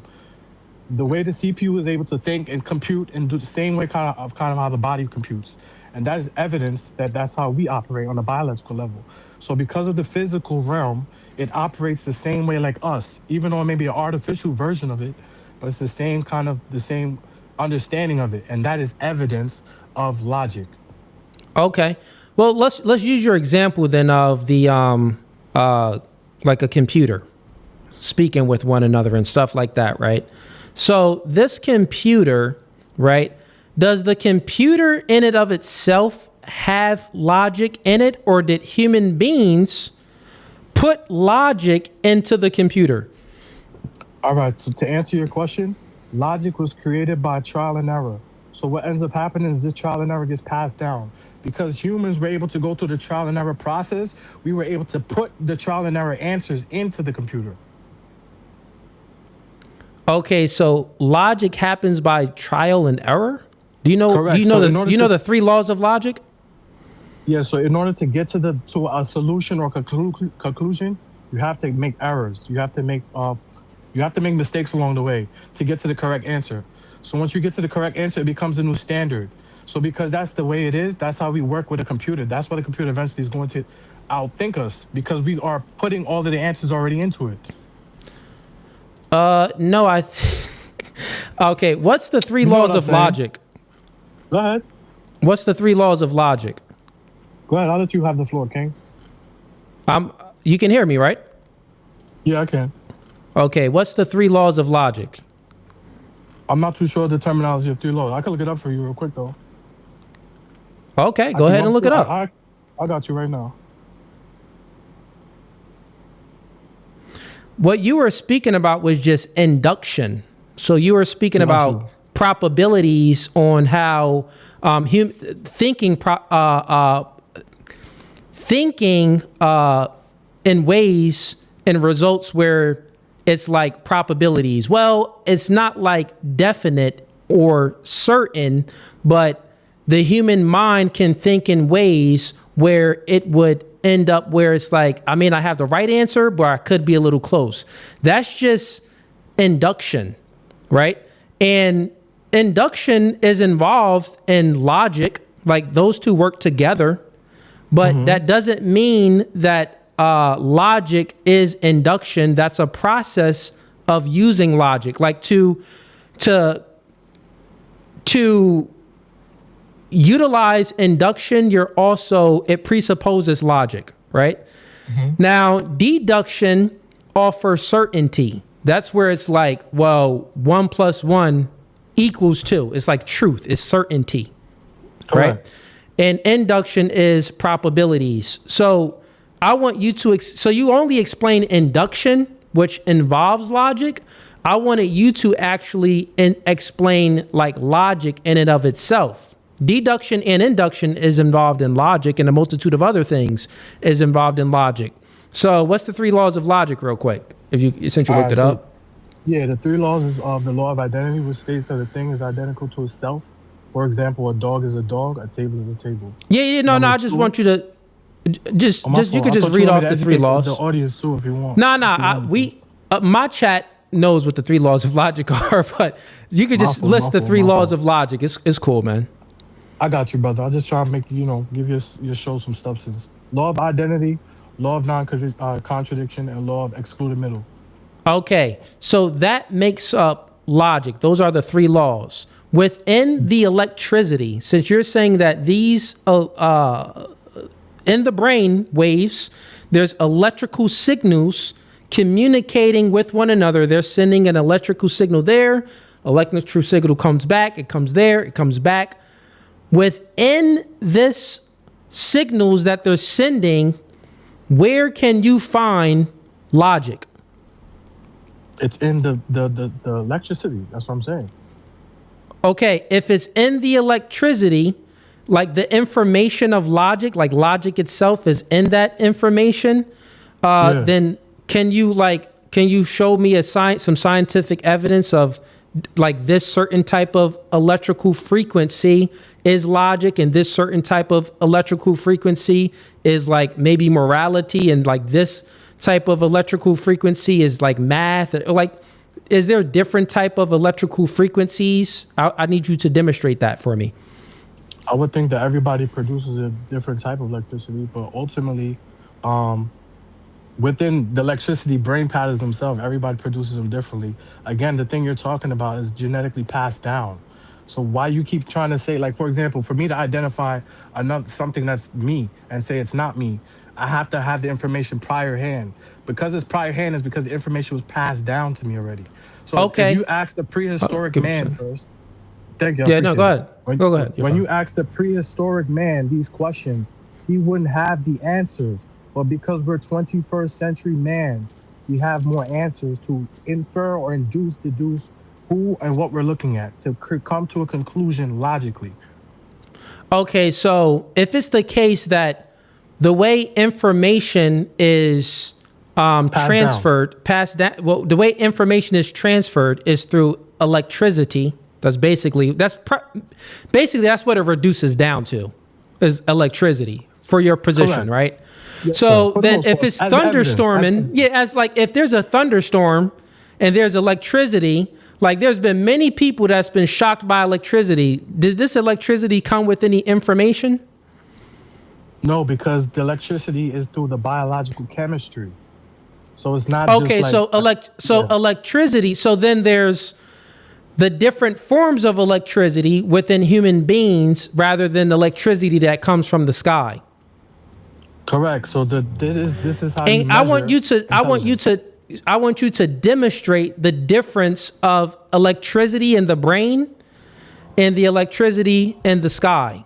What's the difference? What's the scientific evidence of the differences of electricity? Because one would carry information and one wouldn't. So there must be a difference in electricity. Now, I'm sure there's going to be difference in measurements and in force and in the amount of electricity. I know that for sure. The amount of electricity as far as the brain and the thunderstorm, or even like the electricity, like if you get a balloon and you put the balloon on your hair, especially if you white. I don't know. It don't really work on nigga naps. But I know on white people's head during class, during science class, they'll rub the balloon on the white girl hair. Do you know, did her hair stick up? Oh, you see it? So like, is it that type of electricity? Is the electricity like the thunderstorm? Is it like what type of electricity carries logic in it? Please give me your evidence for that. I think, again, it's from an organism standpoint. So the organism itself communicates to electricity on a biological level. So on that biological level, this is how information is passed through our brain. You're asserting it, but I need some tangible evidence. I need you to find it's biology. It's human biology. Okay, if it's human biology and if the logic is in the electricity being transferred, I need you to show which, because there's many different electrical currencies that's going on within the brain waves. Correct. Which one of those are logic? That would be like evidence. If you can give me which one and how it's distinct from all of the others, maybe, and if we can find it in there. Logic derives from this sequence. Okay, so logic. It's not like it's self-standing thing. It's something that derives from a process. So if that's the case, then if logic and like intelligence, basically what you're saying, like intelligence itself is in the frequency of the brain, right? Correct. If that's the case, there should be a way that we can take like Albert Einstein's frequencies or a person just as smart as him and then transfer those frequencies into my brain, and then you can automatically be just as smart as Albert Einstein. You think that would be possible? I think if it's possible, if the brain capacity is possible biologically, but because we're not all created equal, the brain capacity is not equal. Wait, so is it the brain itself, or is it? I thought that like. Remember, logic is not a. I thought that logic. Something that. I thought that logic was. I thought that logic was the electricity. No, so again, you're trying to assert my position, but my position is more standing on that logic derives from a process. It has to have like a step 1, step 2 to arrive to a logical conclusion. What's step 1? I would think having an actual brain in the human body or any type of organism. Okay, so that's a brain. That's step 1. That's step 1. And within this step 1, having the brain, this means that we can find. We don't even got to look for logic within the electrical waves. We can actually find logic within the brain. You're saying. That's what I'm saying. It's evidence for. It's not necessarily. Okay. Proof. It's evidence for. But that is derived from the physical realm. Okay, wait, real quick. If we can find logic, like actually within the tangible physical brain, please, the floor is yours, and I'll let you'll have the ability to Google it as well.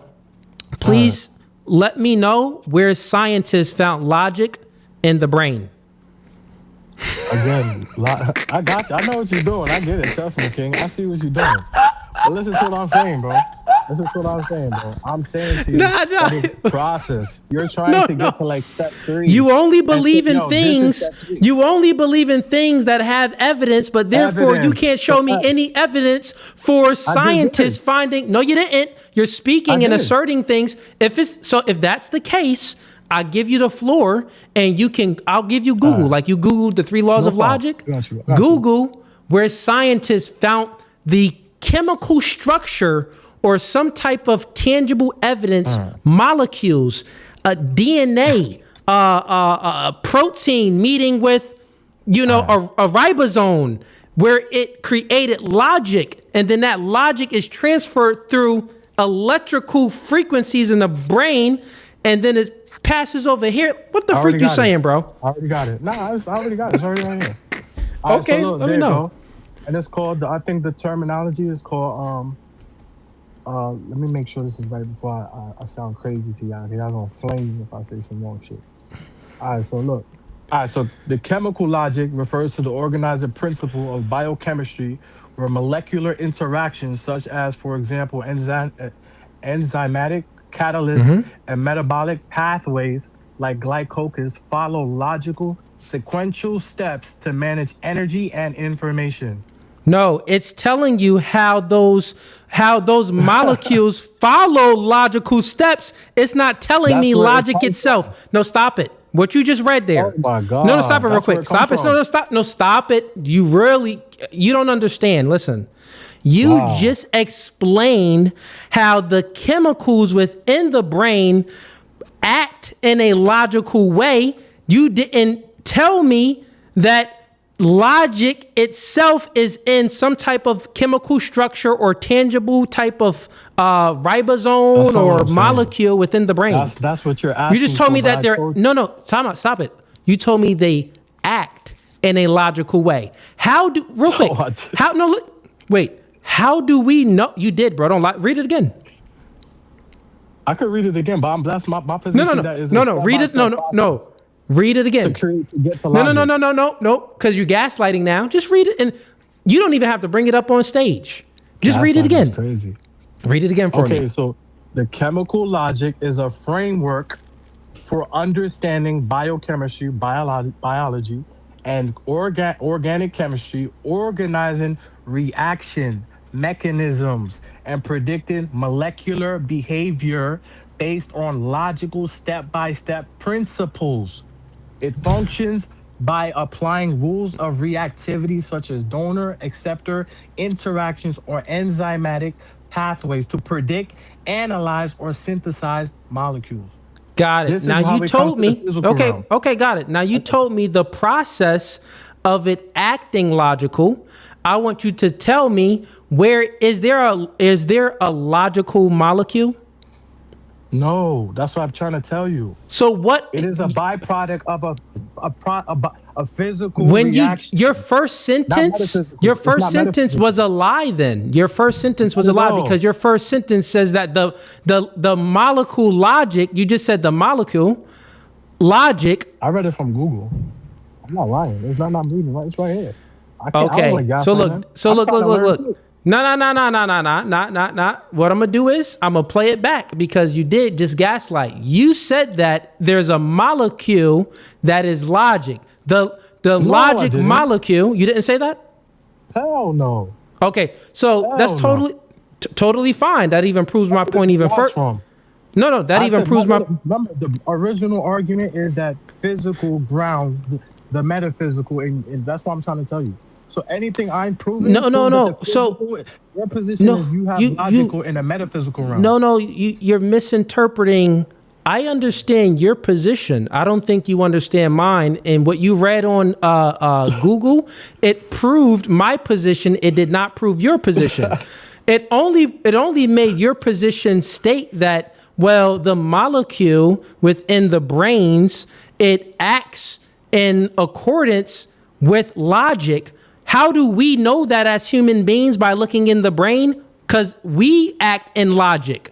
This is how we can say, like, oh, listen, since we act in logic, we can recognize other properties and other cells and molecules acting in logical ways because we are logical. So therefore we can say, hey, this molecule right now, or this ribosome or this protein, the way it connects onto here and then connects onto there. I didn't do that to you when you were speaking. Right? I'm sorry. I apologize. Yeah, I didn't do that at all, man. The way it connects onto here and all of these things, we know this because we act in accordance with logic. So then we can observe when other cells or molecules are similar to how our thinking process is. This does not demonstrate what logic is in of itself. Just because we can observe, oh, well, this seems to be acting logical, it doesn't tell me that it is logical. It is logic within itself. Logic within itself, where does it come from? Your You position haven't is metaphysical, right? Logic in and of itself, where does it come from? If it doesn't come from, listen real quick. I'm going to ask you the question again. I think we've been through this again. We don't got to go. We don't got to have a meta conversation. I need the crowd to know that we actually disagree. No, listen. No. Listen. I have more evidence for than you. No, listen. Stop it. You did not prove. You don't know how to understand the words that are coming out of my mouth. You didn't prove what logic is, and you didn't prove where logic comes from. That isn't what you demonstrated. I'm asking you. Okay, look, stop cutting me off. Stop saying no balls. I actually let you. Now you're doing what you were accusing me of, right? When I'm speaking, just let me speak. Got you. I'm gonna give it to you. What you're doing here is, what you're doing here is, you're not demonstrating what logic is in it of itself. You read something on Google that didn't say what logic is and have any evidence of logic at all. I'm looking for evidence and where it comes from. What is it? Where is it?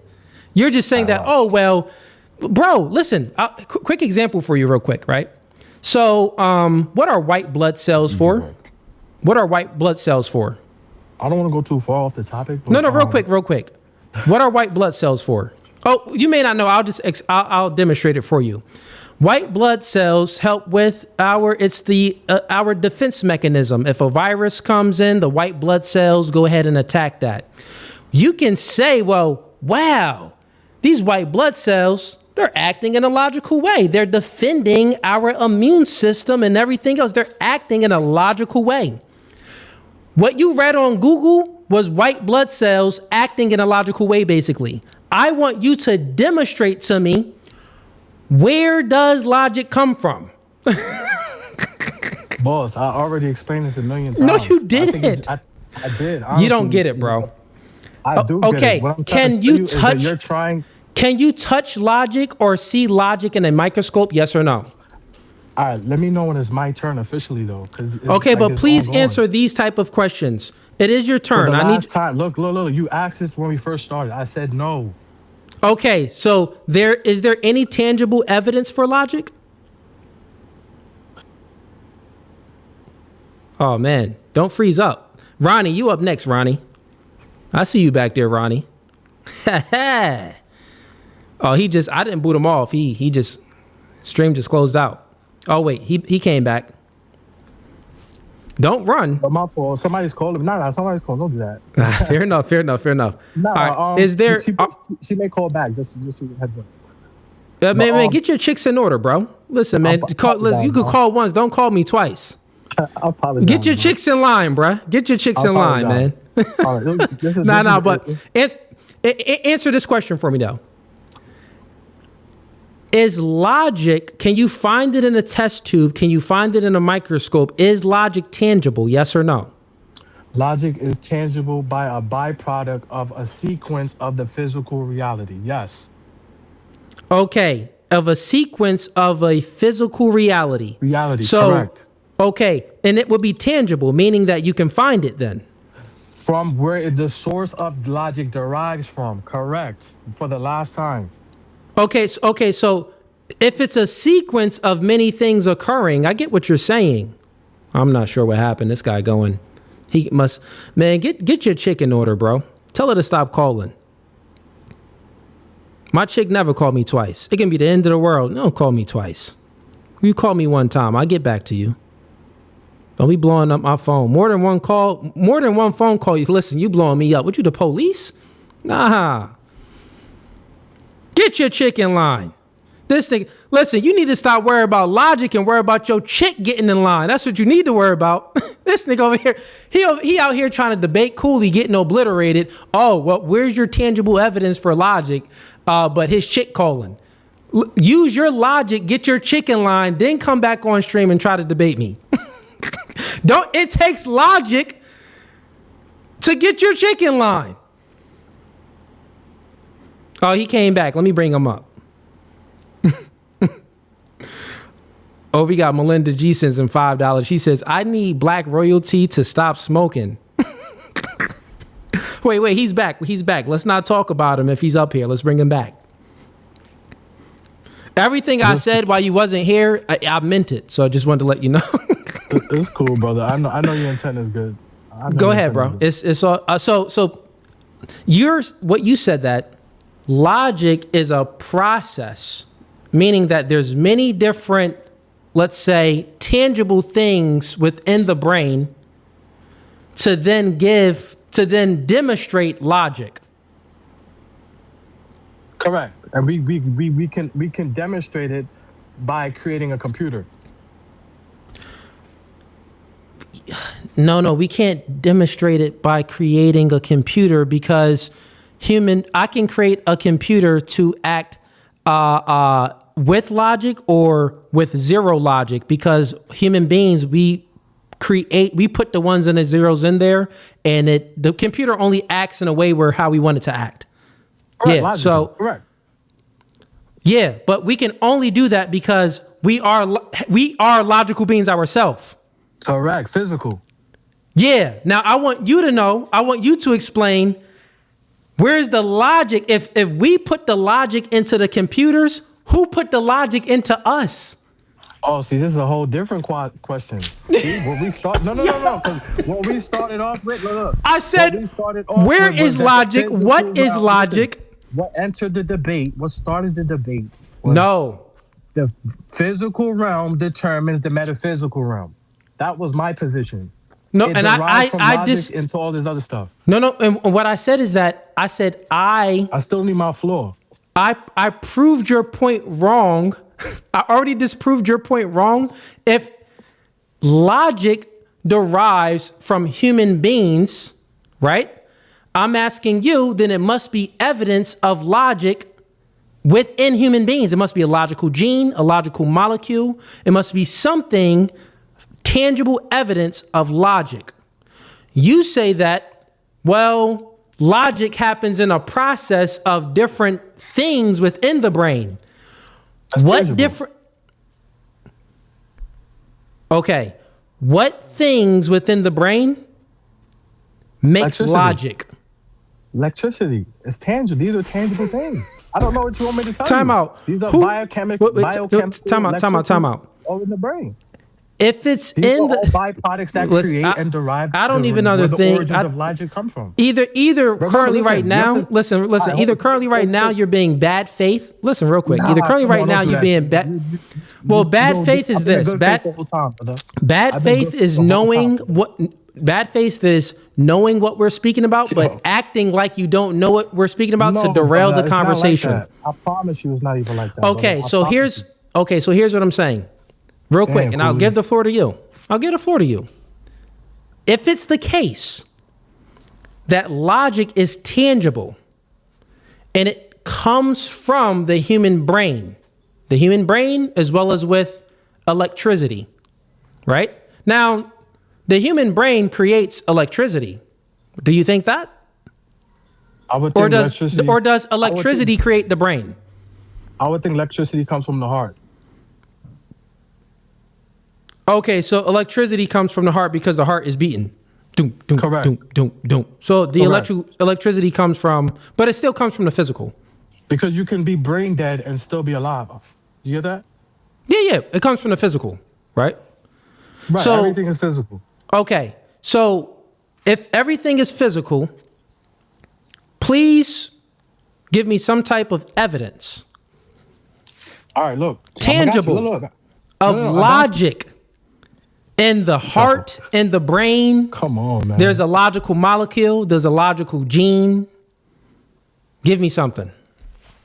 All right, so based on the definition of evidence, first and foremost, right? Because you saying evidence, I haven't provided any evidence, which is crazy. The definition of evidence itself is any information, data, or physical material, such as documents, testimony, or objects used to establish the truth or falsehood of a claim or argument or allegation. It acts as a ground Yeah, man. Can come on, brother. can You gotta let me finish. evidence stop it, bro? You act like I don't know what you're speaking about. Can evidence be right or can evidence be wrong? Right, but this is why I tried to tell you that everything is grounded in the physical realm. That's my point. Can evidence be right or wrong? Can evidence be right or wrong? It's my turn. Can evidence be right or wrong? Yes, it can be. Okay, that's my so point. therefore, give me the right evidence that points to logic in the brain. My brother, we are still, science is an ongoing evolution of okay, so they don't have it yet then. Just say that they didn't find it. No, brother, because I have more evidence than you have evidence for logic. That's my point. No, that's incorrect. You didn't even hear my position for evidence for logic. Your evidence is metaphysical. Wait. Yeah, I know my evidence are metaphysical. You believe that all of these... Stop it. You believe that all of these metaphysical... I can't even get to talk. It's crazy. Okay. You believe that all of the metaphysical categories, like math, induction, reason, logic, all of these things are found and derived in the physical body. Do I have you right? Correct, which is also how logic derives. Okay. All right. If that's also how logic is, if that's the case, if it's within the physical body, please point to some physical attribute or some physical molecule, something with some cell, some atom, something that has logic in there. Brother, you come from a physical body. That is the answer. Like everything you're trying to derive from, everything you're deriving from is from a physical realm. So therefore, you're expecting a metaphysical property. All right, let me ask you. Okay, I got it. That's my position. Okay, let's. Okay. All right, I got you. How about this? A question for you then. Yes, sir. Does 1 + 1 always equal 2? Again, and now we're gonna go back to this again. Look, I got you. Look, I got you. No. Just answer yes or no. One is a physical. Does it always? No. I don't think that. That's true. One is a calculation of something. Is concepts physical? No, a concept is a byproduct of a physical realm. Wait, concepts is a byproduct of a physical realm? Everything grounded in reality creates a metaphysical. So wait, time out. Concepts are a byproduct of the physical realm. Everything grounded in reality creates a metaphysical reality. If that's the case, does 1 + 1 always equal 2? Yes, because of the physical realm. If human beings weren't here, would 1 + 1 equal 2? Because it's grounded in the physical realm. Not about human beings. It's the physical realm. If the physical realm wasn't here, would 1 + 1 equal 2? No, because there is So then it doesn't always equal 2. But then that's my point. The concept, listen, stop it. Concepts itself. No, listen. You've been speaking. Concepts themselves. Okay, so concepts are always tied to the physical? It's the only way you make sense of the metaphysical. Wait, time out. So therefore, then what about can you demonstrate like dreams? Dreams is also tied to your neural pathways. No, you don't get what I'm saying.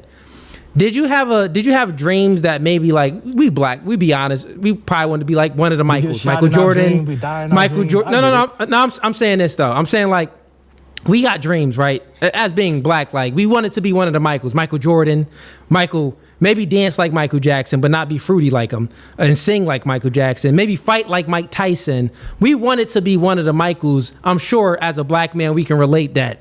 You probably wanted to be one of the Michaels at some point. That was like a dream, right? True. This dream, right, Where in the physical world is this dream actually reality? From seeing one of the Michaels perform. Okay. So it's not physical. You becoming Michael Jordan or Michael Jackson or Mike Tyson, did that ever come true? No, because I don't think you understand. Listen, I don't. Yeah, I don't think. I'm be honest. Ambition and determination. I got other people up here. I Yeah. don't think you understand what metaphysical Yeah, that's not- categories truly are. Of course, it's grounded in physical. Yeah, well, how if it is grounded in the physical, then you would have to tell me where is it in the physical? What Give you me mean, where? evidence, It's give me all proof. around. So We no, live in you the could physical not. realm, brother. No, listen. Black royalty, you could not demonstrate to me where within the physical we are made up of. This body, physical body, is made up of tons of atoms, tons of cells, tons of molecules, tons of electrical frequency waves going back and forth within the brain. We're made up of so many different things. If you believe in the tangible, I'm just asking, where within this tangible physical body do you find logic, morality, number theory, induction, deduction, the self? Do you know that you are who are you? Black royalty, do you know who you are? All right, we could move the conversation a little forward. I got you. We could go to No, morality. answer that. Let's go to morality. Okay, no, answer I that. gotta Do get you a know? response here, brother? I'm playing defense all day. Can I actually say something now? Do you know who you I'm are? playing defense. I'll let you just answer that. Do you know who you are? And I got one question after that. I got an idea of who I think I am. I'm not gonna be a arrogant person and say I know everything. No. Not that you know everything, but do you know who you are? I don't think anybody really understands who they are. I think we're learning in life to understand who we think we are. Okay, so you don't think that no one truly understands who they are. And are you like for you to believe that, like, you need evidence, right? Since you like evidence-based? Correct. You could say that. Okay, well, here's evidence to disprove what you just said. I know who I am. So, and that's just an anecdotal evidence Let me know for when you it's my right turn, there. all right? So, Okay, yeah, good. my last follow-up question. Is who you are, does who you are incorporate your experiences and your observations? My experiences would have to be observed and experienced with my five senses, which would help me deduce who I am. Okay, to help you deduce who you are. Now, does your experiences make who you are? They help shape who I think I am, or who I choose to want to become, or who I think I am becoming. But that is only determinant of my physical realm, could also be my environment. So if I'm born in the Middle East, I'm most likely Muslim. If I'm born in America, I'm most likely Christian. So whoever I think I am, it's a journey. So whatever's happening is based on the physical realm, ultimately.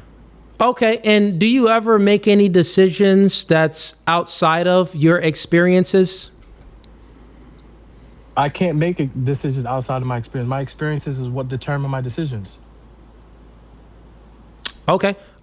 So you ever Let me like know when it's my turn, though. you ever been influenced and you let's just say that you've ever did anything outside of what you've been influenced by? Maybe like, us as black people, or anything. Have you ever been tempted or influenced in a way where you've done something other than what you were influenced by, like what you've experienced?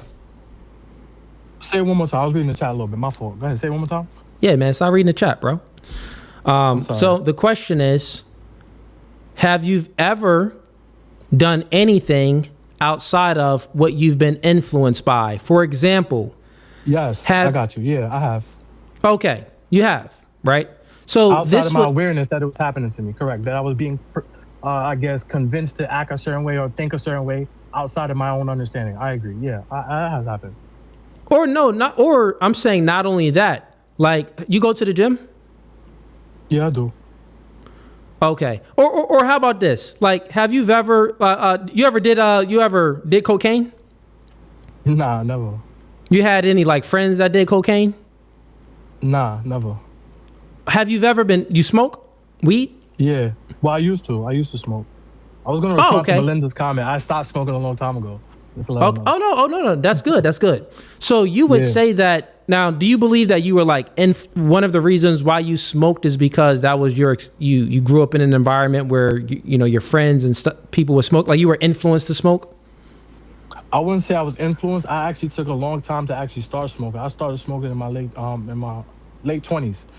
And that was more so by choice because I wanted to experience something different in my life. I was around teenagers, black teenagers all my life smoking. And I was the only one never smoking.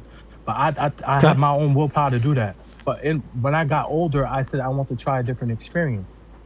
Okay, so like you wanted to try a different experience, and the reason why you wanted to try a different experience because from your experiences, other people smoked and you were like the person that didn't smoke, so they influenced you to want to see, you know, how it is, to see how that experience is. You would say that they influenced you, right?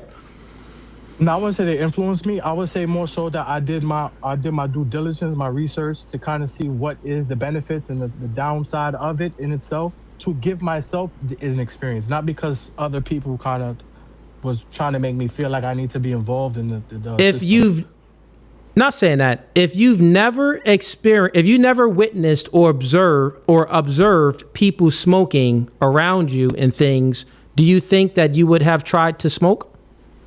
It's possible, but again, that experience can only be derived from my physical environment.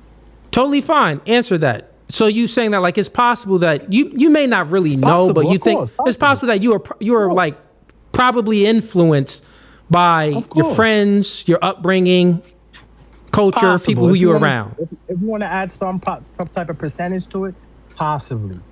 If you Okay, wanna do that, let me sure. ask this. Is there anything that you can say that you were influenced by and you did it? Is there anything that you can say like, you know, like you know 100%.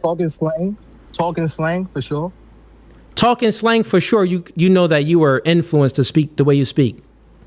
Correct. I would say that.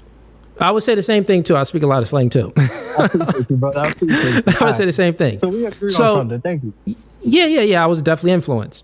I was also influenced, like, you know, the cuss and stuff like that too. Right. Shit like that. Yeah, stuff like that, right? So you would say that now slang, you do have the choice to not speak slang though, right? You know that like your will, let's say, can like supersede that influence of, you know, speaking slang. It could be hard, but you know, if you put your mind to it, you could do it, right? Of course. All right. Everything's probability for sure. All right. So what I'm getting at is we are not our experience. Who you are not your experiences. Who you are is not what you observe. That's not who you truly are. It's a journey though. You don't know who you really are till, you know what I mean, till it's all said and done. You don't know. No, what I'm saying is if it's my argument is simple. If it's the case that we are not truly what our experiences are and our upbringings, that's not truly who we are. And evidence of this would be, well, I can be born in the hood, be around a lot of gangbangers and drug dealers, and grow up to never choose that.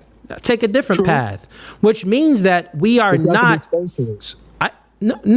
means that we are not solely our experiences. So I'm asking you, if you are solely your experiences, then like you're claiming, then why is it the case that human beings can do other things outside of what they were experienced by? Give me an example of that for you. So I make sure we're on the same page. You just said it. You said that I was influenced to speak slang, but if I wanted to, I can stop speaking slang. You know that you have the will to not speak slang, which means that slang isn't who you actually are.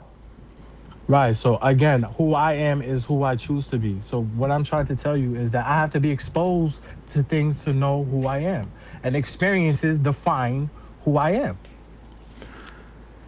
If it's the case that I need awareness and a choice of the awareness to define who I am. And this is only determinant on the physical realm. I'll make my position clear so you understand and the audience understands. I did the same thing with Scam Chan, so maybe you guys will get it. And let's see, we got let me just do some backstage stuff. We got Ronnie. Yeah, you up next, Ronnie. And Lee TV. I see you in here. I'll bring you up too. Okay. All right. So essentially what I'm saying here is when I ask you who you are, I'm speaking about the self. Who are you? Right? And when we're speaking about like who we truly are, it is distinct from our body, because our body, from sense data, our 5 senses or 7 senses, seeing, touching, tasting, smelling, hearing, absorbs information based off what we observe, what we see, what we taste, what we smell, what we touch, and that can influence us. But all of the things that influence us and try to tempt us, we can act not in accordance in it. Sometimes people do. They fall short, but we do have the ability. Many people have the ability to be disciplined, to have to self-sacrifice based off of the things that they were influenced by, and to act out of accordance with our experiences, which means that the body is distinct from the mind and the soul. I'm saying that the mind and the soul is a metaphysical category that does not derive from the physical, because if it derived from the physical, then we can only do what we observed in our experiences. But since we can act out of accordance with that, this demonstrates how the mind, the soul, is distinct from the body, which I'm proving to you real quick. What I'm proving to you and demonstrating, the reason why I asked you these questions in sequence here, because you fell into the trap of explaining that you are not just your body, the physical. That's what you fell into the trap of. You are not just the body, the physical. If it is the case that you are just solely the body, then everything that you observe, you need your eyes to observe, you need your ears to hear, that would become you.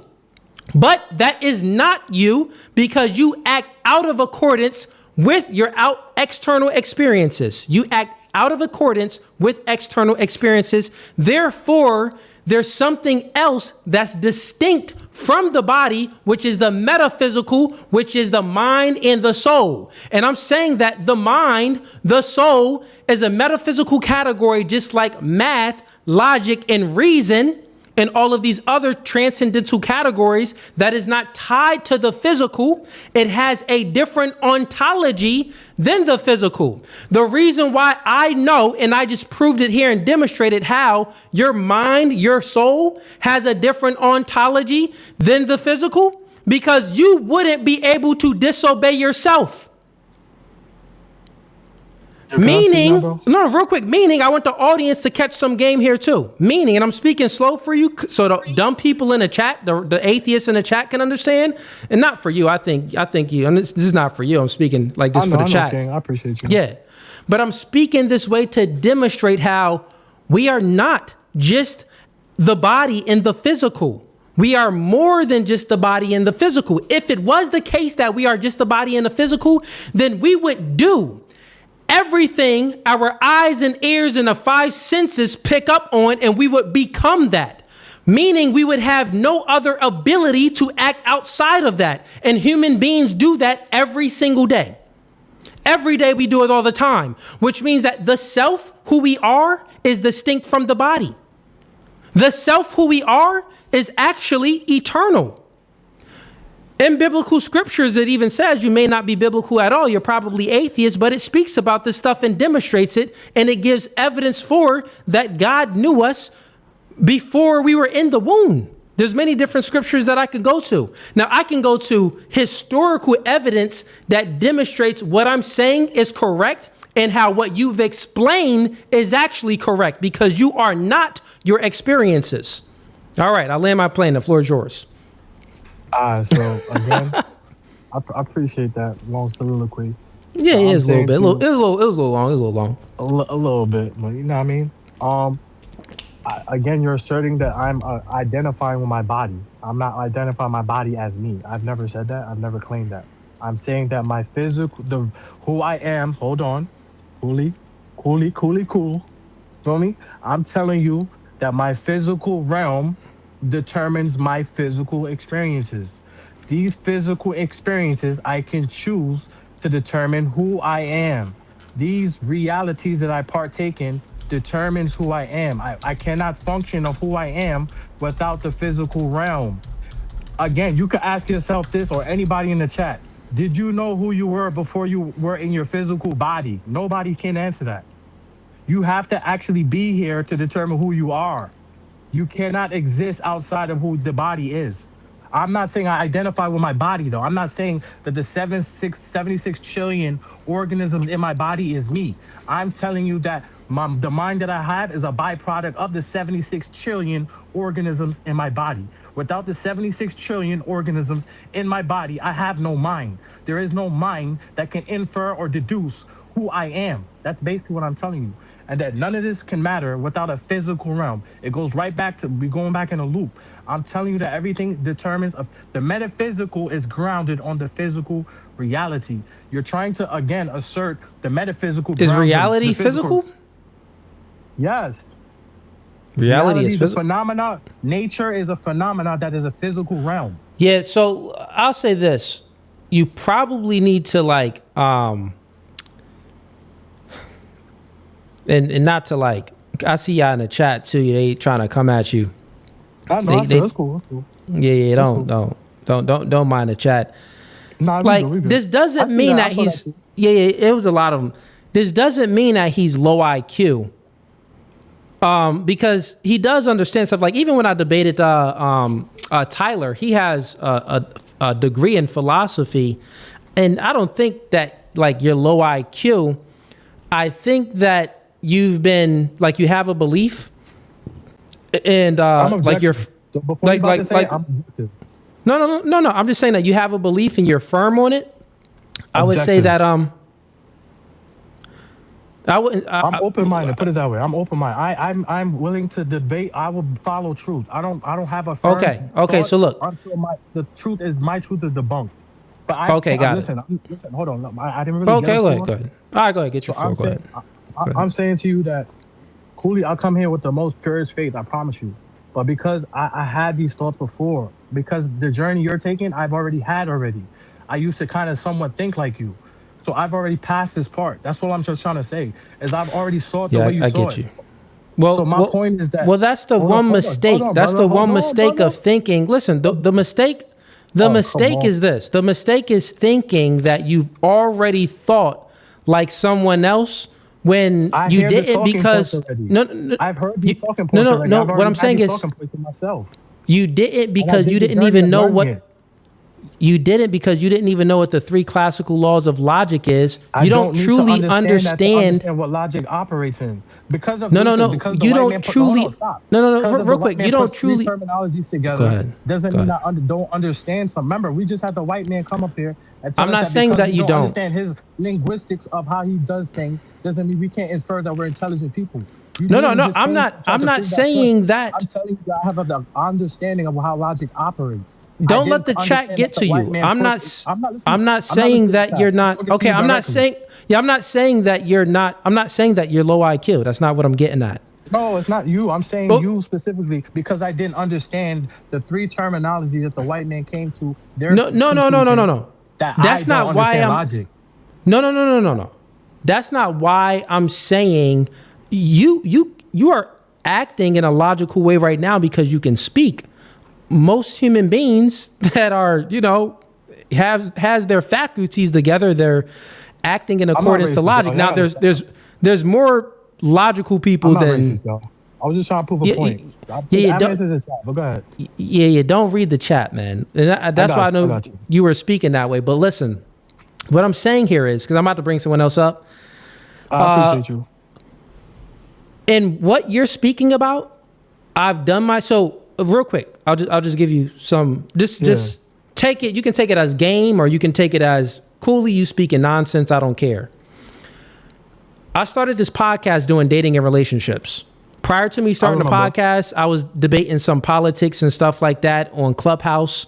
But like I was debating like mask mandates and stuff like that. But then I was debating dating and relationships because I already had the knowledge of that. Like I was like self-taught. I didn't have to like read a book about like, it's not in a man's best interest to be vulnerable around a girl. So what I'm saying is I took my own journey, and all of my followers know that I've took a journey. So it was a time where I didn't know the 3 classical laws of logic, and not just knowing it, but understanding it. And when you truly understand it, you start to think in a way like that. And then you also start to observe many things in a logical way. And I've been debating many different topics now. I've been debating religion, which I've never debated that. First year kind of debating stuff like that. I've been debating metaphysical stuff like philosophy stuff, and I've been debating these atheists and all other type of things. Every debate that I go to, so here's one thing. I don't turn down a debate and I don't turn down a fade. That's 2 things that I will never turn down and I've never turned down. I don't turn down those 2 things. The reason why is because from a fade, I know I can learn something from it. I can learn something within myself from a fade, something I need to do better, something I need to improve on, some self-improvement. I don't turn down a debate because there's something I can learn in that debate, but there's many things I can learn coming into the debate. Like I needed to prep for when I was debating this Christian that believed that feminism comes from Christianity. I had to prep and read tons of books and look up tons of things and learn a lot of new information when I debated these other atheists on my channel. Can we ground morality without God? And most of the information that I'm looking up and studying is my opponent's worldview. So I want to fully try to grasp my opponent's worldview so I can defeat them within.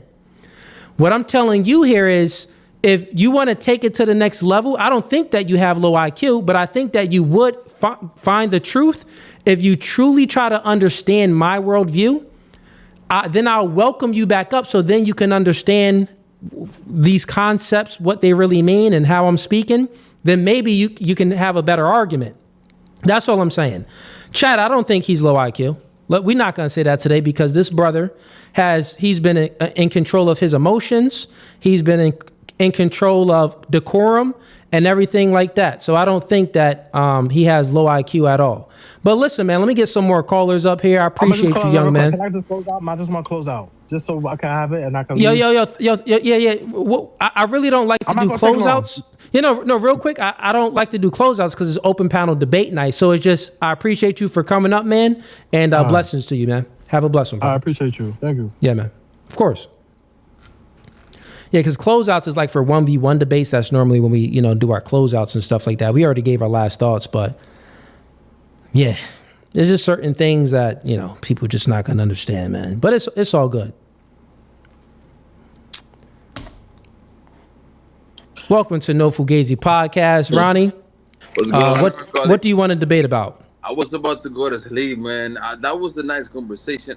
My English is not that good, but I hope that if you see something that I don't say it right, you correct me, and I'm gonna learn from it.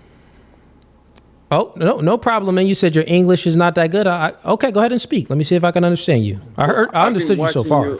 By 1 year already, and my job, like I'm doing sushi. I've been watching you, all of that girls and stuff like that, and I've been learning a lot of stuff. But that's not the point that I want to watch. That I want to make right now. The way he was sorry for my English, okay? He was saying about physical and metaphysical plane, right? Mm-hmm. The thing is, the machine can make the chemical that the mind can make. When you're gonna feel some let's say some feelings, let's say some love, epinephrine, or the machine can make that, and it doesn't gonna give you a how to say my English, man. It's not gonna give you emotional experience. answer. Oh, Exactly. emotional You know? answer. Okay. Oh, yeah. So you're saying that emotions isn't derived solely from the physical, because if you like create a robot, you can't like put the emotions in the robot. That's what you're saying? It's impossible. Like, it's not gonna give you an answer that the human is gonna give you, because the chemical give you an emotion, and the emotion will give you an answer that is gonna be connected with the feelings that we got. Yeah, I get what you're saying, and I'll take it a step even further. Within human beings, we know that certain chemical imbalances can definitely cause a change of your emotions. This doesn't mean that you are your emotions. So like women, they get their period each month. They be emotional during that cycle time. And the physical would put them in an emotional state, but this doesn't mean that they themselves are their emotions, because there's many types of people where you are emotional, but you act despite how you feel. So then emotions, it's like, we can say that, well, emotions, like the estrogen, the chemicals, is an influence to make you feel and could also influence how you think. But we truly know that there's something else that truly determines how we think and how we act, which is distinct from the physical. Because how many times have you, think about if like a father and you have a son, how many times that like you feel bad for maybe like disciplining your child, but you know that it's the right thing to do? You feel bad for doing it, but you do it despite how you feel because you know it's the right thing to do. Think about how many times you didn't feel like going up to go to the gym, and something within your physical is telling you like maybe you ate too much, right? And everybody feels this. Like that 2 p.m., you kind of get like tired around 2-3 p.m., and that's because you ate breakfast, and then like normally you ate some lunch, and you get a little tired, you get the itis, you get tired. How many times where your body is telling you like, man, just go to sleep, but yourself is like, no, I got to get work done. No, I got to go to the gym. No, there's something else that's superseding the physical. That's who you truly are. You are not your body. You're distinct from your body, which is the soul and the mind. So that's the argument. You got a nice, I get into that because I was watching the argument, the debate for a couple of, let's say 40 minutes. And the thing that I have on my mind, I just run out. I just decided to watch you guys.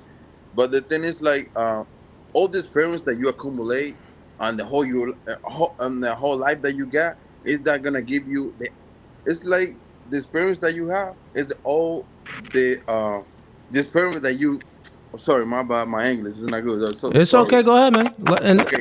The answer that you're gonna have of that question is all the experience that you got just accumulate, and then they go into one point. If you Lead TV, you up next. Lead TV. Okay, yes, you. If I got more experience than me, and I don't know how to like say that and just level up, I'm gonna have like a decreased answer about what you're gonna what.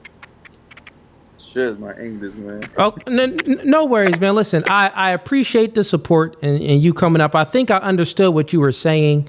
You're pretty much saying like you're taking my position here instead of the other guy's position. That's what you're getting at. I appreciate you, man. Thanks for listening. And listen, I'll tell you this: if he can understand and he don't even speak English, he understands my position. This tells you that. Let's just say it says something, right? It says something here.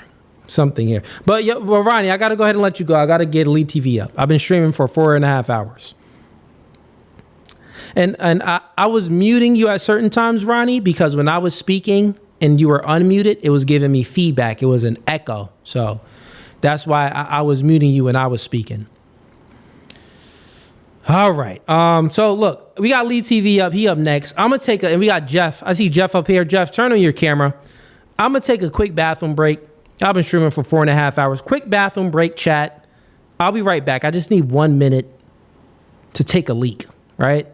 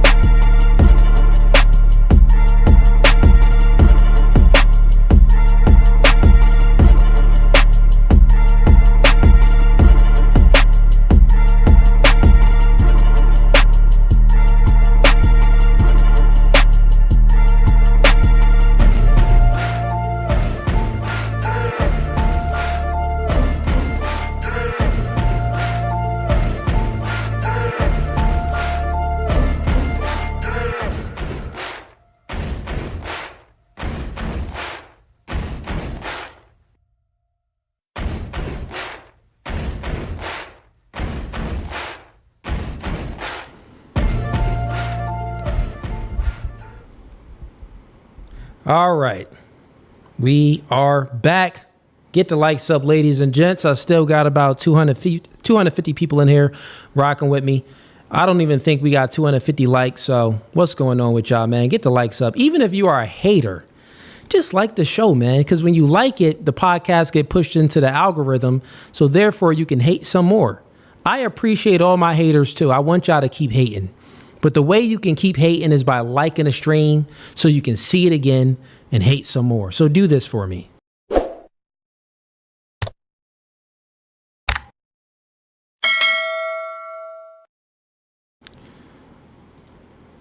right, there I go. All right, Lee TV. Welcome to No Fugazee Podcast. What's up? What you want to debate about? Peace and blessings to you. First off, I want to say appreciate you for putting me on your show, man. You always have a good show. I like the intellectual conversation that y'all have on here, man. The only thing it's really not a debate, bro. It's really just a question. I just want to know, how do people come up with the concept that Jesus is God? Man, I mean, I'm really looking for debates. Do you not? Let's try to make it a debate. Do you not believe in Jesus? Oh no, man, I'm Islam. So we believe in Jesus. You Islam. We just don't believe You that just Jesus believe is in God.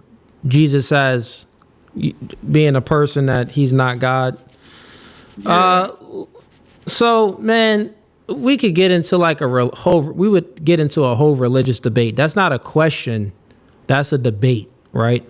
Okay. And that's going to be a long one, depending on how intelligent you are, or it can be a fast one. But I'll be honest with you. Let's get into something else. Because I already pretty much, I debated two things already. I kind of already went through that with Scam Chan when we were speaking about, the transcendental categories. And then I spoke about that with Scam Chan. And then I also had the same conversation that I had with Scam Chan I had with the guy that was just up. No, not Ronnie, but the guy before Ronnie. So yeah, man, I already spoke about it and explained it. So I'll just do it again real quick. So your question is, how is Jesus God? Correct. Yes, sir. Okay. You want like the biblical way for me to explain it, or what? Now, I'd rather get your personal perspective on it, on why you believe Jesus is God. Well, one is evidence for it in the scripture that Jesus is God.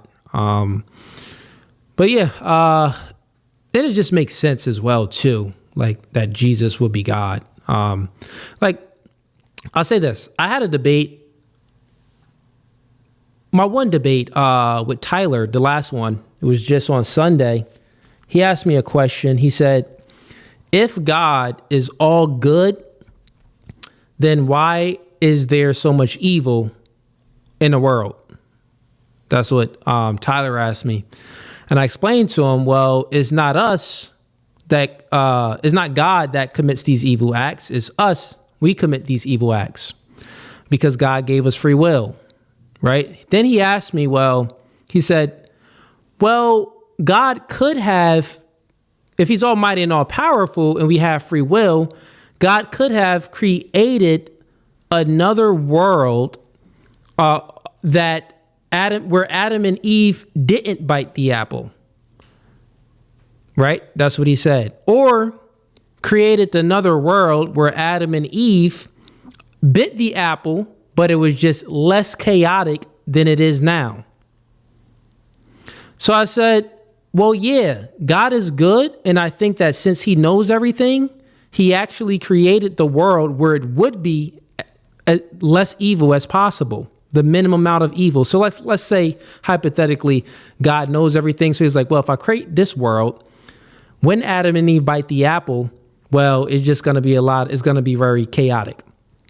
When Adam and Eve bites the apple here, it's going to be less chaotic. When Adam and Eve bite the apple here, the entire world is actually going to explode.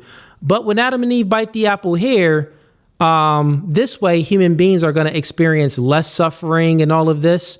Due to their own actions, they're going to experience less suffering. So since I'm good and I know everything and I don't want human beings to experience the most amount of suffering, therefore I can create this world here, which is the world God created. So now think about that, right? God created the world with, if he knows everything, it's the world with the least amount of suffering that can happen due to the cause of human beings, because God is all good. He didn't cause us to do the bad, but he chose to create the world where we do the bad in the least amount of ways. We do the least amount of bad. Now watch this. If God created everything and he knows that we are going to, sin, and he created us to have free will, that we're going to obey him and disobey him, he knows that, well, we would need a redeemer, because human beings, like, how can human beings ever get any redemption from them if they're the cause of all of the crimes, murder, and the atrocities that we're witnessing in this world, all of the suffering that's happening due to the world from the beginning to now? They're the cause of it. So if you're the cause of it, then you can't redeem yourself. Old Testament, you redeem yourself maybe by sacrificing something. And they used to sacrifice lambs. They used to do some type of sacrificial stuff, right? Because that's what they thought they needed to do to be in God's glory, right? Right. I believe in Jesus is because, well, like sacrificing animals and stuff like that is like, that's just like, well, what? Like, how is that going to redeem us? We're sentient beings. Animals aren't sentient and fully conscientious like us. So that's different. That sacrifice wouldn't even equal. Or you can say that the sacrifice is metaphorically, and it's like, well, you sacrifice your vices, you sacrifice this. But, that really wouldn't redeem us for our sinful nature. Like, that's not going to redeem us, right? The ultimate redeemer, I believe that was Jesus Christ. And it just makes sense. If God is all good, like, even if we're not speaking about biblically, we don't got to pull up a scripture, but if we're looking at the whole story, if God is good, he would be the ultimate sacrifice and be the ultimate redeemer. And then those who follow him would be redeemed by your faith and by your works. For me, through Jesus, right? So through Jesus Christ, which is God. Okay, in flesh, which is God in flesh form. Because if it wasn't God in flesh form, then that wouldn't be the ultimate redeemer. That wouldn't redeem us. It would need to be God to be the sacrificial lamb. You feel what I'm saying? So I'm just letting you know if I'm not gonna go to a biblical scripture, like you're asking me why I believe in Jesus Christ, because that story, he is God, and that story in biblical scriptures just seems more true and more real than anything else for the God that I believe in. Since I believe that he's all good, I believe that the all good God would actually do that, would sacrifice. Like, since he knew that we were going to sin and we were going to suffer, the ultimate good person would be like, well, let me go ahead and sacrifice myself for you. Like, you got children. Would you sacrifice yourself for your children to live? No, I'm gonna lay down for them. You're gonna sacrifice yourself. Correct. God is our father. Look, God is our father. He wouldn't send someone that's not his self to lay down for him. He would actually send himself to lay down for us. That's what I'm saying, right? So, I hope that makes sense, but I'll leave you with the last words. I know you're Muslim and you fully disagree, but go ahead. I'll leave you with the last words. I'm Islam. I'm not Muslim. I believe in one God, the true God, the only God, the most compassionate, most merciful. But I believe in Jesus Christ. I believe in the teachings of Jesus Christ. I just don't believe that Jesus is God. Because when I read the Bible, it said that all my works are done through God, through the acts of God. I know God don't sleep, eat, indulge in none of the flesh, human, sinful things. He allows things to happen so you can learn, and we have free will, like you said earlier. But like you said, man, it's really not a debate. I just was trying to get a better understanding, man, because I like your show. I really like your content, the intellectual conversation you have with your podcast and with your debate nights, man. I like how you really conduct yourself. You stand up for the black men.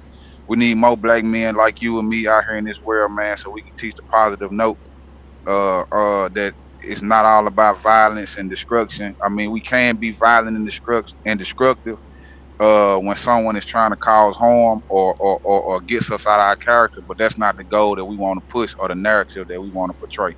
You know what I'm saying? And I just want to say, I wrote a few books, man. If you can, on your free time, I can send them to you and you can read them. Let me know what you think about it, or you can just go purchase it on Amazon, man. It ain't number like $2-3 for you to get it, man. It's man, just shoot me a DM and we'll look at it. But I know you want to go ahead and shout out your book. Go ahead, man. Yes, sir, man. Appreciate it, bro. One of the books is like just a general about change. It's called When the River Changed Courses. It can be found on Amazon. It's like $2-3. And I wrote another book for like the more street-oriented individuals. It's called When the Streets Learn Your Name. So if y'all can go check that out, and if you want me to, man, I can always send you a copy of it so you can give it a review and let me know how you feel about it, man. But someone said in the chat, is Islam not Muslim? What's the distinction? No, Islam is not Muslim. Muslim is the followers of Muhammad. They believe that Muhammad was the last prophet. They believe that Muhammad was and is the greatest prophet. Peace and blessings be upon him. So Islam is then Islam does not believe in Muhammad. No, I wouldn't say that. You have different denominations of Islam, just like you have different denominations of Christianity and Muslim. Okay. I'm not even sure. Most Muslims believe that Muhammad was the last prophet, the greatest prophet. Okay. Me coming from a Christian home, being raised Christian, Baptist. I got baptized when I was 11. My choice. I wanted to be a pastor, a preacher when I grew up, but I ended up choosing the wrong path. You know what I'm saying? That's back. You know what I'm saying? Good, man. Well, listen, I want to get some more people up here, man. I do appreciate you for coming up, man. Let's get some other brothers up here. But I appreciate you, man. Thank you for your time. All right, we about to be 5 hours in.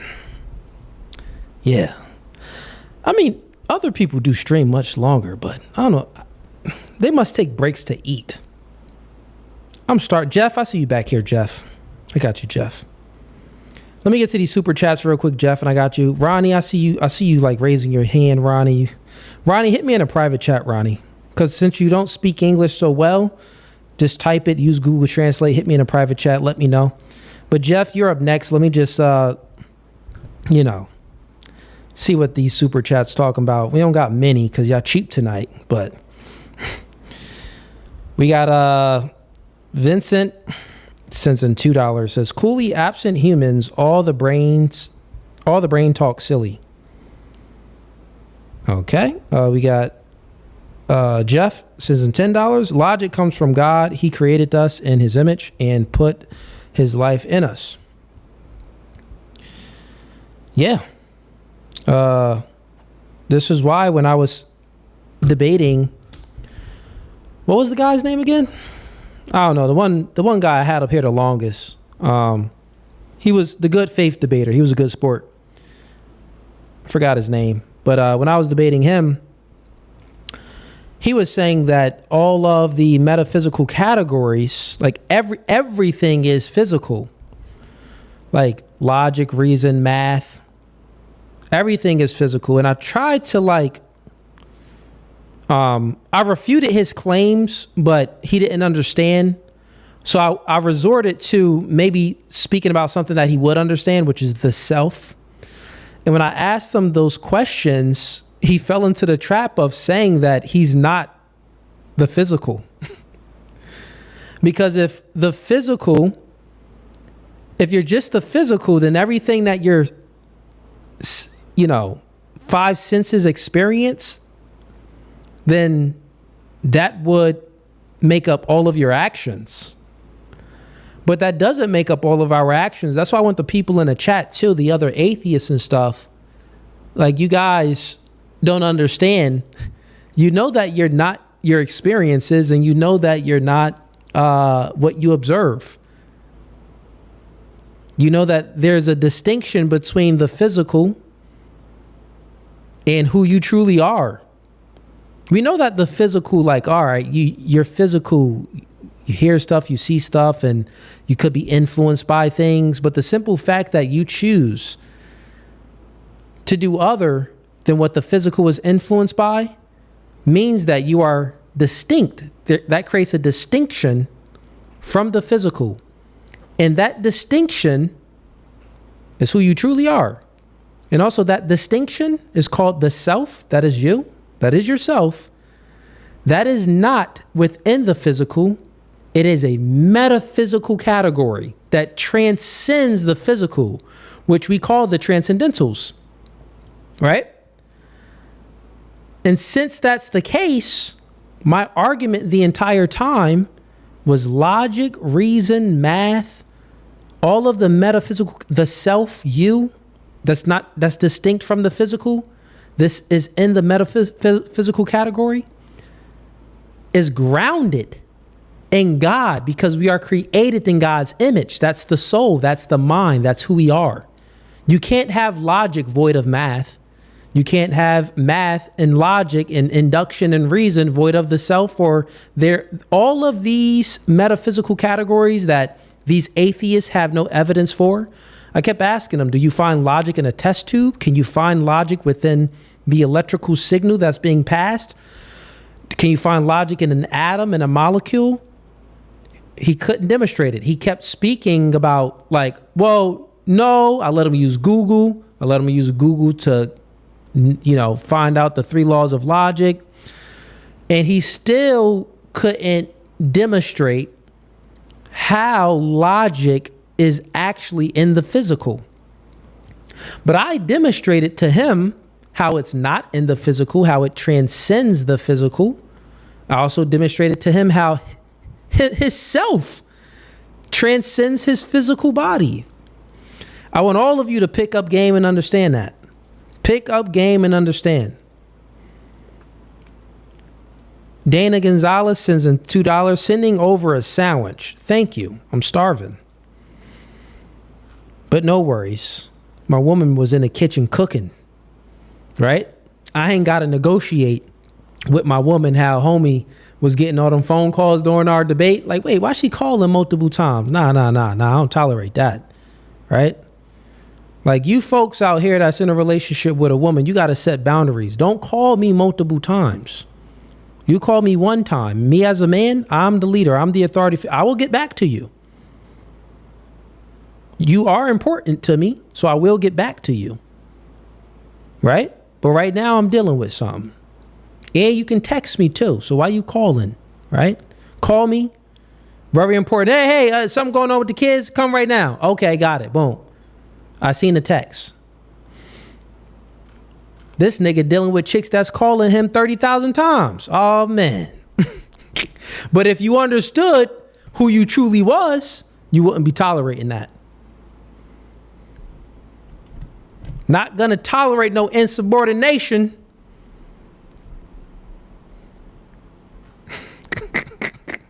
All right, let's get Jeff up here.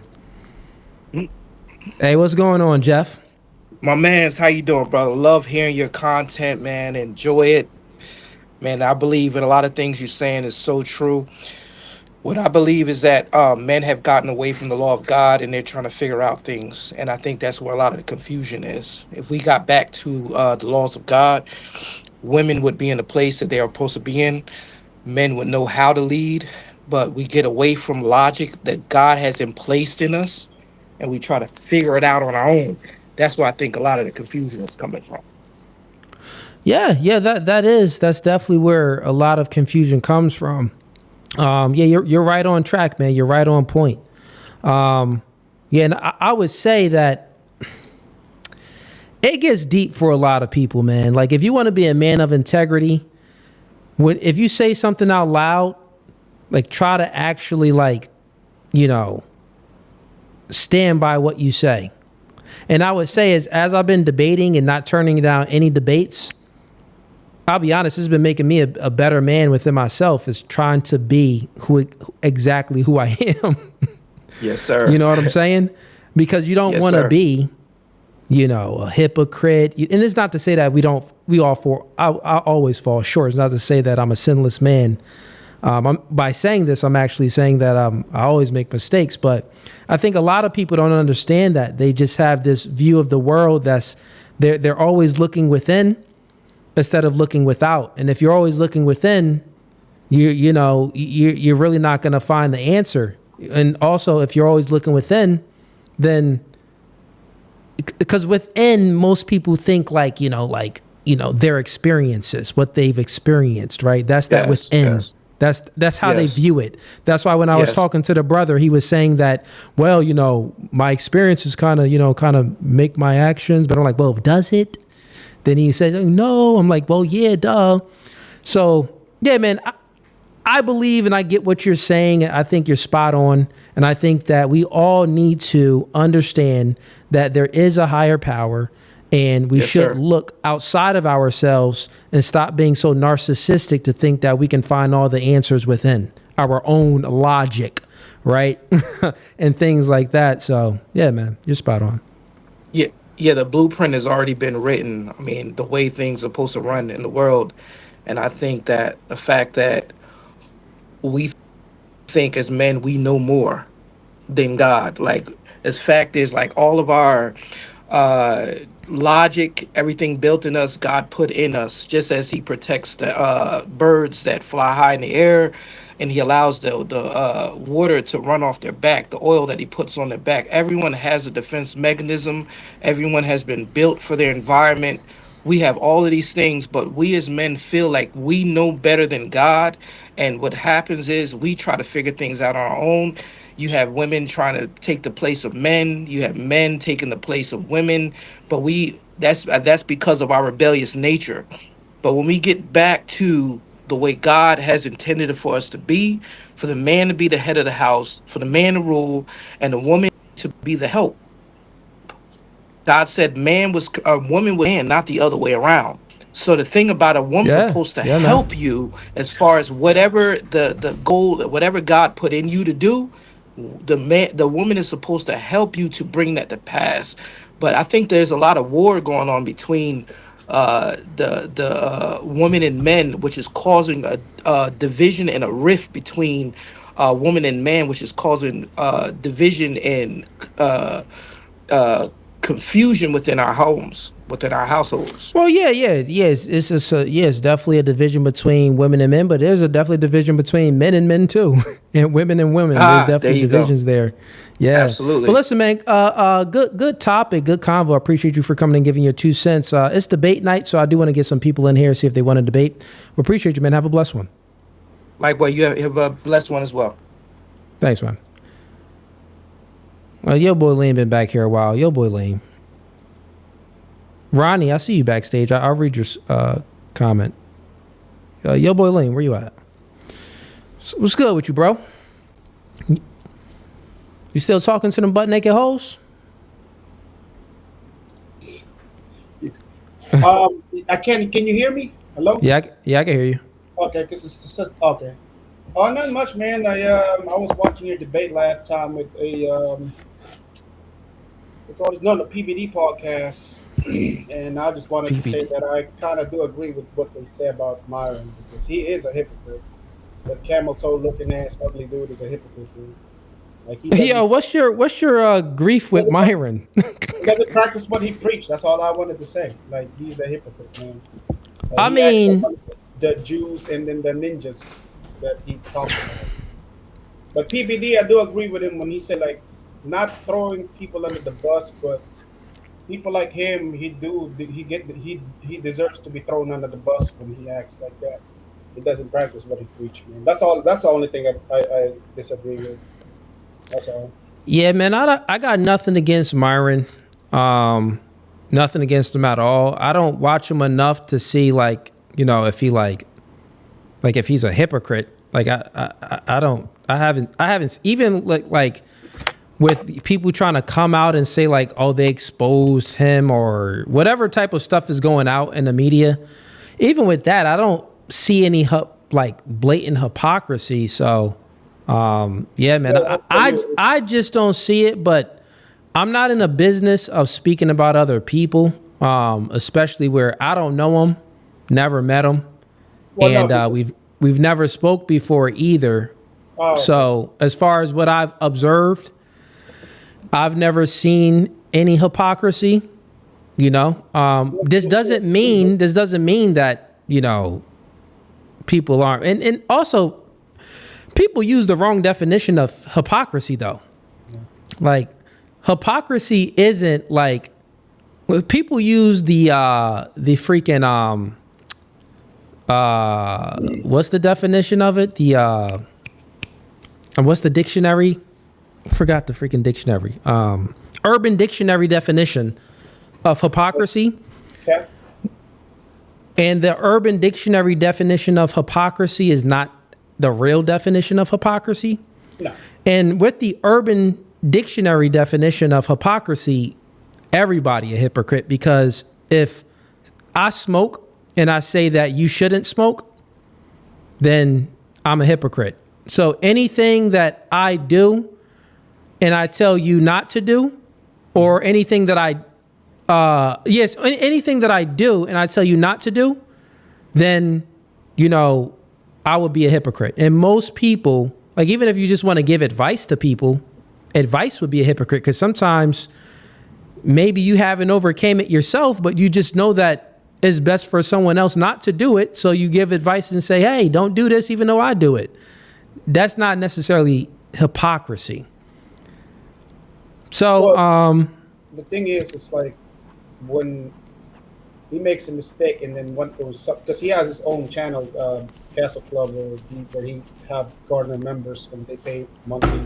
It's just like your membership, but it's a different website. But see, the thing is, when he makes mistakes, and then when one of his members like blast him up with this, like, Mr. Hey man, you made a mistake about this, about that, and then he gets mad at them, he blocks them off his channel, so that way to prevent them from like giving him accountability. You know, that's the only thing. And I mean, you know, even if that's the case, that wouldn't be hypocrisy.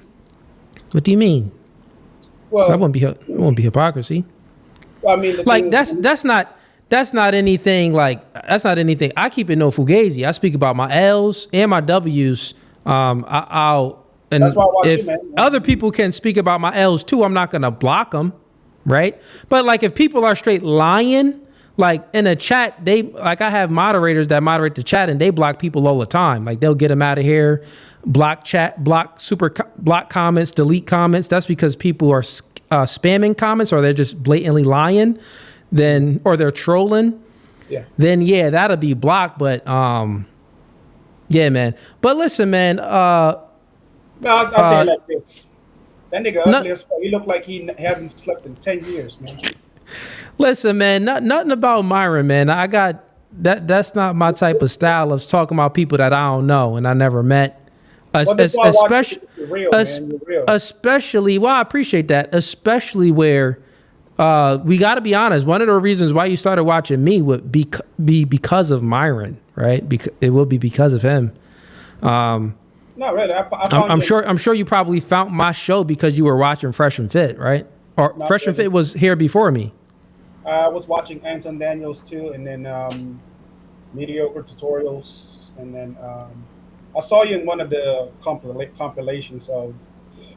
Oh, okay. Well, no, maybe not. All right. I thought you came over from Fresh and Fit. That's what I thought. Okay.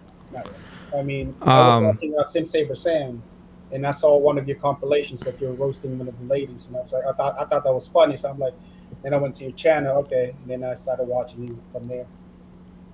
Yeah. Okay. All right, man. Well, listen, I appreciate the support. And I'm gonna wrap up here anyway, man. I've been streaming for mad long, man. Have a blessed one, brother. Yes, sir. All right, chat. Let's see where we at. Any super chats?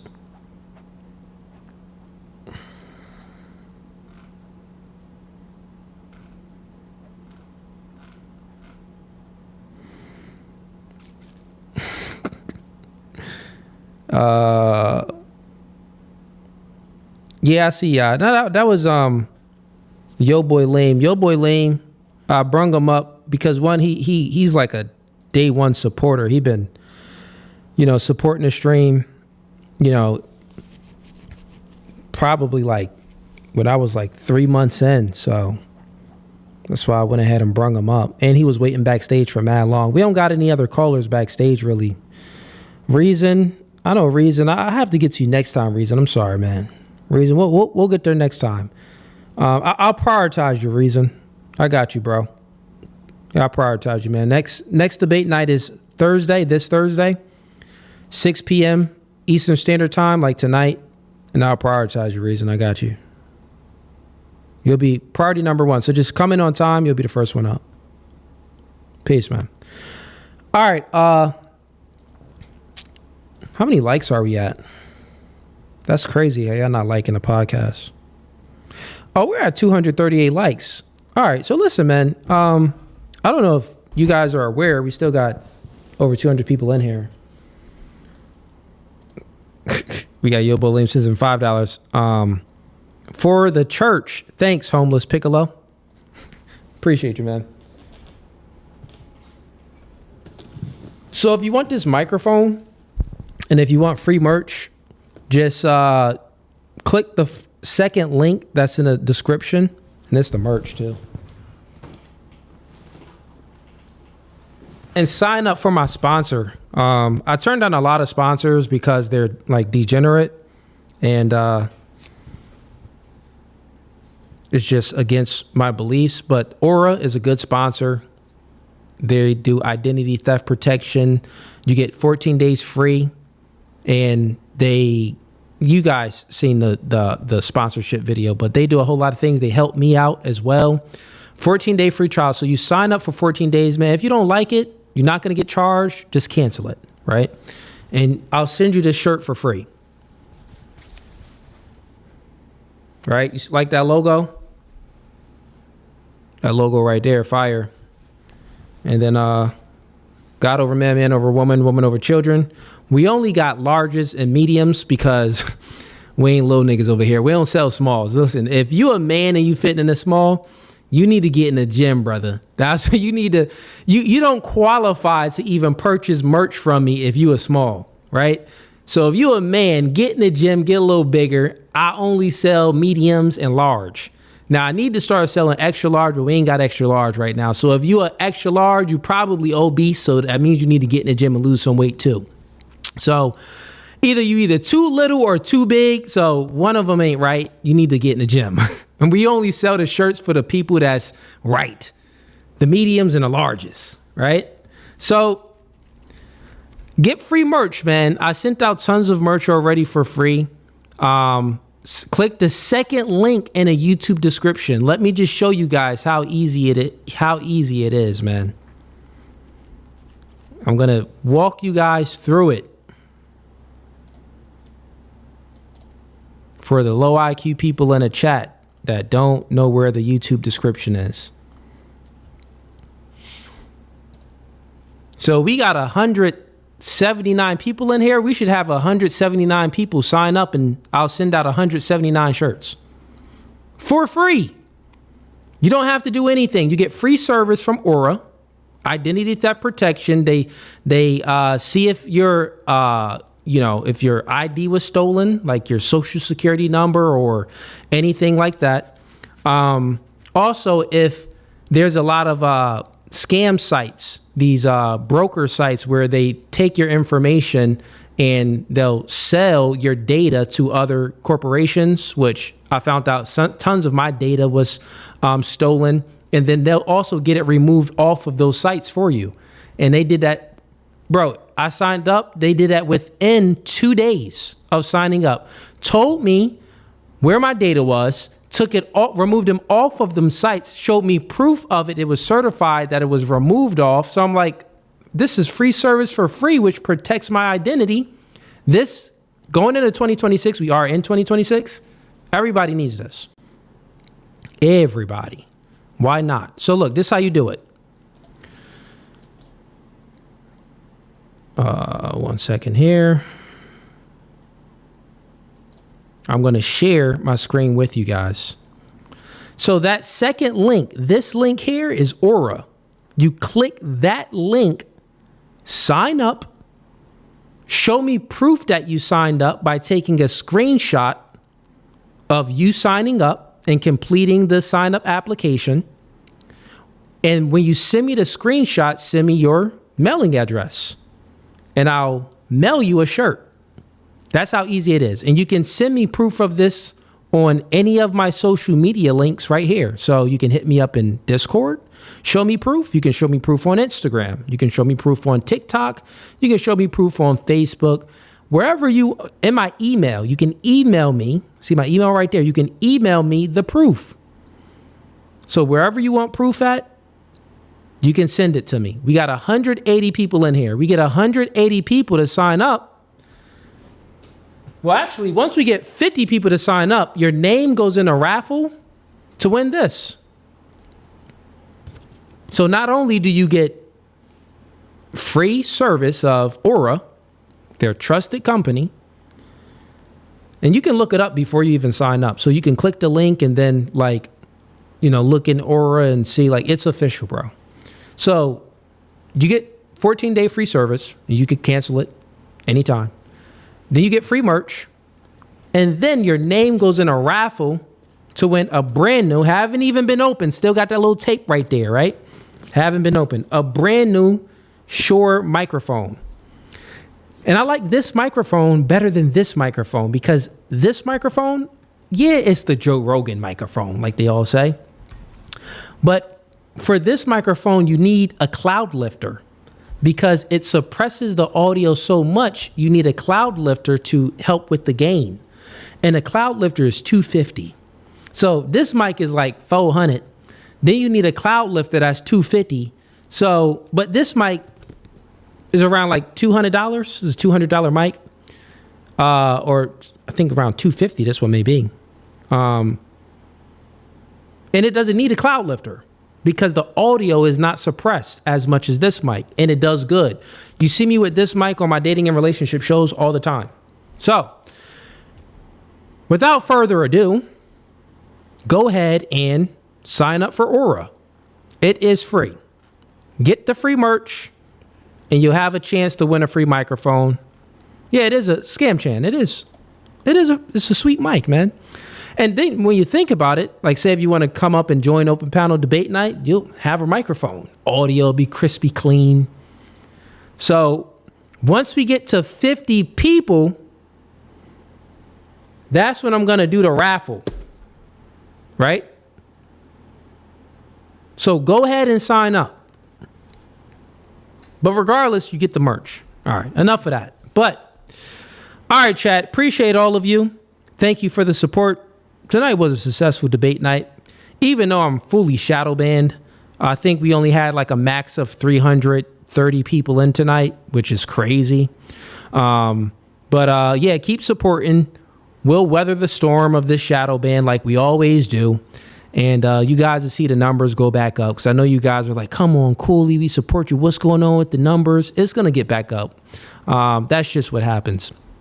I already hired more editing guys. We're going to have more videos posted, more 1-minute clips being posted.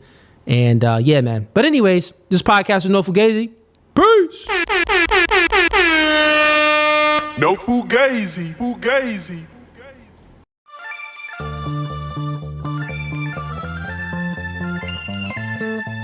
And y'all see the suit too, man. Listen, new studio, new podcast by the spirit, not by the letter. Bro, we can go verse for verse all day long. Fade over. Doing new things are okay with understanding the reality that we are in competition with one another. But you ladies think that you're special. You are in comfort. Men are men of their word. So here's my word. I'll fly you out here and we can do it in person. And after that, we could box. I'm about my business. So remember, I said, when I ask you these questions, I will dismantle your entire argument. That's the end of the debate, my dog. I'm 39, but I don't look your typical 39. Belly. Yeah. You look 39. It's okay, though. That man isn't intimidated by a woman like you. He's annoyed by